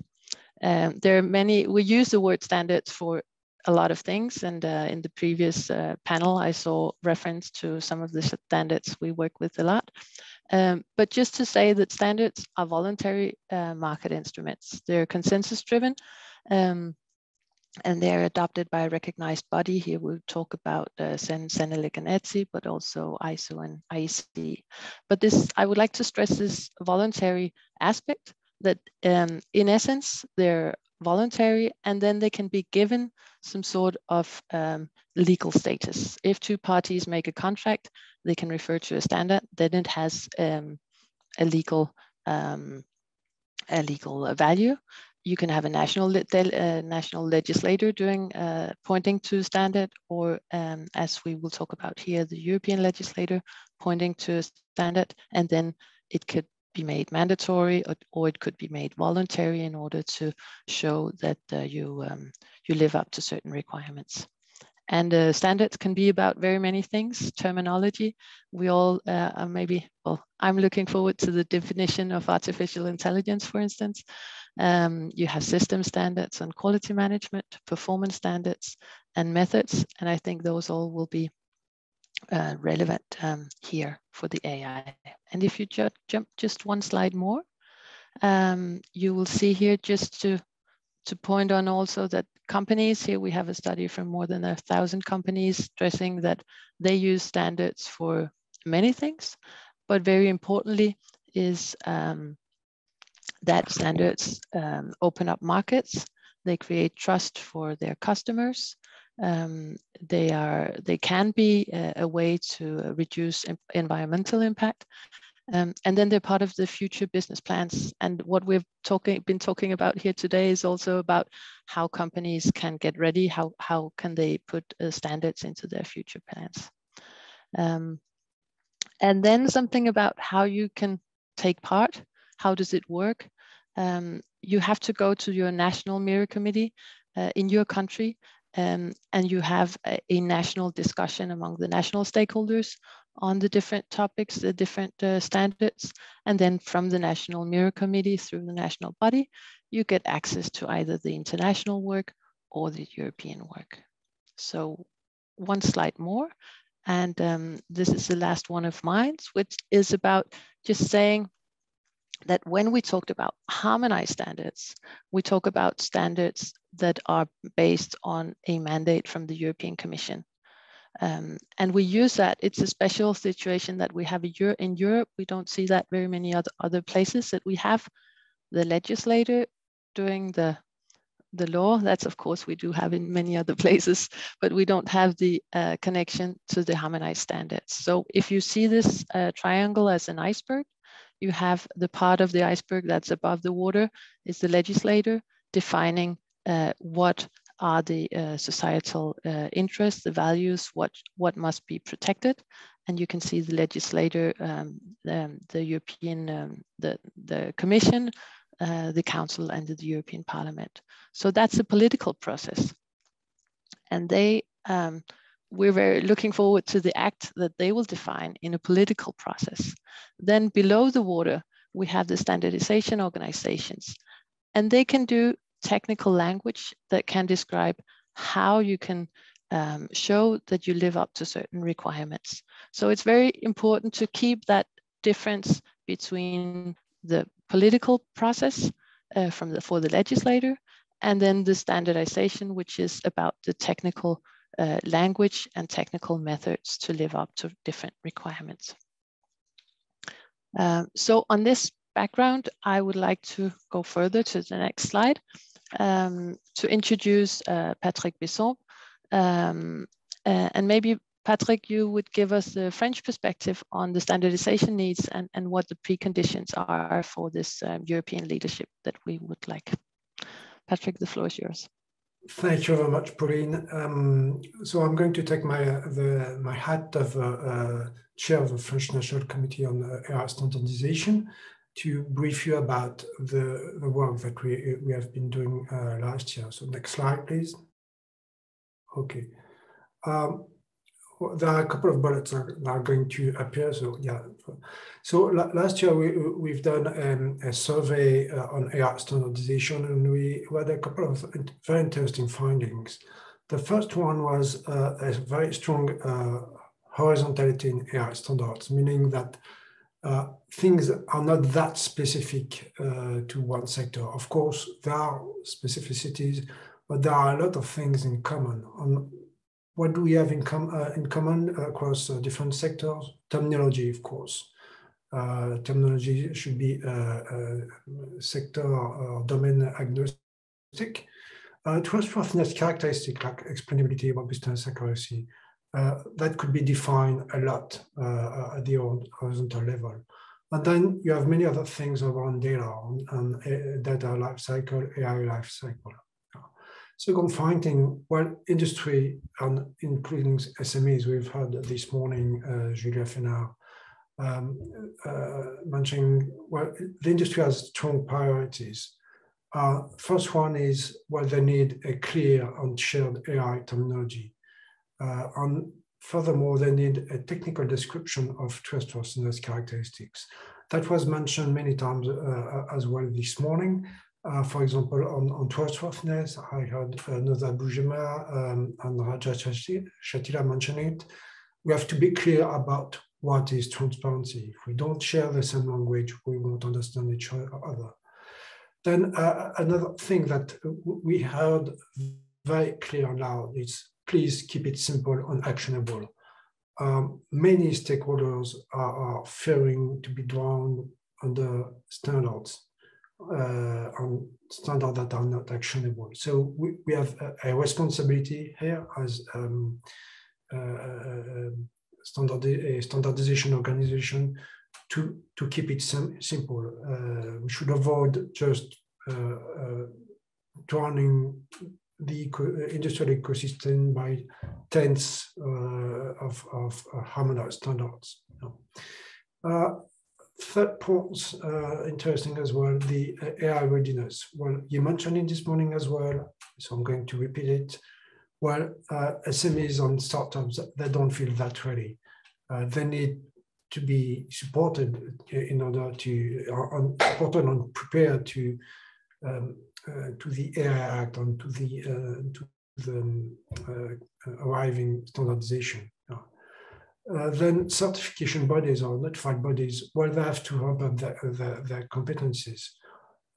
It's clear that you don't build your competencies overnight. It takes time. It takes standards to know exactly what kind of competencies needs to be developed. And it is most likely that it is not going to be only about competencies. It is also going to be about the tools that are going to be used by notified bodies to make conformity assessment.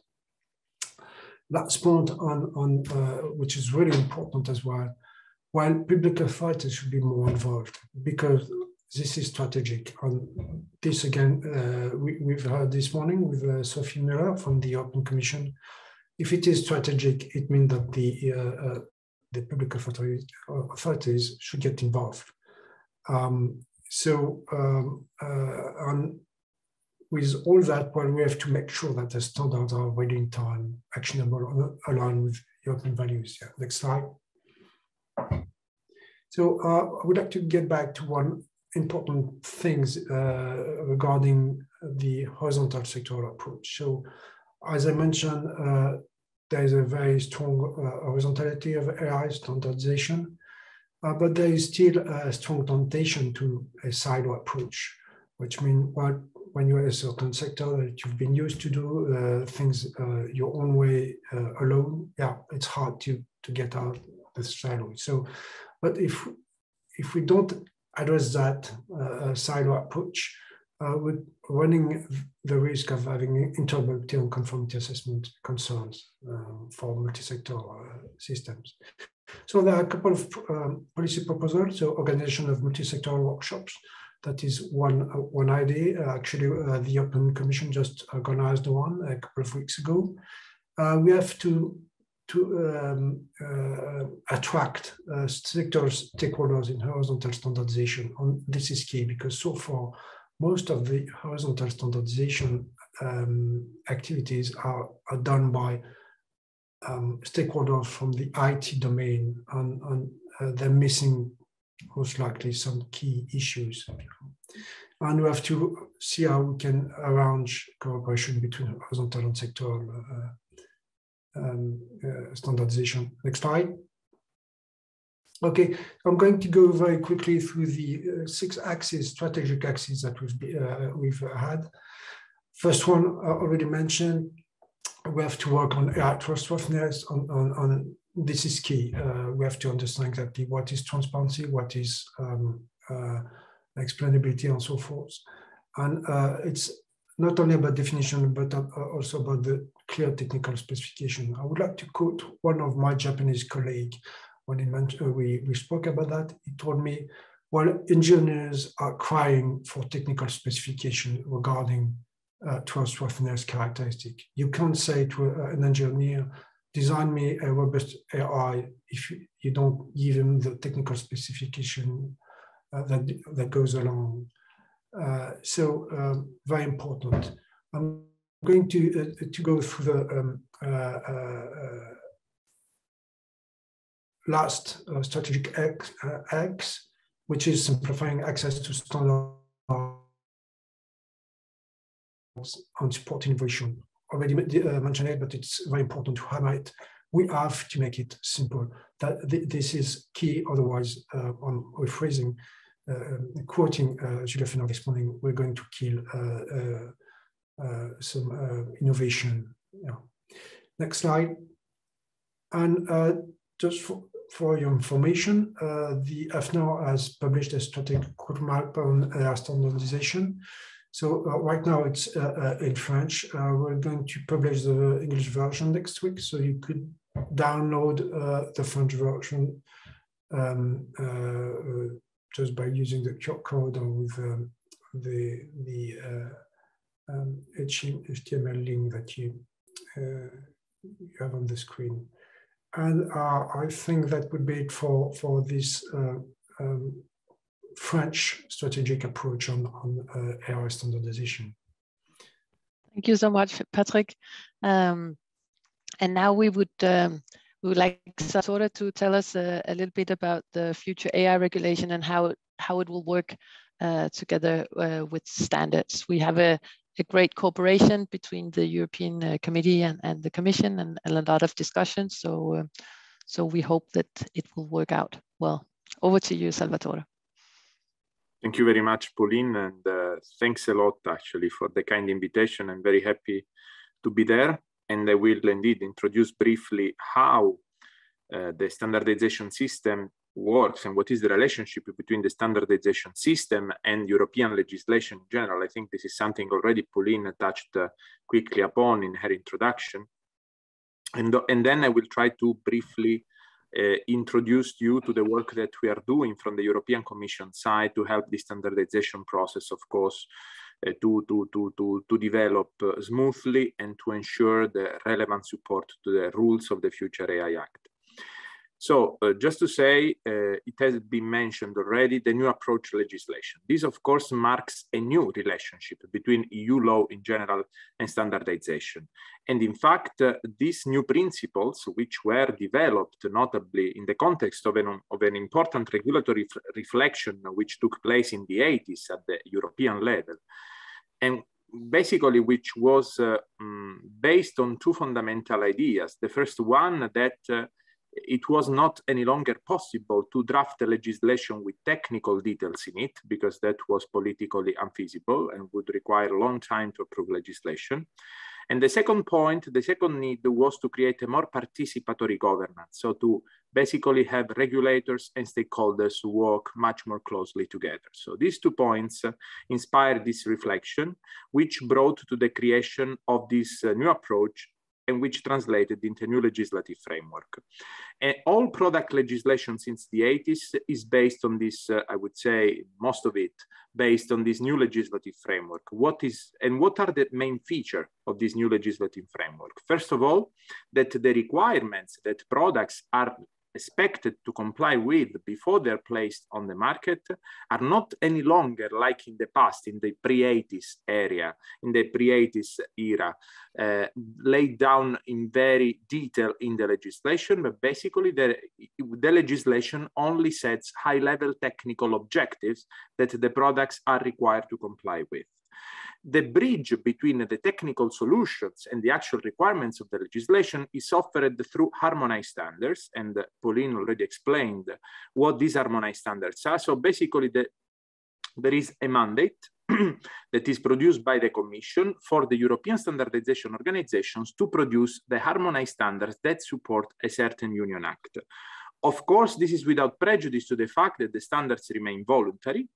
And this is an important element. So the manufacturers are in a position to use or not to use standards. So it's a choice that they can make. But when they use harmonized standards, they can benefit from a legal presumption of conformity.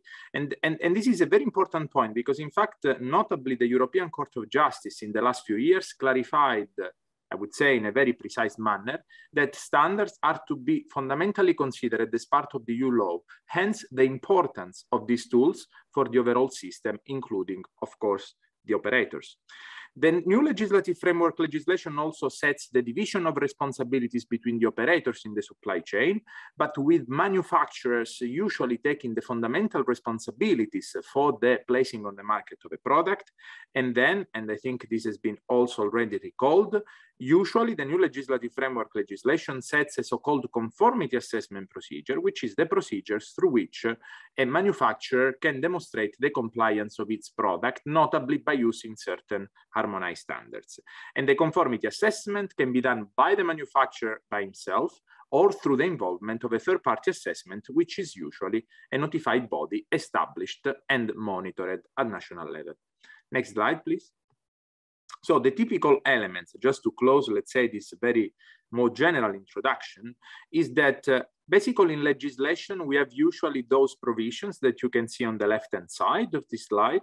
So basically there are articles which recall the fact that there will be harmonized standards which can provide the presumption of conformity to the relevant operators. And then on the practical side, what happens when the legislation is adopted is that there is a mandate to the European Standardization Organization to produce those standards. These standards are produced and submitted to the Commission.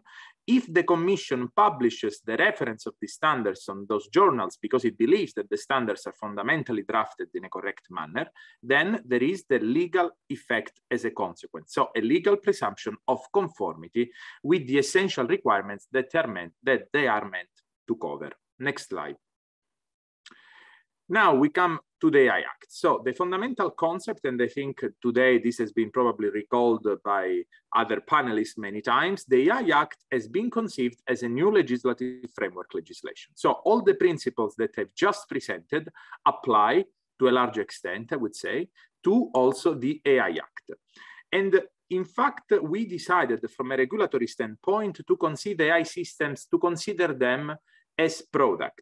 This is in line with some recent union legislation, for example, medical device legislation. There is in general a tendency to consider also software as a product, but we were also keen not to create a distinction in terms of rules between what is a product and what is a service, because we wanted to maintain what also the doctrine defines as functional neutrality. So we want the same rules to apply regardless of how an AI system is deployed on the market or put into service. The AI Act will then rely on harmonized standards, but I want also to say, and probably also to reassure the standardization communities, because I know that there is a lot of discussion about this, we also set on top of harmonized standards the possibility for regulators under very exceptional circumstances to adopt common specifications in certain areas where, for example, harmonized standards do not exist or are not sufficient, or there are, we say, some fundamental concerns in terms of safety and fundamental rights. I want just to mention that this is really considered to be a very exceptional circumstance. So basically, the Commission considers the harmonized standards to be the default rule and common specifications also to be adopted under very exceptional cases. You may be well aware that this instrument already exists, for example, in the medical device legislation, and it has been used under the former directives, for example, only once. Just to tell you that fundamentally, this is really an instrument which would be used on a very, let's say, on very specific, based on very specific needs, while harmonized standards remain the rule. So this is, I think, an important point to highlight. With regard to the conformity assessment, I'm sure that you are very familiar with that, but in the AI Act, we opted basically for both scenarios with regard to our high-risk AI systems. So basically, there is all the AI systems which are related to products already regulated. They are basically, they follow the third-party assessment which is foreseen under the relevant product legislation. So we didn't want to create any duplication in that respect. With regard to other standalone systems, notably with fundamental right implications, we opted in most of the cases for the self-assessment, with the only exception of biometrics, for which a third-party conformity assessment will be required from the outset. But we also maintain the flexible instrument within the regulation, so based on new evidence, we could upgrade this self-assessment to a third-party certification if we find that there is a need for a, let's say, stronger and more severe oversight. Next slide. In this final slide, I will try to briefly explain what are the major milestones we have already achieved, but what are really the different, the kind of past and ongoing work that we are doing with regard to the standardization. I think already Pauline mentioned an important point. That is our general objective, to have a large subset of harmonized standards, which is available 3-6 months before the date of application of the future AI Act. That clearly, we don't have the crystal ball at the moment. We cannot really foresee exactly when the AI Act will be adopted by the co-legislator, but we can say reasonably, based on the elements we have in our hands at the moment, that the AI Act may be reasonably adopted in the first semester of next year. Hence, if there is no change to the transitional period foreseen by the Commission, the application date could be the first semester of 2025. That means that we attribute a lot of importance to a deadline of end of 2024 for the elaboration of the key standards supporting the regulation. Now, the main activities up to date. We have started quite early, I would say, as soon as basically the AI Act proposal was adopted, to do some mapping research, which has been, I've seen also mentioned in the previous panel that took place today. So the mapping done by the JRC, a first report to set the basis for the discussion also between the Commission and the ISOs. There was a strong and continuous engagement with the European and international standardization organizations on our side, which we consider fundamental really to help also the standardization organizations to make their work properly.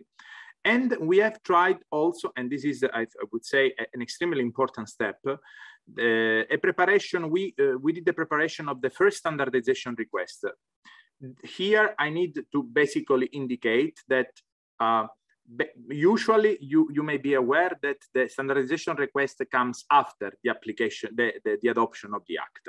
In order to facilitate, given also the time constraints that we have, in order to provide already the ISOs with a solid basis to start their work, we decided already to go for a first standardization request before the adoption of the Act. So a request which will be adopted this year, and we hope actually already in the next few months.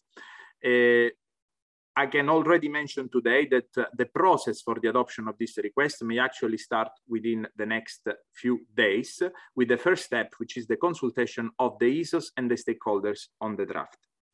Now, some preliminary observations with regard to what you may expect from our standardization request.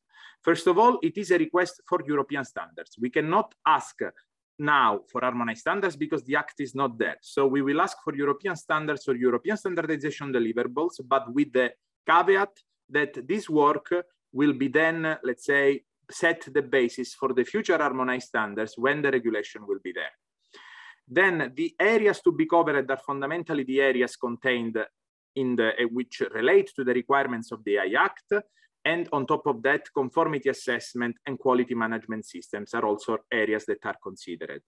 And we also consider the need to have some supporting standards that are fundamental for the implementability of the technical specifications. An example is, for example, terminology. Then the focus, and I think this links very much to the important considerations that Patrick made in his presentation, the focus is on risks which are common to the different sectors, so which are common to the different systems that we classify as high risk in the proposal for the AI Act. This is very important. Without prejudice to certain verticalities, we consider the horizontal nature of risks to be the primary focus. And the last 2 points, once again, in line with what I already heard in the previous presentations, there will have to be an adequate consideration of the specificities of SMEs. You know that we have already some references to that in the regulation, but we will add also specific provisions in the mandate. That is our intention. And finally, we will ask also for standards to contain implementable methods to verify the compliance with the specifications. And we consider this aspect to be extremely important, notably when coming to the conformity assessment procedure, which will have, let's say, in the context of which the compliance of a future AI system will have to be demonstrated. I would say these are probably the most important elements that I wanted to highlight still at a general level, but you will see hopefully the full draft over the next few days, and you will be called directly to you will be consulted on it, and you will be called to provide your views and comments. With that, I would close there. And once again, thanks a lot for your attention. Thank you so much, Salvatore. Now everyone are so excited to see what will be in it, the mandate, a draft mandate. As been mentioned several times, we have created within the CNECT this joint technical committee number 21 on artificial intelligence. And I would like to tell you that the management team of that committee is consisting of the chair, Sebastian Hallensleben, vice chair, Patrick Bisson, and then Kim Skov Hilding, Lotte Sørensen, and myself. And I would like to pass the word now to Sebastian to tell us a bit about how the standards will be done and how we try to foresee that we can actually accommodate the mandate and the time pressure that we have. So over to you, Sebastian. Thank you, Pauline, for the introduction and also for setting the stage. And thank you, Salvatore, for outlining already the mechanics of the new legislative framework and the status of the standardization request. So I'd like to zoom in a little bit on what is actually happening inside JTC 21 to make all this happen and to make sure that the ambition to be ready with standards, with harmonized standards by the time the AI Act comes into force can actually be fulfilled. I'd like to kick off with this overview of the very official JTC 21 mission. So this is the scope from the terms of reference that was negotiated at the beginning of this committee and also adopted by CNECT. First of all, of course, JTC 21 is responsible to create standardization deliverables for AI. That's not surprising, but also for its use of related data, because AI doesn't work without data, and we have significant overlap and interfaces to the handling of data, both from a data protection perspective, but also from a big data perspective. And in fact, there are close liaisons with a number of organizations, including BDVA, that work in this field. Secondly, consider the adoption of international standards relevant to Europe. Now, as you might have gathered, there is a lot of work to be done. And in many cases, there is already work at the international level, in particular at ISO IEC JTC1 SC42, that can be used in Europe, either directly or with some modifications. And therefore, an important part of the work of JTC 21 is to follow the international work, to analyze it and consider which bits could be used in direct or modified form in Europe. And overall, our role in JTC 21 is to address European market and societal needs. I think it's quite important that both of those dimensions are necessary. Some of you might be familiar with the duty of ESOs to pull in all relevant stakeholders, which doesn't just include industry or market participants, but also, for example, includes consumer representatives, trade union representatives, environmental organizations, and so on, that are actually listed in the so-called Annex 3 of the European standardization rules. Next slide, please. So from that broad overview, the question is, well, how can you contribute? Just leave the initial step, please, for the slide. It's a bit too much in one go. You can go back to just the first step of that animated slide, please. Okay, so the question is, how can you contribute? How does the inside of JTC 21 actually work? In theory, this slide is animated. I think we're a little bit ahead. One step back, please, and another one. Thank you. Okay, so we have the question, so how do we arrive at the to-do list within JTC 21? We have more than 100 experts there. How do we actually decide what to start work on? And an important element of this, which Patrick will explain afterwards in a bit more depth, is a top-down activity, a road mapping activity that looks at the European standardization needs as analyzed, for example, in the Sensenelec AI Focus Group 2020, as expressed in the Draft AI Act, and soon to be expressed in the standardization request, and further inputs that will arrive over time. And at the same time, JTC 21 analyzes the existing work that might already exist at international level, at organizations like IEEE or at the ESO level. Whoever's advancing the slides, it's too fast, sorry. Okay, so this is a top-down approach. And it's actually quite unusual in standardization that so much effort goes into this top-down view. Because you might remember that earlier on today, we heard that standardization is actually a bottom-up approach that is driven by industry, that is driven by experts that come together in national committees and identify standardization needs. And the next step, please. And on that level, we also have very specific realizations of the standardization need of existing work.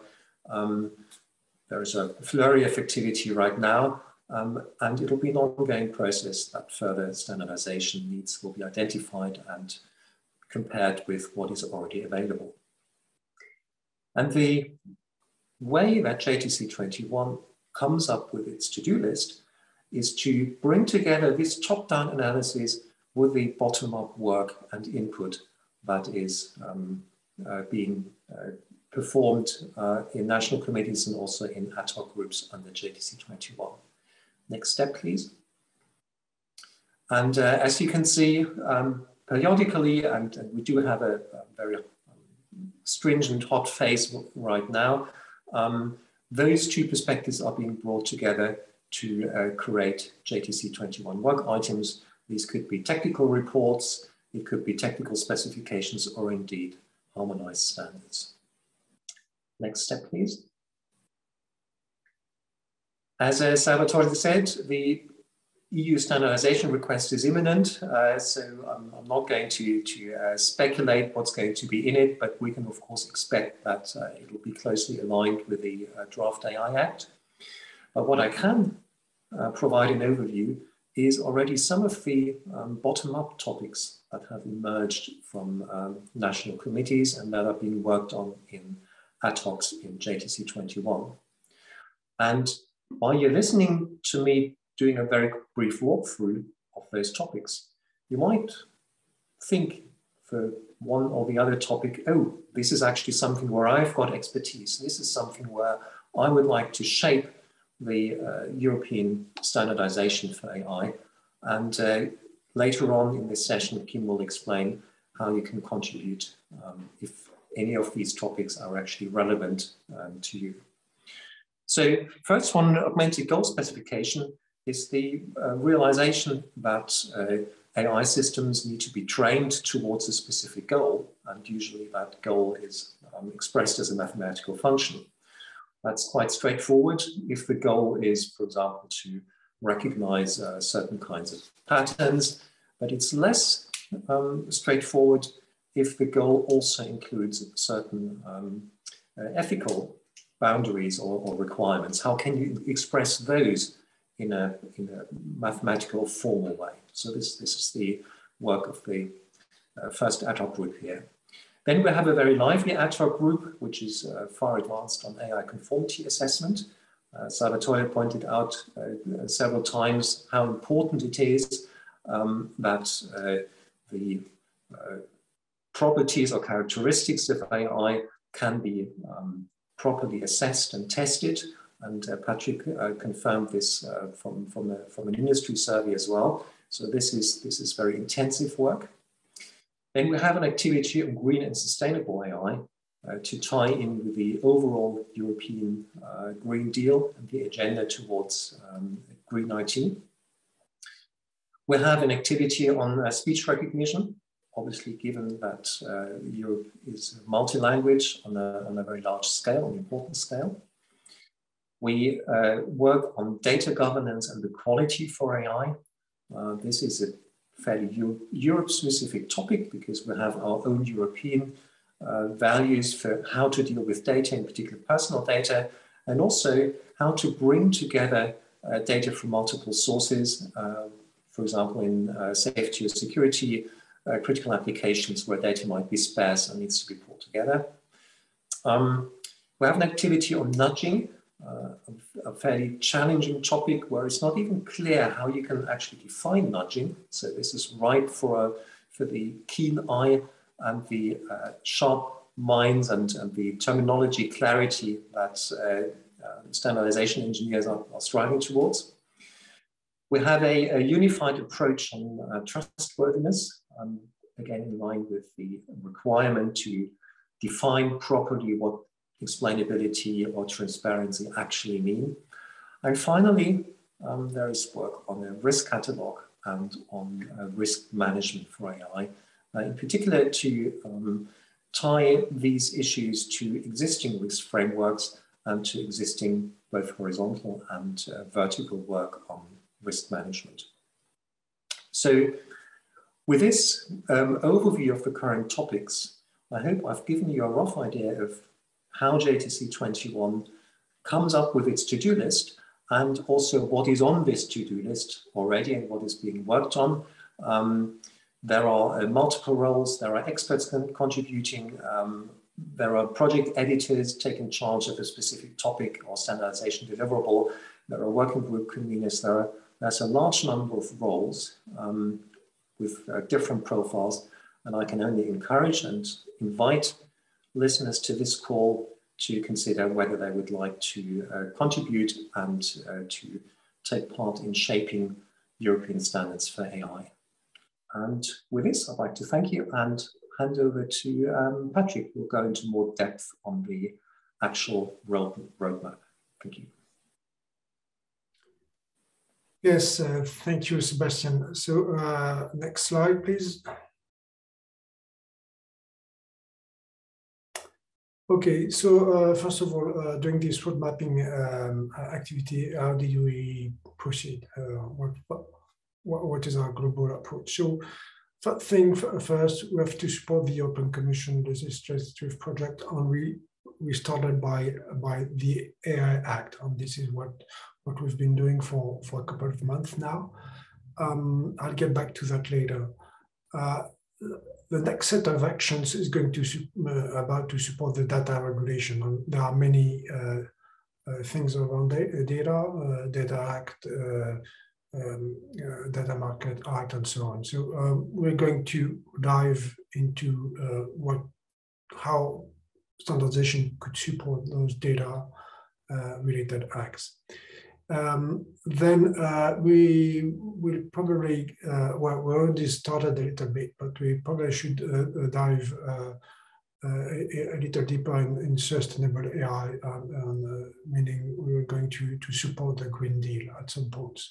Of course, we're not forgetting that the European industry has needs, and we have to support it. It's going to be about interoperability, engineering, process, and so on. Next view.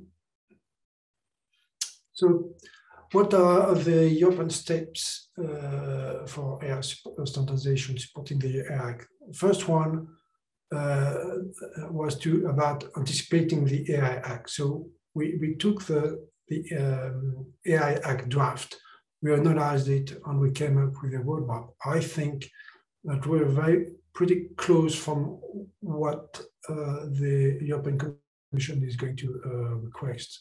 So that step is checked, if I may say. Now we're waiting for the request for standardization by the European Commission. As you've heard many times today, it's a matter of days, if I understand, maybe weeks, but it's coming. Yeah. Then we will joint with ETSI. I mean, it's going to be a Senelec and ETSI response. Whether we accept this request and how we will proceed to fulfill this. And then step 4, between the approval of this request on the end of 2024, when we have a little bit more than 2 years to adapt ISO AC standards or to develop homegrown standards. Okay. Next view. So let's get back to homegrown standards. Well, even though this is something that we strongly consider, we intend to use as much as possible ISO AC standards as long as they fit requirements on European specificities. And this is key. I mean, we heard the European Commission standardization strategy. We heard that Europe should be a global standard setter, not just a standard taker. So if there are clear needs that can be fulfilled by ISO AC standards, we will take the lead. Okay. So what are the European specificities and requirements? First of all, we have European values and principles. That's clear. Well, we have the AI Act, which is going to be, of course, European specific, but it comes with a timeline. And if there is something within ISO AC that is being developed that may not arrive in time, we will probably do something. Still, though, we would encourage ISO AC to deliver in time if it is feasible. And now there is also this strong horizontal approach, which is very key for Europe. So we have to make sure that the proper stakeholders are involved. And we have further requirements that we've mentioned a couple of times since this morning. We have to be innovation friendly. So I've heard the term actionable standards, make it simple for innovation. Yeah, this is something that we have to have in mind when developing, adopting, or adapting standards. Plus, one thing that is important, we need to have a global coherency. I mean, it's not just about a collection of standards. They have to be coherent between them, especially for terminology. Next slide. Yes, next slide, please. Okay, thanks. So what is the roadmap that we have so far? First thing, terminology. It has been mentioned many times. If we don't share the same language, we won't understand each other. If we don't understand each other, there won't be any trustworthy AI or anything. So this is key. We intend to adopt two ISO IEC standards. You have the number here. One is on terminology of AI, the second one on terminology of machine learning. Those are keys. Those ISO IEC standards are going to be published within a couple of months. So we will start adopting them in a couple of months. This is key for everybody. Then now we have things on the AI management system, on AI risk management. So here again, we intend to adopt two standards on AI management system and risk management. Still, we found that there might be missing some standards operationalizing those management system and risk management standards. So we have launched a preliminary work on building an AI risk catalog that could support everybody in identifying what they should be looking for in terms of risk. Third point, AI trustworthiness characteristics. Well, we're seeing everywhere numerous initiatives, many standards under development or even developed on trustworthiness characteristics, but we're seeing a lot of gaps, partial coverage of what we perceive are going to be European requirements, plus that time development concerns. So in order to overcome that, we launched a preliminary work on, I would say, a kind of overarching unified approach with all the trustworthiness characteristics that could support the AI Act. On AI conformity assessment, we launched the analysis. It's a little bit premature to say exactly what we should be doing, but well, there are a couple of concerns on the competencies of notified bodies, but probably other issues as well. Regarding data and data governance, we just started our work, so we will see in a few weeks where we are. Next view. Well, I think I'm done with the JTIS 21 road mapping. Thank you, Patrick. Thank you so much. And before we end this session, we can conclude that we do have a lot to do. As you said, Salvatore, we have a lot of standards to adopt, adapt, or develop from scratch. And now Kim Skov-Hilding will tell us about the partners, liaisons, organizations that we expect or already do cooperate with, and also how to join if you would feel like it. Over to you, Kim. Thank you, Pauline. This will be a very brief overview and really just to recap all the interesting presentations that we already heard here. I think the most important part to stress here is actually the invitation that Sebastian made here for all of you participating. Please, if you find this interesting or some of the topic interesting or in general, please reach out to your national standardization body. They will be available to help you join our work here as a CNECT Technical Committee for Artificial Intelligence. For the moment, as Sebastian also mentioned, we are around 100 active experts. At the last plenary meeting, we were 104 registered experts and from around 20 countries at the moment. But this number, of course, is rapidly growing. We started the committee last year in June, so we're quite new standardization committee compared with other technical committees.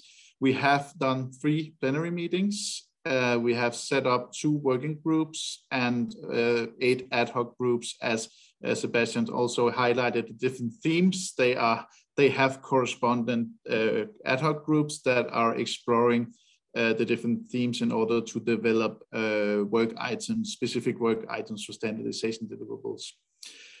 So, and also I think it's important to mention that we have the first work item identified regarding conformity assessment that is out for balloting now. So hopefully when the balloting is over, it's possible for us to start up this work for the first standardization deliverable coming out of this technical committee. And finally, I also have to say, if you are not familiar with your national standardization body, you can go to the CNECT website, and here you will find guidance to who is the national standardization organization, your national body, who can help you join this work. So in order to ensure exchange of practice, best practices, coordination, and optimal use of experts, which is limited resources, especially within this area. We are doing, of course, this European standardization work in close cooperation with other standardization organizations, as illustrated on the left side. This has already been mentioned in different ways during the presentations, but this is a recap on just highlighting that for example, ETSI, the European Telecommunication Standards Institute, is one of our key liaisons regarding the European standardization, given that they are also a European standardization body. But also ISO-IC, which are also doing joint work regarding artificial intelligence in their subcommittee 42.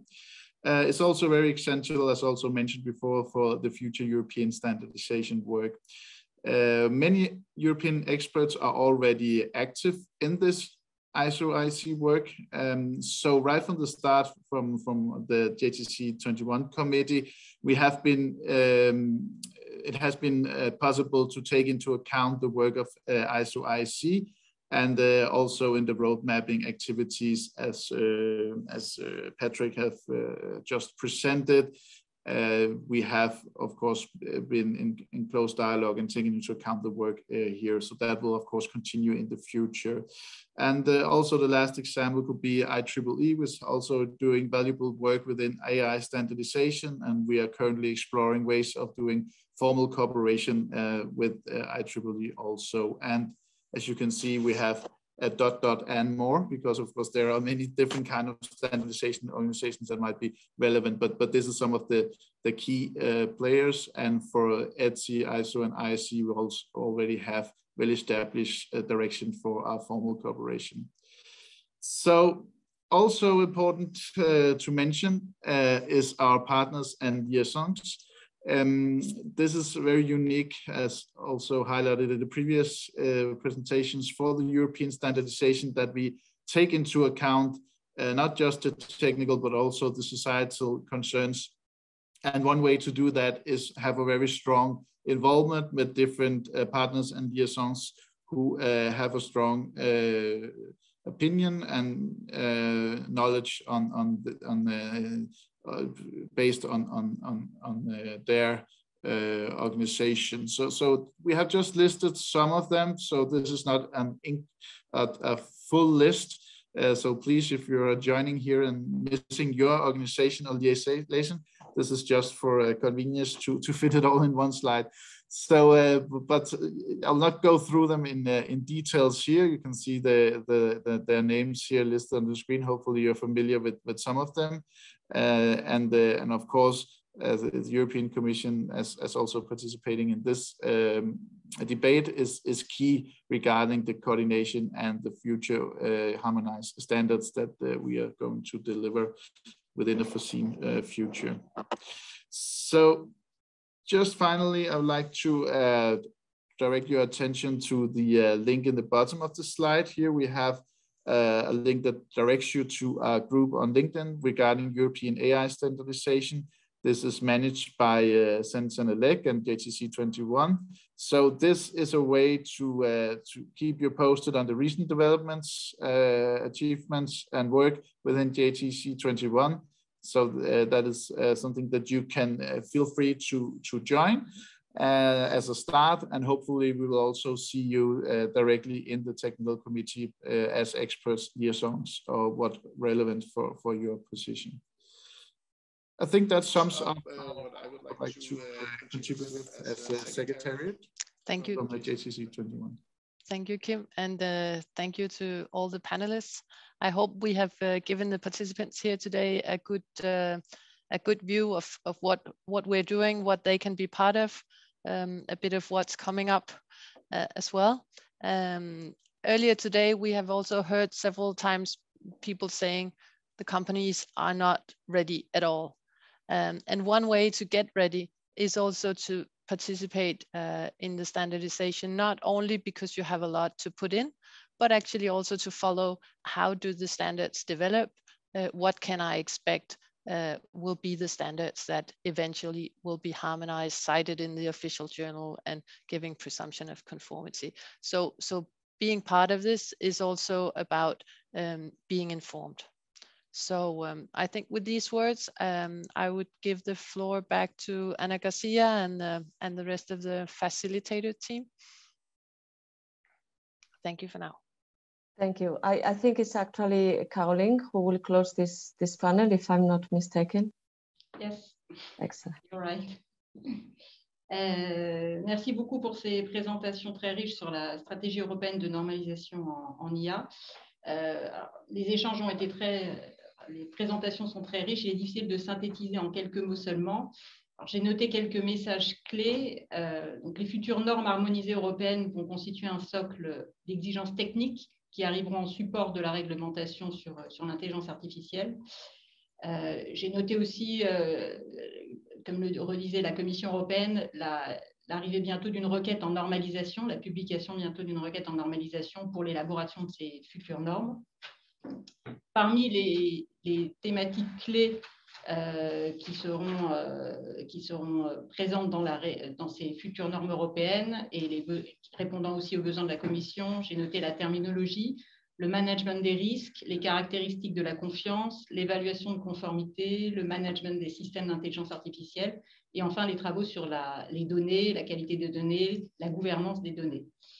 Donc je pense que c'est très important, Pauline et Kim l'ont rappelé, dans la gouvernance du système, de rappeler la place clé des organismes de normalisation qui sont en charge au niveau des pays d'animer les communautés d'experts qui contribuent aux normes ISO et SN. Donc si vous voulez contribuer à ces futures normes harmonisées, il faut vous rapprocher des organismes de normalisation nationaux qui contribueront donc collectivement à ces normes.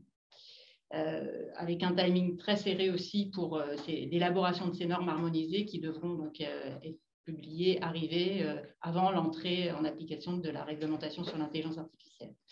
Voilà, merci beaucoup pour ces échanges très riches. Nous allons maintenant faire une pause de quelques minutes.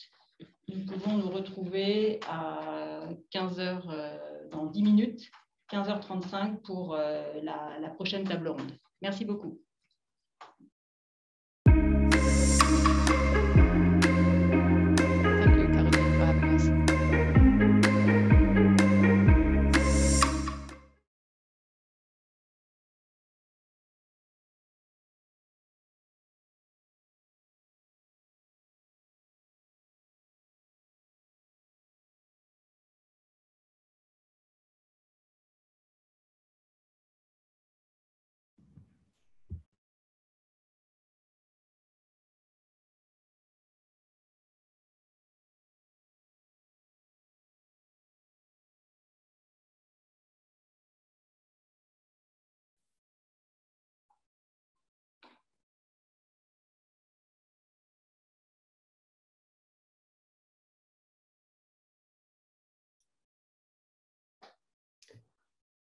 Agnès from Zoom here. During the break, we'll take the opportunity to run through a quick sound and video check with the next speakers. That would be great. And maybe we're changing to 3:35 because we must give some people, including me, a little break. Yeah, but I think that was the message of Caroline that we start at 35. So, yeah. But I can't take over the presentation because anyway, it's maybe easier when I present later. Yeah, but Thomas, you know, I introduced you, right? Yeah, I have it. But I have the slide deck for the afternoon, so I can do it. Sure. Can you hear me?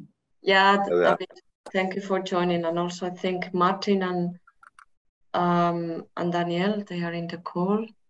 Welcome, Martin. And Andreas. True. Hello, Andreas. Hi. Is it normal that I don't see anyone? It's normal. No. Maybe you have. You need to put the, you know, the gallery. So the gallery. Probably everything is minimized, and you need to click and to show. Where is the gallery here? On the top right of your screen, you have View. Click on that, and you can choose side-by-side gallery. And Anna, I can share the slides because then I can tick forward. I've just discussed this. Sure. I mean, I'm not managing the slides. The colleagues from AFNOR doing that. So as soon as we start, you can share your screen, and I will just maybe allow for, you know, it's a very short introduction, and then I give you the floor. And okay, good. Anna and Thomas, you can hear me also, right? Yes. Good. I will have I don't know when you plan to end, if we start 10 minutes late, but I have a pretty sharp deadline. No, we are, that's the reason why we exchange via chat. We have a very dense day. So as I said, we finish on time. We finish. we will on time, and I've pre-warned also that we will do release this on time, because, you know, at least myself, it's yes, a lot of useful information which we have to digest. Yeah, thanks. Great. Thomas, is it okay if my answers are in French, since I was recommended to speak French? Is that okay? No problem. I'm not sure if at least I do not understand. If you can do it in English, would be, at least for me, better, because then I understood what you are saying and maybe can make an additional question on it. I can do it in English, but I thought that following the discussion with Pascal 2 days ago, she recommended to do it to speak French for French people.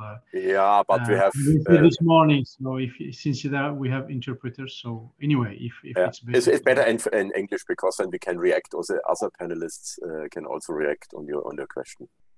And I'm not sure, at least for myself, I'm at least not so familiar with French language. You know, I thought that all people have a kind of headphones or something, just to get the translation. So it looks like it's not the case. So it's not the case. It's better in English. Better in English. So now we'll make a brief break, and then I'm coming back. Good afternoon, everyone. Just checking from my side if you can hear me and see me. Yeah, we can hear you well and see you well. Okay. I'll try somehow to manage the background, but I'm not sure if I will make it in. I think you're a little bit far away from the webcam to use the background. I can zoom myself in, but that's just the maximum I'm able to do. Okay, maybe you might, could you maybe close the curtain just to avoid the light coming through by the window? Yes.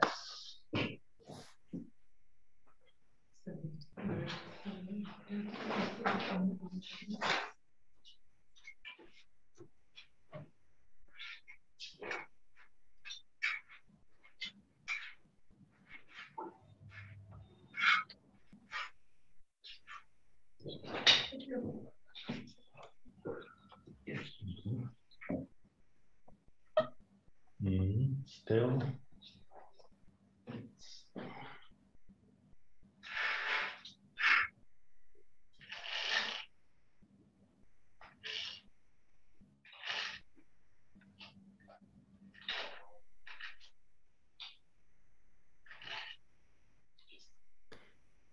In the meantime, could Andreas have a few words as well?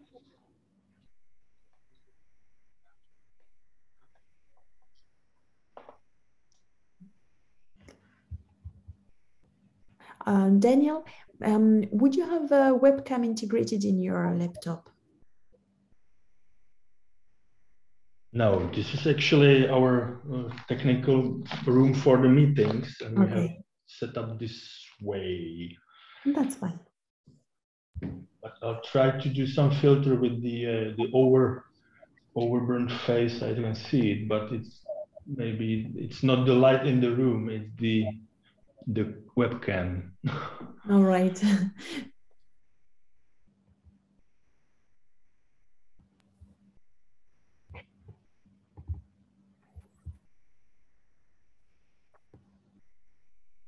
But I think the audience can hear us already.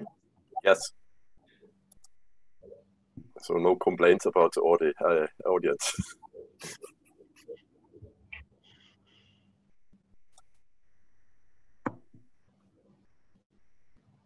Julien, could you say a few words just to check the quality of your line, please? Bonjour à tous. Est-ce que ça marche bien? Ça marche très bien, merci. Et la vidéo marche ou pas? Oui, on vous voit très bien. Vous pouvez vous reculer un petit peu. Ah, parce que moi, je ne me vois pas, en fait. Galerie, là, je vois. Ouais, c'est parfait. OK, merci. Merci.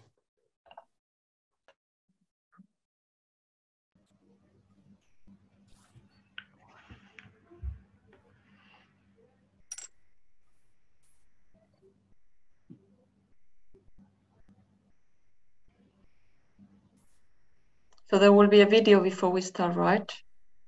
Yes, yes. Okay. And Anna, you can for sure stay inside the call because we are a little bit not so gender balanced, let's phrase it.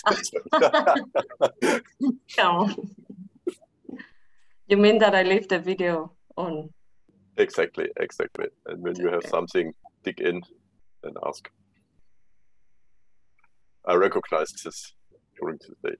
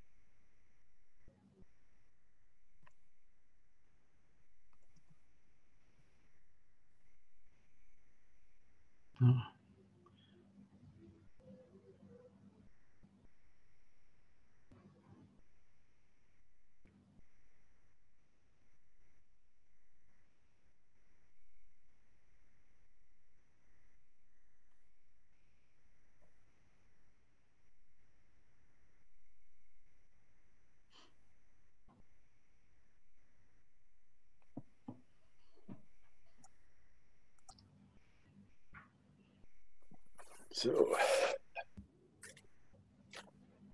this was really an intensive day. Very intense, but it's still very good content. Yeah.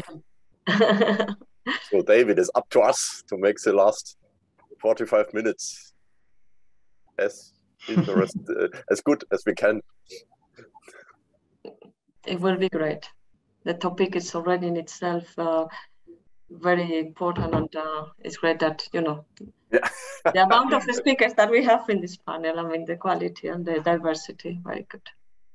Okay, and hello, Daniel, hello, Martin, and Andreas. Nice to meet you. I've just to scroll a little bit the bar to see you. It's a little bit missing.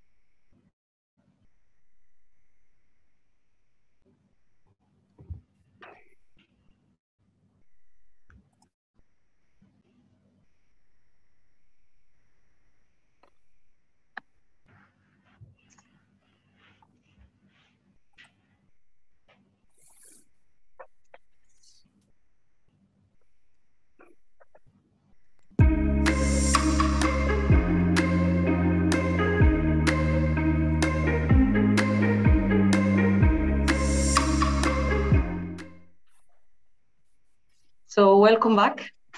And I hope you could have a small break. So we are here in the last part of this event, but not less interesting. And I have the pleasure to actually welcome the panelists of our last panel, the roundtable on boosting innovation and cooperation in Europe for trustworthy AI. So we had this morning, or just before the break, the possibility to talk about conformity assessment and certification, also about AI standardization strategy. Now we focus on innovation and cooperation, although cooperation has been discussed all along the day. So we talk about cooperation cross borders, cooperation in between companies, different stakeholders, and different sectors. So we know that now to succeed in this very challenging topic, we need to really build solid collaboration networks. And for this reason, it's very good that we have today on board many different initiatives from Europe and also at national and regional level. I would like to welcome back again Mr. Thomas HAHN from Siemens, who is BDVA President, also Vice President of GaiaX and Vice President of ADRA. And I welcome all the panelists that will be introduced by Thomas in a moment. So Thomas, the floor is yours, and thank you for joining us. Also, many thanks to the colleagues here joining the panel. And also, you know, we extended a little bit the break because we have a very dense day during the day. Got a lot of useful information, like Anna said, and you know, we are the last part of my maybe most important panel. Let's phrase it in this way. And it's a pleasure to have you all with me or with us, so to say. Also, and you see here on the left side, we have David. He has done a great keynote speech in the morning about the manifesto. We have Martin from Sweden with us, from AI Sweden. We have Daniel from Czech Republic, and we have Andreas from Germany, Munich. And maybe I can tell you a secret. We are also together in some kind of regional AI initiative in Bavaria. There's also on other stages, let's say, a lot of topics. What I will do today is we have, let's face it, 3 rounds, not to extend the panel, or really to be in time ending the panel, because a lot of us have other appointments, maybe. It was also a long day. I will make 3 rounds, and first round is really to give you the opportunity a little bit to speak about your initiative, your country where you're involved inside. Then second part will be a little bit, because it's the topic of the panel is, I make it brief, boost innovation and boost collaboration. So the second part, the second round, will be a little bit more in the details. For example, we have beforehand in the panel regarding standardization, also how we can achieve an AI maturity, we can help the companies, the institutes, or the stakeholders to boost innovation. There was on the topic AI maturity, for example. And the last round, I hope we can maybe a little bit interactive discussion between us, because it makes a little bit more lively. Okay, so maybe I start with Daniel and give you maybe 2-3 minutes about your initiatives in your country, but very short. We will go later in this topic. And you know, also as BDVA, I'm happy that we have in end of the year the European Big Data Value Forum in Prague, which of course given us also a good link where we can build on it. But Daniel, it's your stage, what to say. Okay, thank you for the word. Good afternoon, ladies and gentlemen, distinguished guests. We are really happy that we can join today's event. I come from the Czech Republic, from the Ministry of Industry and Trade, which is responsible for several agendas concerning artificial intelligence.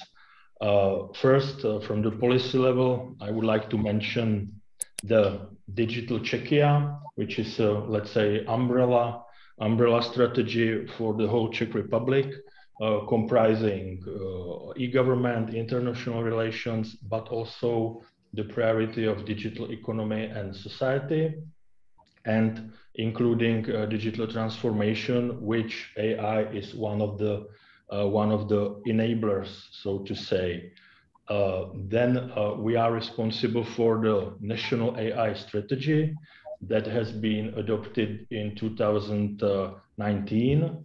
Our ministry is overseeing the coordination and implementation of several stakeholders from academia, from innovation companies, from other parts of government. It's quite a success to have the common understanding that the AI is one of the cross-cutting technologies and cross-cutting priorities that can be applied in several other sectors. Generally speaking, Czech Republic has a strong value chain in AI, be it from the research to the development, innovation, and deployment of AI systems. If I can pick up some sectors, we are strong in cybersecurity, using AI, also the machinery, robotics, and the whole Industry 4.0 concept, but also image recognition, and we are strong in natural language processing and all the related applications. So this is just a brief overview what's going on in the Czech Republic. Thank you. Thanks. And as I said, we can deep dive in the second round a little bit into different programs, collaboration topics, and initiatives. Maybe David, next is you regarding Yes. Confiance.AI. Yeah, thank you, Thomas, for the introduction, and good afternoon, everybody. I don't know, do you see me? I'm not sure that my video is still functioning. You are frozen. We see your I'm picture, frozen. but it's an old picture, I expect. Also not an old one, but Okay, so, some minutes ago. Now it's better, now it's better, you are coming. Now it's better. Okay, so there was a kind of dysfunctioning, so there is no AI in this system. So, okay, yeah, thank you for the opportunity to introduce the initiative Confiance.AI. Well, this is this initiative. I'm pleased and honored to chair the XCOM of it. Is the major program of the great national challenge on AI, which has 3 pillars actually, and one of these pillars is Confiance.AI. This program gathers certain number of industrial players in France. The major part of them are members also of the Manifesto on AI for industry I presented this morning. This program is completely dedicated to speed up the insertion of artificial intelligence technologies into operational solutions, especially for critical systems. And what we are talking about here is really trustworthy AI, how to provide a trust environment in order to, as I said, accelerate the insertion of AI technologies into real applications. I will dig in a little bit probably during the second round. Perfect. Many thanks. Maybe go from France to Sweden. Martin. Yeah, thank you. I'm Martin. I lead together with one other co-director AI Sweden, which is the National Center for Applied AI in Sweden. We have the mission to accelerate the use of AI across sectors, but primarily public and private sectors. So we're really dedicated to have AI applied. That's what we're here for. That's what we strive for. We build everything in collaboration. To date, we have a partnership of about 100 partners with a very good mix of public and private sector and academia research institutes. Private sector is also ranging from the very small startups to the global tech companies. So that's the basis for what we do. Facilitate collaboration to actually make good use of AI. I think I stop there, Thomas, and we can continue later.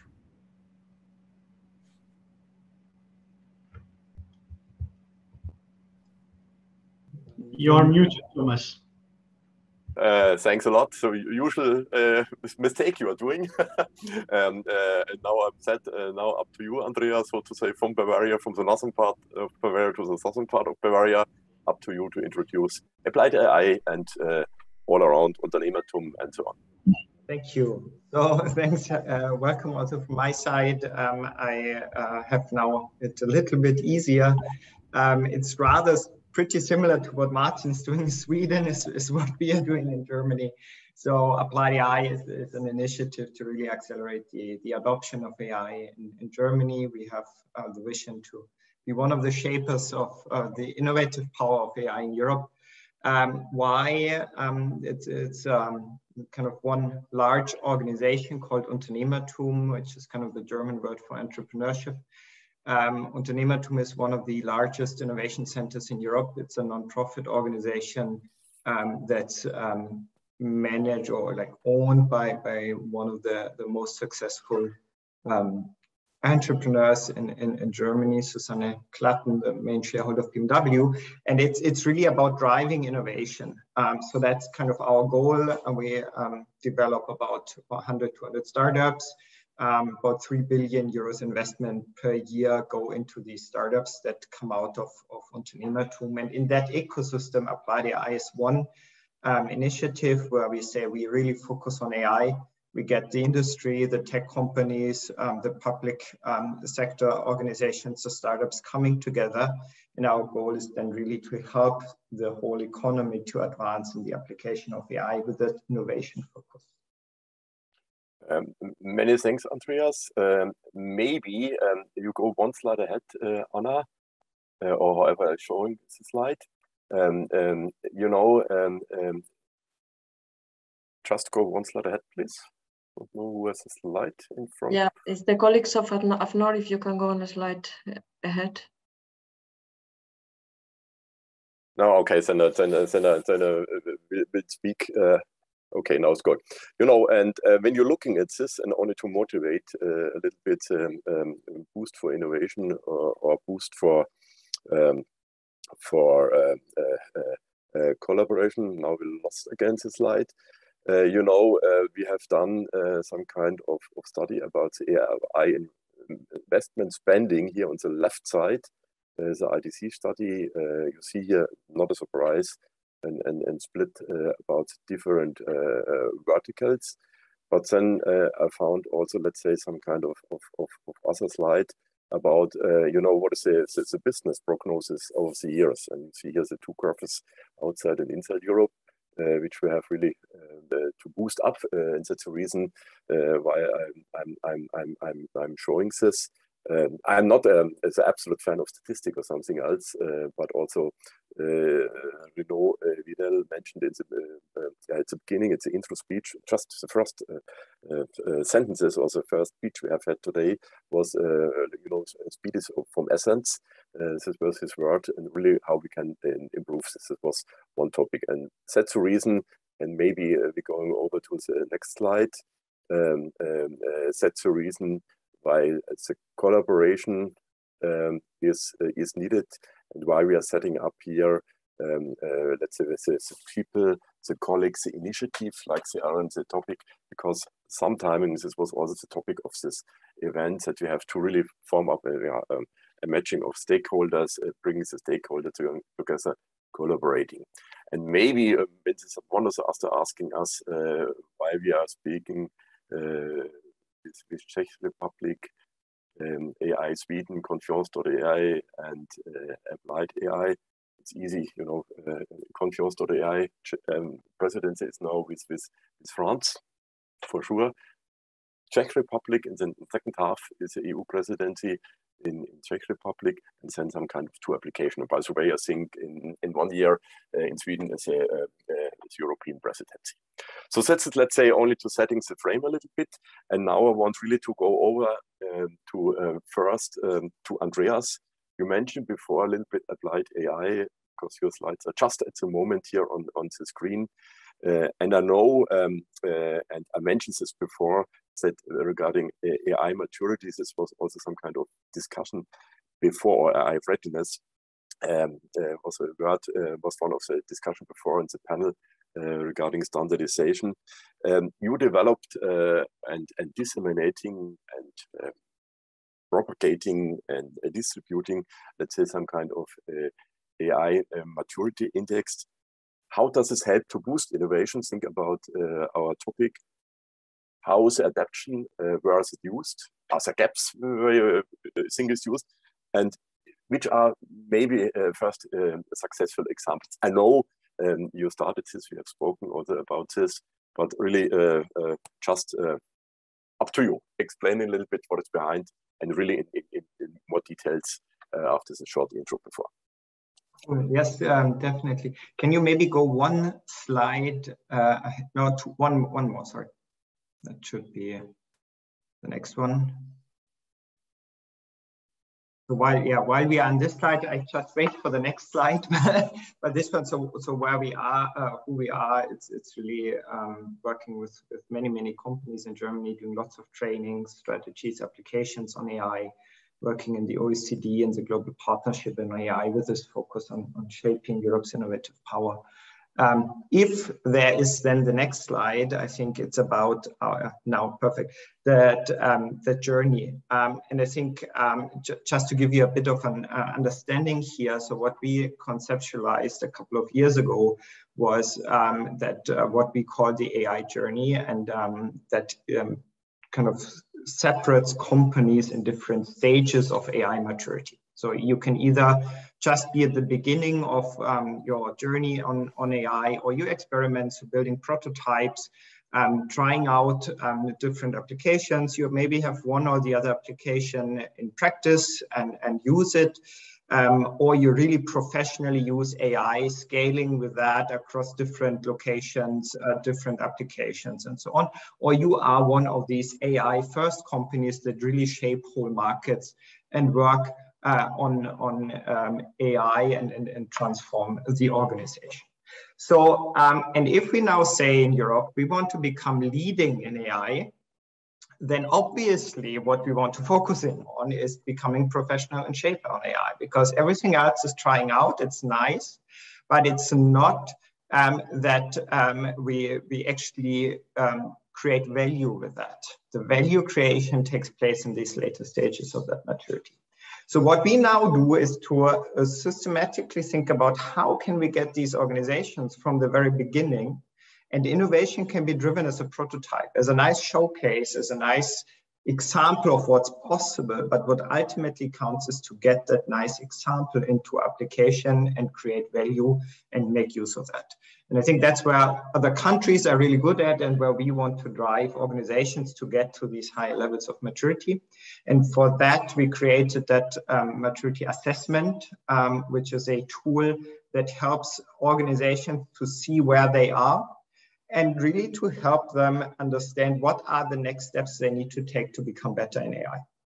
And the idea behind is that we all, and that's how we set it up as this non-profit organization, that we learn from each other.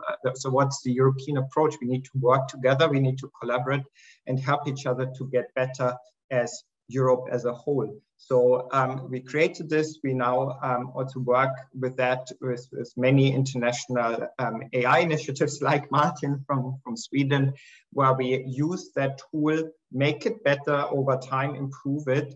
On the one hand, with markers or like questions to ask to understand where you are, but then also best practices of how to get from where you are to the next stages of maturity. And that's where we see where that innovation focus comes in, because innovation only counts if it's a new dedicated solution, but innovation, and the definition of innovation is also the application part of it. And it only counts if you really use and make use of something that you invent and create value out of that. And that's kind of what our approach is and how we want to kind of bring really Europe's industry and organizations to that professional and shared levels in AI. Perfect. Many thanks for this overview. Are there first success stories? I know you started to roll out also some weeks or months ago. Have you got some feedback about this? So we use that tool as a logic since a couple of years, and we systematically go through that kind of agenda with our partners that are the very large companies like you come from Siemens, like Siemens could be also very small companies, and help them to really systematically see where they are and how to get better. So that is being used since a couple of years. Now, what we did is to publish that as a free tool that can be used online, and we now do it as localized version for each country.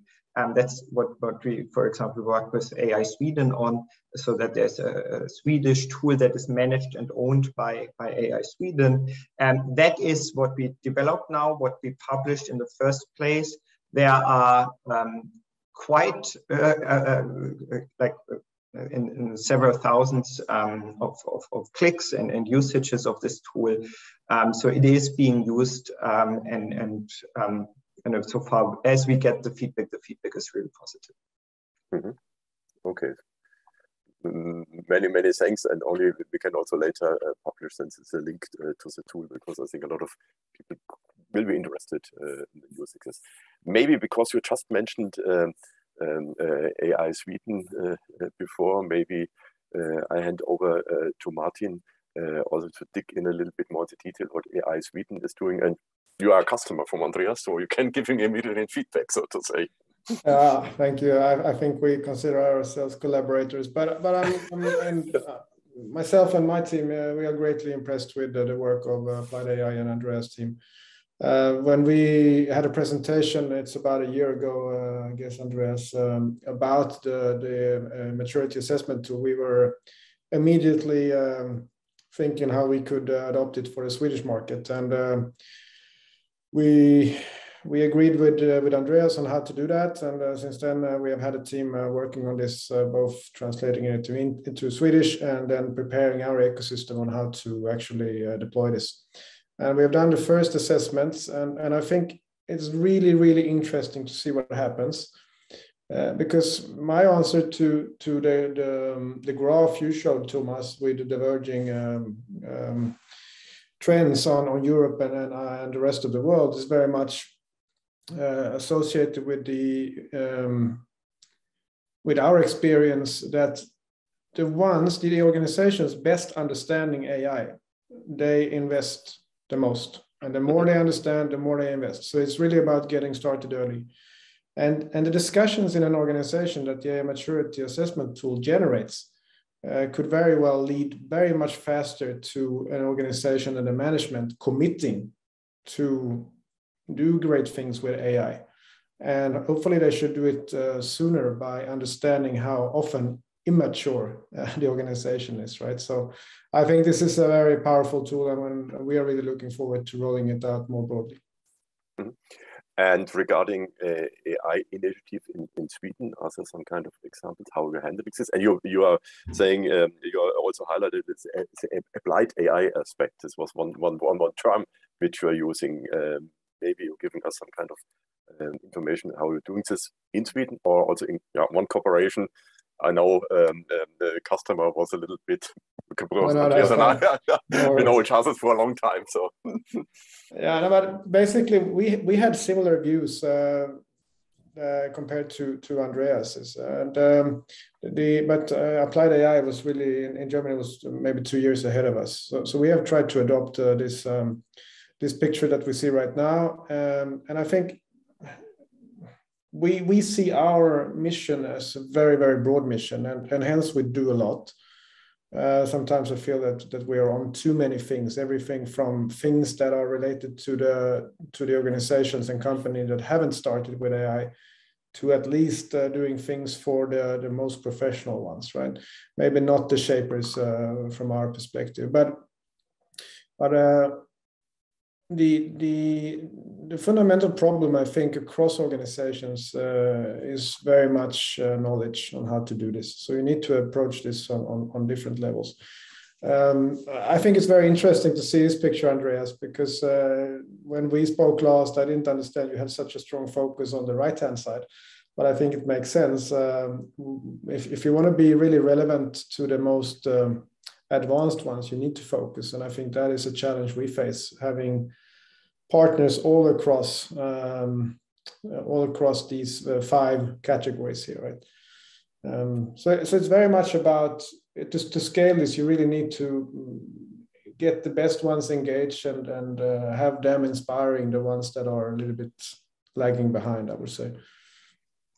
Maybe just to complement Martin, I think you can get from not started to practitioner, right? And there need to be programs in place and so on. I think for us as Europe, there is lots of development work also needed to becoming that professional and shaper. And in the last sessions, when we talk about standards, about trustworthy AI, it gives you, it actually, in the first place, it creates another border to getting from practitioner to professional, because when you need these trustworthy AI topic is really when you're becoming professional. And so there's lots of work for us in Europe to be done to help organizations to get there. So our focus, meaning not being, we are only helping companies in that category, but until then we can help them. But there's lots of things, and I think we can do great things together as European partners to help organizations to develop approaches to become professional. Perfect. So, many thanks for this insights and also this cross discussions, I think, because it gives us the impression what we have to do. And maybe Daniel, to you, it was a very short introduction about the initiatives as requested for me, but maybe you can give us a little bit a deep dive, and maybe also give a look ahead. You know, second half of the year, there's a EU presidency. Maybe you can give us some thoughts about what's with data, AI, standardization, trustworthy, maybe as some focus points. Okay, maybe I can really pick up on this methodology of the AI maturity. It's quite a good approach.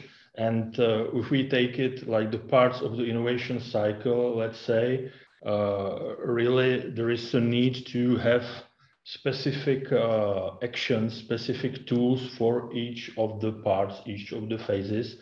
So we have a lot of organizations that work with the startups, with the AI startups. So all the networks of technology centers, business incubators, test beds that can provide expertise, be it at the level of, let's say, awareness rising among the owners of the companies, because it has to have some really enlightened member of the board who is really committed to AI if they want to somehow implement the solution of some AI system. So we are working with the startup segment. We have a national agency called Czech Invest. They are dealing with several sectors and startups. Then when we move on to the more mature companies, some of them still struggle with the digital transformation, now boosted by the COVID issue. And here we can see the real need for the assistance and for providing expertise. And partly we are looking forward to the new EU digital program. There has to be established the new network of so-called European digital innovation hubs. Some of them will be focused on AI.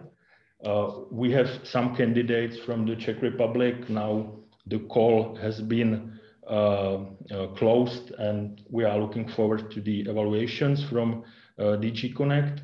Another network that should be established throughout the EU is the network of testing and experimentation facilities in AI. That is more advanced exercise.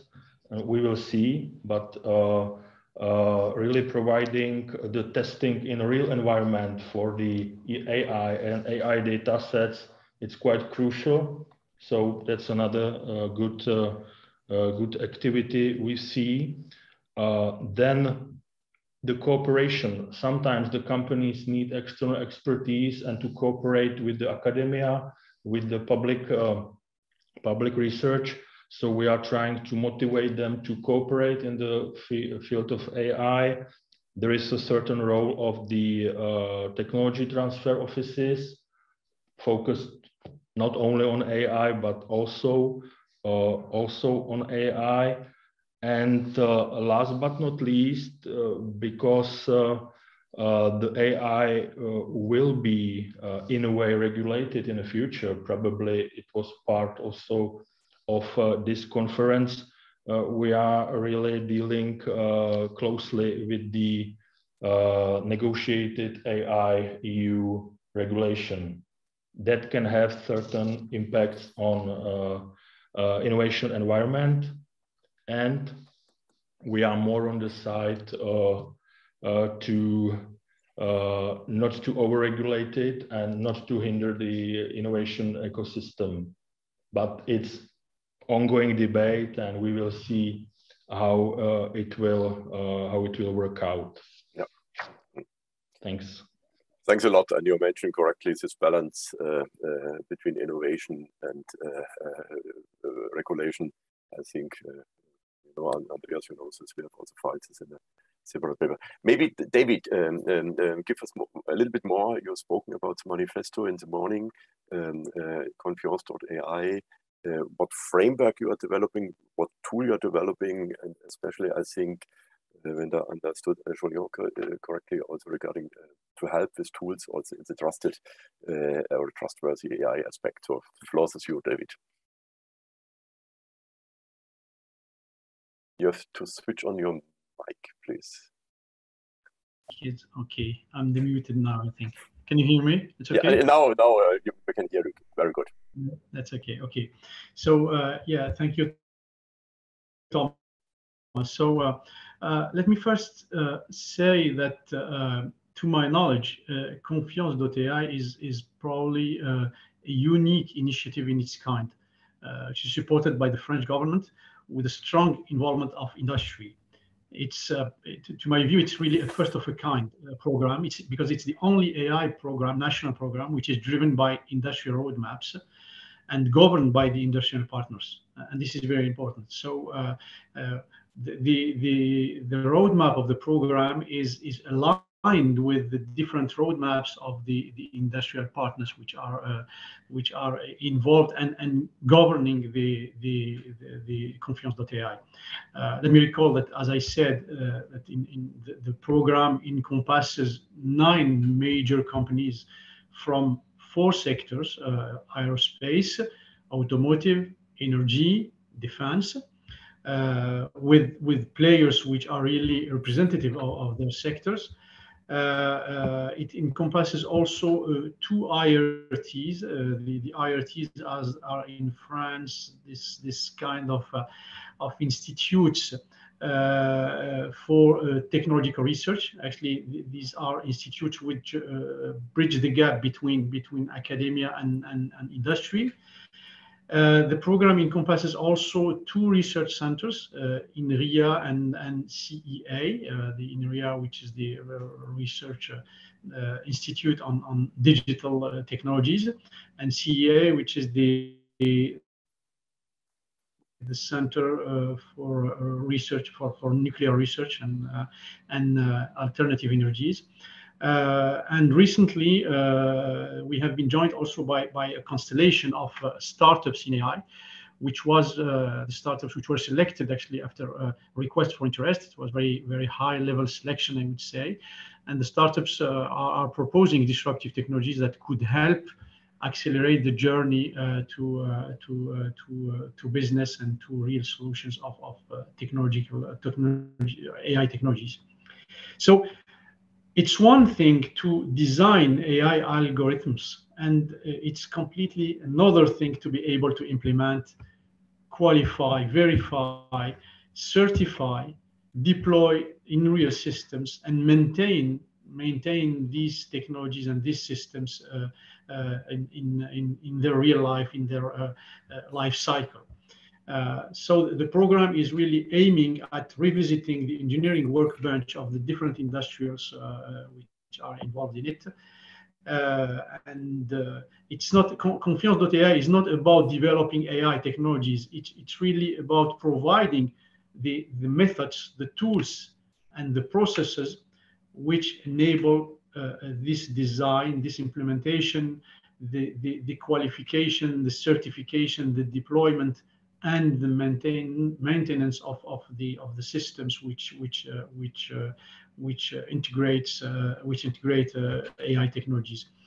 And another probably aspect of the program which is worth mentioning here is that the technology transfer to the industrial partners is done very smoothly and in a seamless way, since the industrial partners have people working in the program, working in daily working in the program and leading the projects of the program. So the technology transfer is something which is not I mean it's not an issue per se. It's something to be considered, of course, but the involvement of the industrials through their researchers and engineers in the program facilitate the process of technology transfer.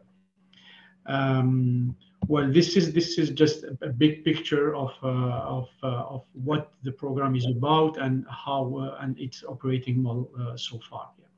Yeah. Perfect, David. It's only to give a short snapshot. And anyway, I promise not to be late in the panel, but maybe also coming back to your words, and also Daniel mentioned this before. He mentioned also, let's say, Industry 4.0 and what I'm also in the initiative with Alliance Industrie du Futur.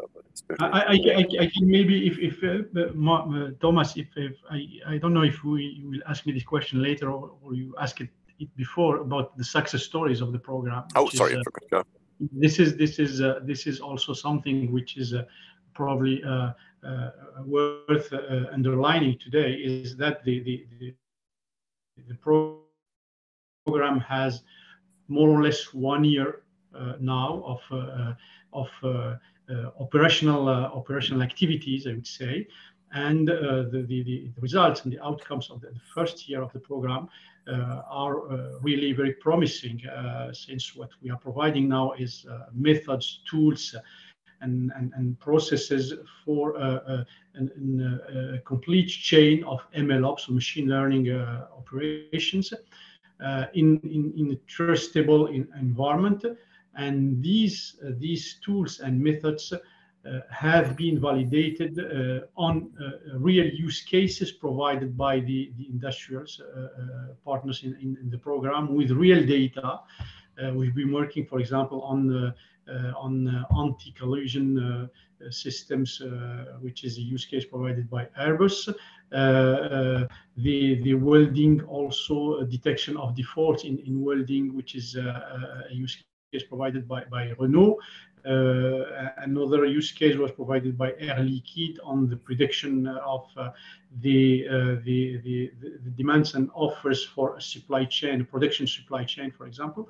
So it's very important actually to really have in mind that we have started to really deliver building blocks within this trustworthy environment, and these building blocks have been have started to be transferred to the industrials in their engineering workbench, and to be tested in real environments to validate the tools which have been provided. And among the tools, we have also all the chain for data visualization, for example, labeling, monitoring, also for explainability, robustness, and even a process for assurance case, for example, to validate safety properties. And maybe the second, I would say, success story of the program is probably the fact that the industrial partners of the program are now really working in real collective approach. They are walking in the same direction, and this is probably a success which is as important as the tools themselves which have been delivered.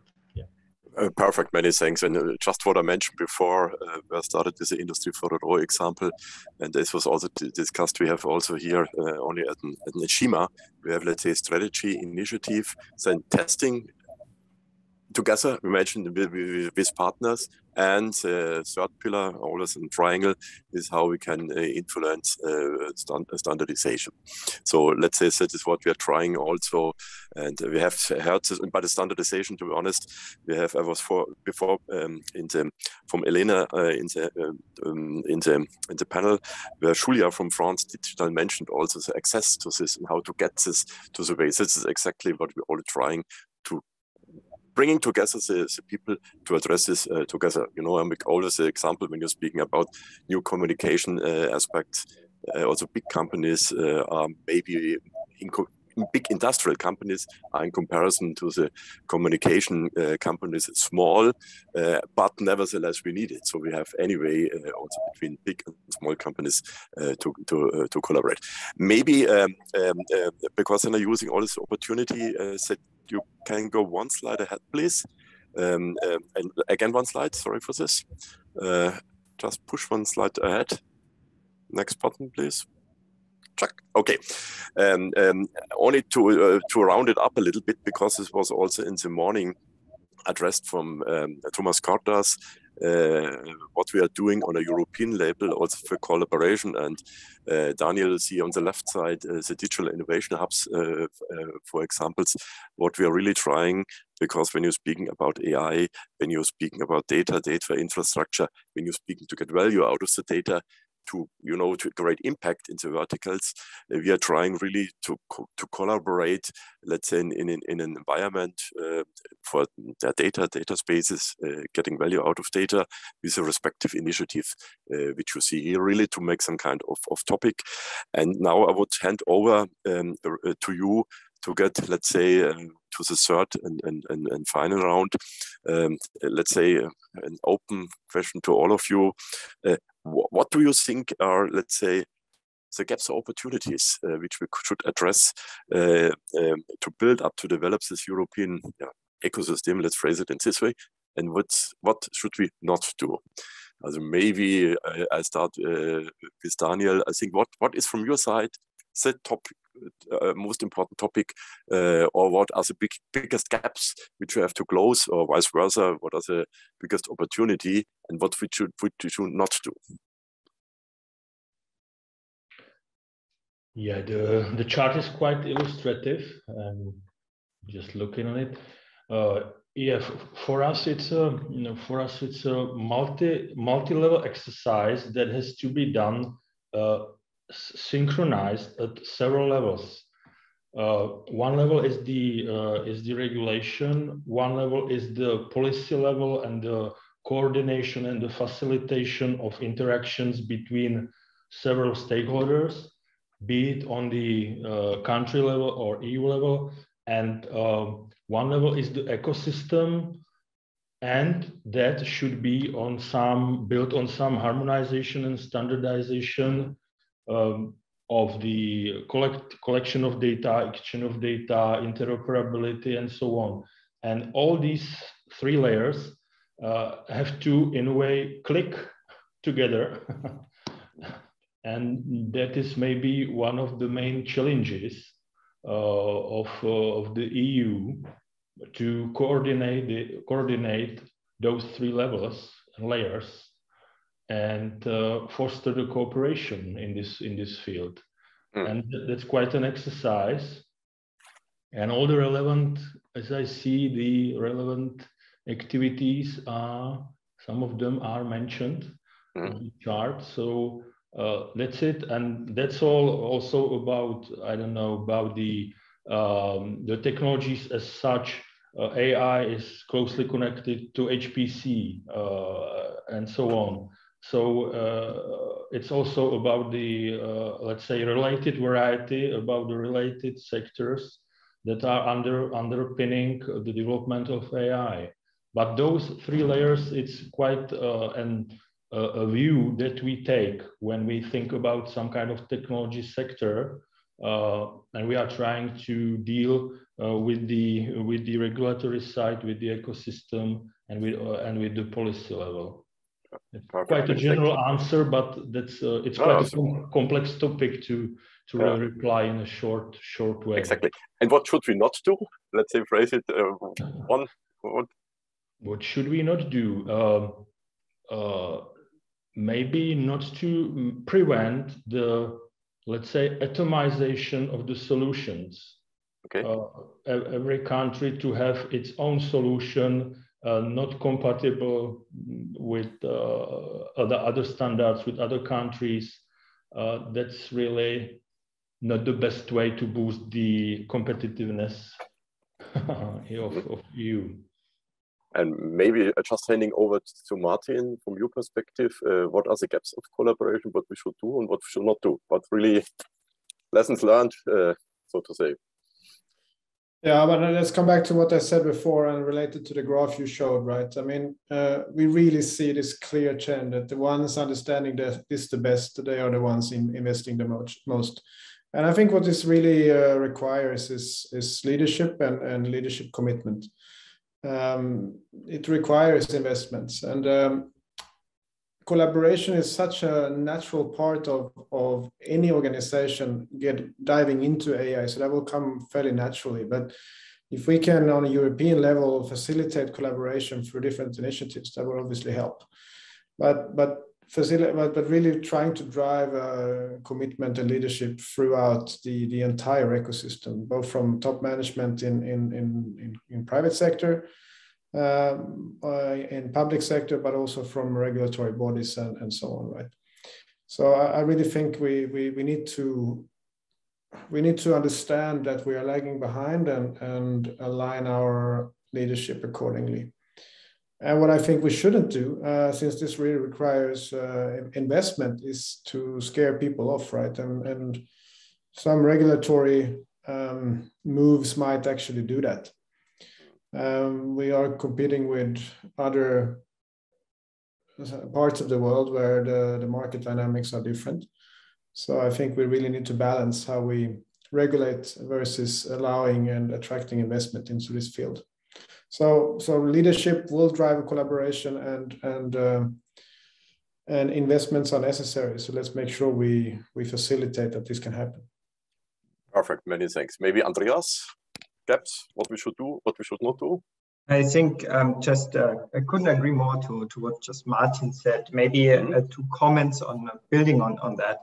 So Martin mentioned the topic of leadership, and I think we need to be aware that leading means to go past that no one else did, and that means risk taking.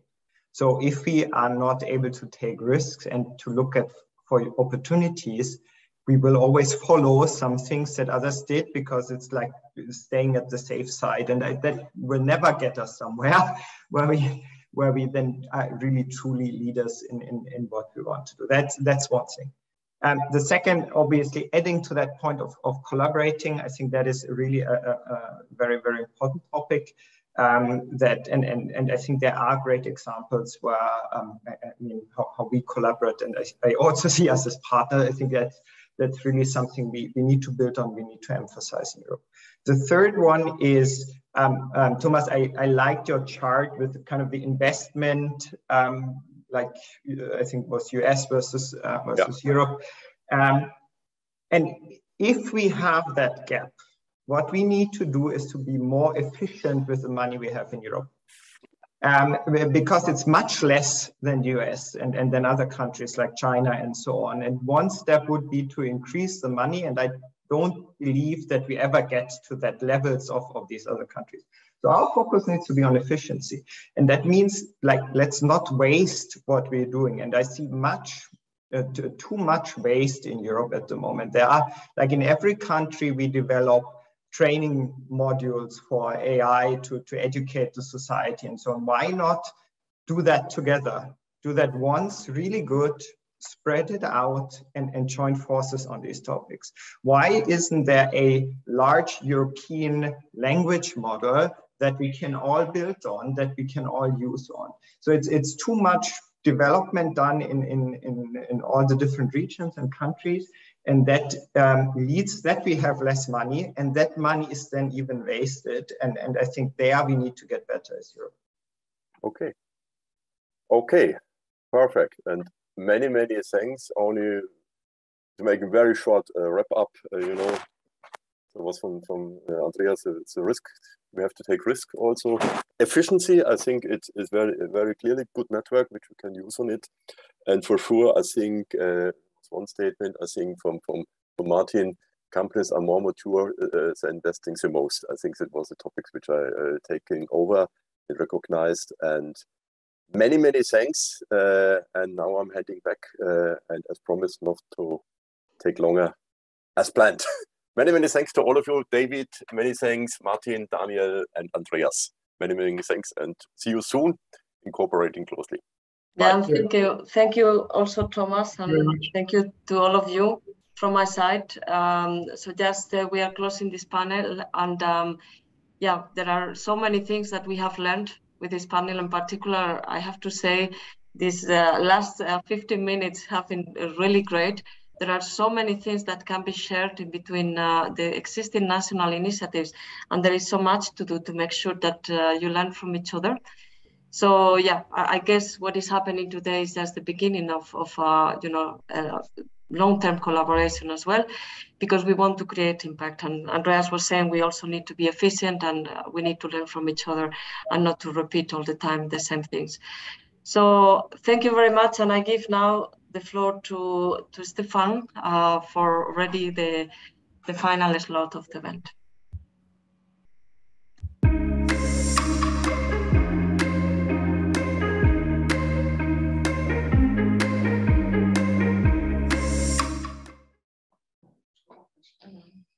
Merci Anna. Donc effectivement, nous arrivons à la fin de cette conférence et j'ai l'honneur de recevoir donc Julien Caroni, SGPI, donc secrétaire général pour l'investissement, qui au nom du gouvernement tient haut la main le projet Grand Défi IA, pour lequel donc on partage une part de la collaboration avec AFNOR. Donc c'est un sujet qui nous anime tous les deux.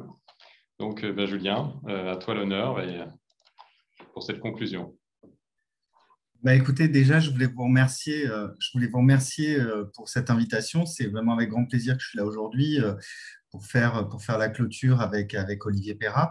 Je voulais remercier tous les intervenants aussi. Je trouve que les discussions ont été vraiment très riches, très denses. Donc, ça sera difficile en clôture de pouvoir revenir sur tous les éléments qui ont été mentionnés. Ce que je voudrais signifier, c'est que déjà, on est quand même confronté avec l'intelligence artificielle à trois principaux défis. Un défi sociétal. On a besoin de démontrer la confiance, notamment pour l'utilisation par les citoyens, par les utilisateurs de systèmes à base d'intelligence artificielle. Et c'est un élément fondamental, notamment pour l'acceptabilité sociale de ces systèmes. On a aussi, et je pense qu'on l'a beaucoup abordé, notamment au travers de différentes interventions, on est quand même face à un défi dans le domaine des standards et des normes. Finalement, on comprend bien que cet accompagnement en fait de l'AI Act va s'accompagner d'un chantier dans le domaine des normes et des standards qui est quand même fondamental, qui va être très structurant pour l'écosystème européen. et même plus largement, puisqu'on voit bien qu'il y a une internationalisation aussi de la vision de l'Europe et des valeurs de l'Europe au travers de cette politique. Et puis finalement, un défi d'innovation, un défi industriel, je pense que ça a été bien rappelé aussi dans la dernière table ronde. Il y a besoin d'avoir les acteurs industriels, les acteurs de l'innovation, les acteurs de la recherche qui travaillent ensemble de manière à pouvoir trouver des solutions, puisqu'on est quand même sur une timeline qui est quand même assez agressive, dans le sens où il va falloir arriver à délivrer des solutions rapidement pour être finalement dans les temps, de manière à fournir des solutions aux acteurs industriels. Pourquoi, en fait, finalement, la confiance est un élément si important? C'est quelque part, en fait, finalement, l'industrialisation de l'IA. Aujourd'hui, à peu près 10% des preuves de concept passent à l'échelle. Hein, donc, ça veut dire qu'il y a un vrai enjeu d'industrialisation de l'IA dans beaucoup de secteurs. L'industrialisation de l'IA passe essentiellement par la confiance. C'est-à-dire qu'on a à démontrer finalement des spécifications, des exigences et prouver qu'on les tient au final sur ces systèmes. Et on voit bien que à la fois c'est une vision politique et à la fois c'est une véritable opportunité de marché. On a fait une étude notamment sur le marché de l'IA de confiance et on est à peu près calculé sur 9 ou 10 secteurs industriels, donc pas tous les secteurs industriels, mais on est à peu près à 50 milliards de marchés worldwide et finalement un besoin en termes d'applicatifs, c'est-à-dire un besoin en termes de confiance dans les applicatifs qui oscille entre 40 et 60% suivant les secteurs, automotive, aéronautique, santé, finance, assurance, etc. Et donc on voit bien que c'est vraiment l'occasion et une véritable opportunité pour l'Europe de manière à pouvoir déjà adresser un marché conséquent, adresser un marché qui est à la fois structurant d'un point de vue sociétal pour nos valeurs et aussi finalement avoir un élan de compétitivité dans le domaine de l'intelligence au travers de l'IA de confiance. C'est pour ça qu'au niveau de l'État, notamment, on avait pris cette décision d'investir dans ce champ-là dès 2018, puisqu'on avait un premier volet sur l'IA de confiance que j'ai eu l'honneur de porter dans le cadre de la première stratégie nationale d'intelligence artificielle qui avait été annoncée en 2018, dans lequel un volet de l'IA de confiance était présent. Et puis finalement, il y a un deuxième volet sur l'IA de confiance dans la stratégie d'accélération qui a été la deuxième sur l'intelligence artificielle, donc qui prend le relais et qui a été annoncé fin 2021 par les autorités françaises, qui contient également un volet sur l'IA de confiance. Donc, de manière à pouvoir finalement se doter de financement pour accompagner cette dynamique et pour préparer l'écosystème au futur AI Act et à la réglementation. Et je pense que tout l'enjeu maintenant, c'est comment. Et on le voit bien aujourd'hui, ça passe par un triptyque fort entre standardisation, normalisation, les écosystèmes industriels et finalement la fourniture de solutions qui vont permettre soit du test, notamment au travers de testing facilities qui ont été cités, soit finalement au travers de solutions qui vont permettre aux acteurs industriels de d'évaluer les risques et de concevoir finalement leur système en prouvant qu'ils tiennent en compte ces risques. Et préalablement aux tests qui vont être faits au travers des Testing and Experimentation Facilities ou d'autres structures de tests qui sont déjà en place. Et tout ça encadré forcément par tout un ensemble de sets normatifs et de sets de standards. C'est pour ça, je pense que vraiment, nous, c'était un petit peu les priorités qu'on s'était données au niveau du grand défi, c'était travailler sur les outils et les méthodes qui vont nous permettre de pouvoir concevoir de l'IA de confiance ou des systèmes à base d'IA de confiance. Et ça, c'est un élément qui est fondamental, d'autant plus qu'il est assez horizontal et donc très en phase avec la stratégie européenne d'horizontalité, notamment, qui a été portée dans le cadre de l'AI Act ou sur le sujet des standards. Je pense que le deuxième élément, c'est vraiment tout ce qui est conformity assessment. On a eu une table ronde sur le conformity assessment. Je pense que ça va être un élément déterminant, que ce soit de monter en compétences ou de nouvelles infrastructures, et puis finalement les standards. C'est ce qu'on a essayé de faire au travers de différentes initiatives, que ce soit une initiative sur les normes portées par l'AFNOR, donc, où on a eu la chance aujourd'hui de pouvoir avoir un premier élément de la feuille de route française qui a été publiée qui va être publiée sous peu en anglais sur la normalisation en IA, mais aussi au travers du programme Confiance.AI, qui est quand même un programme très structurant, et comme l'a rappelé David Sadek précédemment dans la table ronde, qui finalement s'appuie sur un écosystème acteur industriel qui est très soudé, très fort, et qui permet justement à la fois d'amener les business cases et finalement de contribuer au développement de solutions qui nous permettent de répondre aux enjeux relatifs à ces business cases. Donc, je pense que ça, c'est vraiment la dynamique qu'on a essayé de mettre en place. Puis toute la partie aussi conformity assessment où l'État a investi, notamment très en lien avec le Laboratoire national d'évaluation ADC. Donc, j'ai vu Guillaume était dans une table ronde. Et vraiment, cette stratégie intégrée qu'on a portée au niveau national. Et maintenant, tout l'enjeu, il est là. C'est-à-dire que on voit bien, toutes les discussions ont été très intéressantes, très denses aujourd'hui et ont montré finalement tout le travail qu'on avait à faire et qui était devant nous. Et je pense que on y arrivera si on arrive à travailler ensemble et notamment à nouer des partenariats forts entre différents États membres au niveau européen de manière à pouvoir mutualiser ces investissements, mutualiser certaines initiatives et finalement capitaliser sur des initiatives qui ont déjà été annoncées et qui ont déjà été lancés et essayer justement de développer des coopérations de plus en plus fortes qui nous permettent justement d'atteindre la taille critique et d'être compétitifs au niveau international face à des acteurs qui aujourd'hui investissent massivement dans le domaine de l'intelligence artificielle. Donc, on a déjà un certain nombre de coopérations. Par exemple, dans le sujet des normes et des standards, on travaille beaucoup avec les acteurs allemands du DIN et du DKE sur le sujet de la normalisation, essentiellement au travers du JTC 21.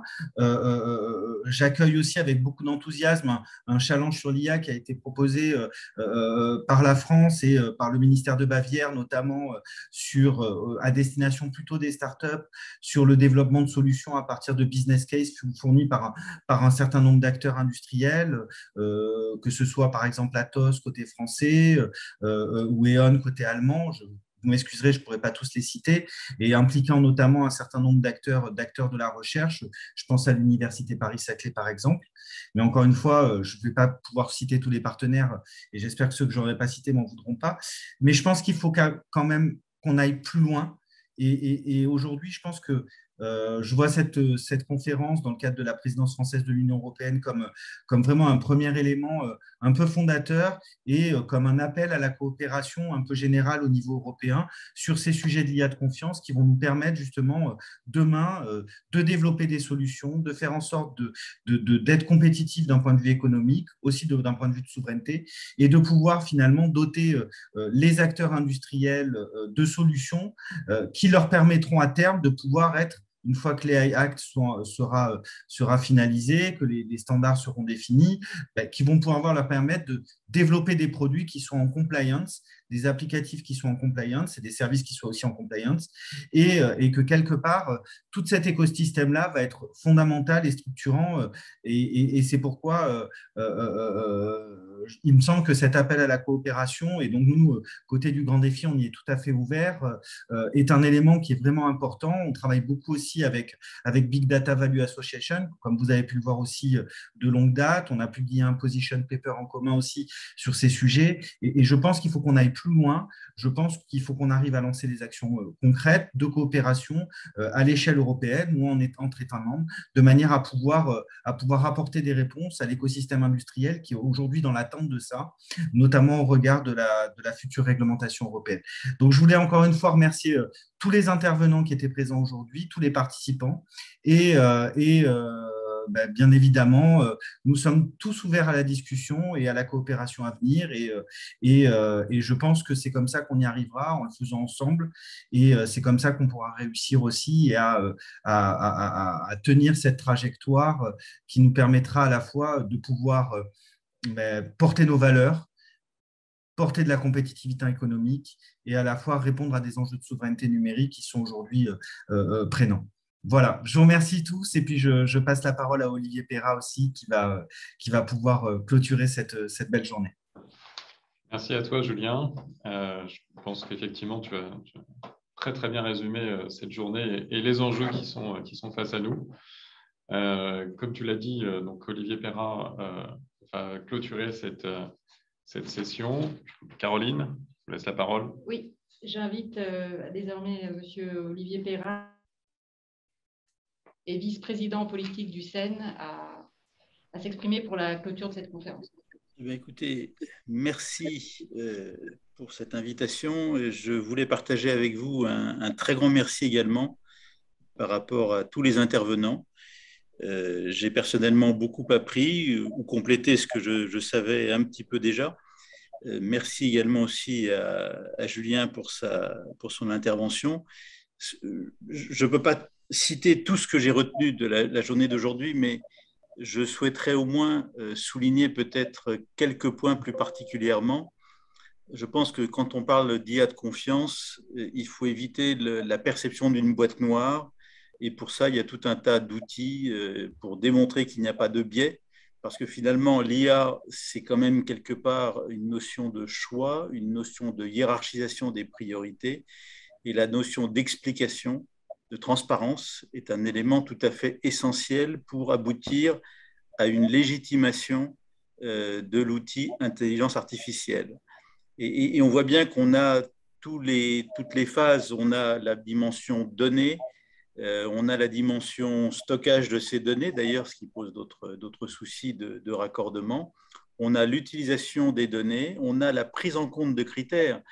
Par exemple, une IA qui cherche à optimiser un circuit de distribution peut normalement ou doit normalement prendre en compte également un critère environnemental de manière à minimiser certains impacts. Bon, vous me direz pour différentes raisons aujourd'hui, ça va se faire pour des raisons économiques, mais on peut aussi estimer qu'en dehors des dimensions économiques, la dimension écologique, la transition verte, eh bien, c'est un élément à prendre en compte. Donc, je pense que quelque part, l'ensemble des éléments à cocher, pour reprendre une image déjà utilisée, doit être sur la table de manière à ce que chacun puisse se dire oui, si ces critères sont utilisés, cette IA dans ce domaine est digne de confiance.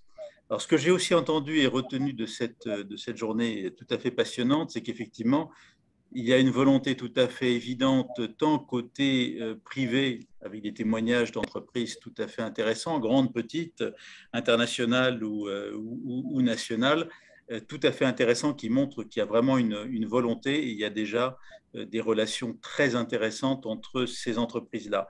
Et ce qui me paraît très important, et je ne peux pas dire que ce soit toujours systématiquement le cas pour toutes les situations que j'ai été amené à connaître sur le plan professionnel, le secteur public avec d'un côté le projet d'acte sur l'intelligence artificielle, les pouvoirs publics nationaux, tout cela converge et de manière très positive, ce qui fait que je ne vois pas de combat de leadership, pour reprendre un terme d'une des tables rondes de la fin de la journée, mais au contraire une volonté d'aller vite, aussi bien que possible et loin. Et on voit bien, alors en tant qu'organisme de normalisation, et puis avec ma responsabilité également aussi au plan européen, on voit bien que la normalisation peut, et j'ajouterais doit, jouer un rôle tout à fait important dans cette logique. Il y a une table ronde très intéressante sur l'évaluation de conformité, et j'ai bien retenu de l'intervention de plusieurs personnes que cette évaluation de conformité est un élément tout à fait important à essayer de bâtir simultanément en parallèle de la dimension normalisation. Je vois d'ailleurs qu'en ce qui concerne le JTC 21 au niveau européen par rapport à son pendant sur le JTC 42 au plan ISO-IEC, eh bien, on ne doit surtout pas être en retrait, on doit être vraiment autant que possible force de proposition, on doit prendre des risques, car il y a en normalisation un avantage en faveur de celui qui bouge le premier dans une certaine direction, dès lors que c'est une direction qui est explicable, qui est légitime. Donc, vous voyez devant vous un modeste mais tout à fait enthousiaste vice-président du CEN et par ailleurs directeur général d'AFNOR, parce qu'il me semble que tous les ingrédients sont réunis. On a la compétence et on a des partenariats qui sont établis avec des connexions internationales.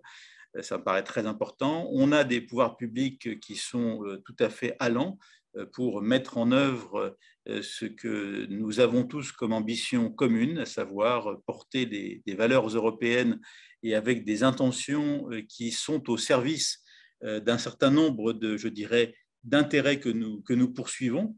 Je crois qu'on a bien vu que l'intelligence artificielle est une technologie clé, on peut le considérer comme cela, Alors là encore, d'expérience, il y aura toujours des approches un peu en silo. Ça a été évoqué par plusieurs intervenants et je crois qu'il faut qu'on fasse tout ensemble pour essayer d'avoir autant d'éléments génériques que possible. Ils seront d'autant plus faciles, et c'est ma modeste expérience qui me le fait dire, à essayer de promouvoir au plan international qu'on aura mis en commun et qu'on aura obtenu les 80% qui sont communs, toutes approches confondues, en laissant bien sûr les 20% pour des spécificités. On ne va pas travailler de la même manière dans le domaine de l'optimisation des transports ou dans le domaine de la santé, mais surtout de grâce, essayons de bâtir ces 80% communs, beaucoup plus faciles à promouvoir au plan international, car c'est là que la bataille peut et doit se jouer.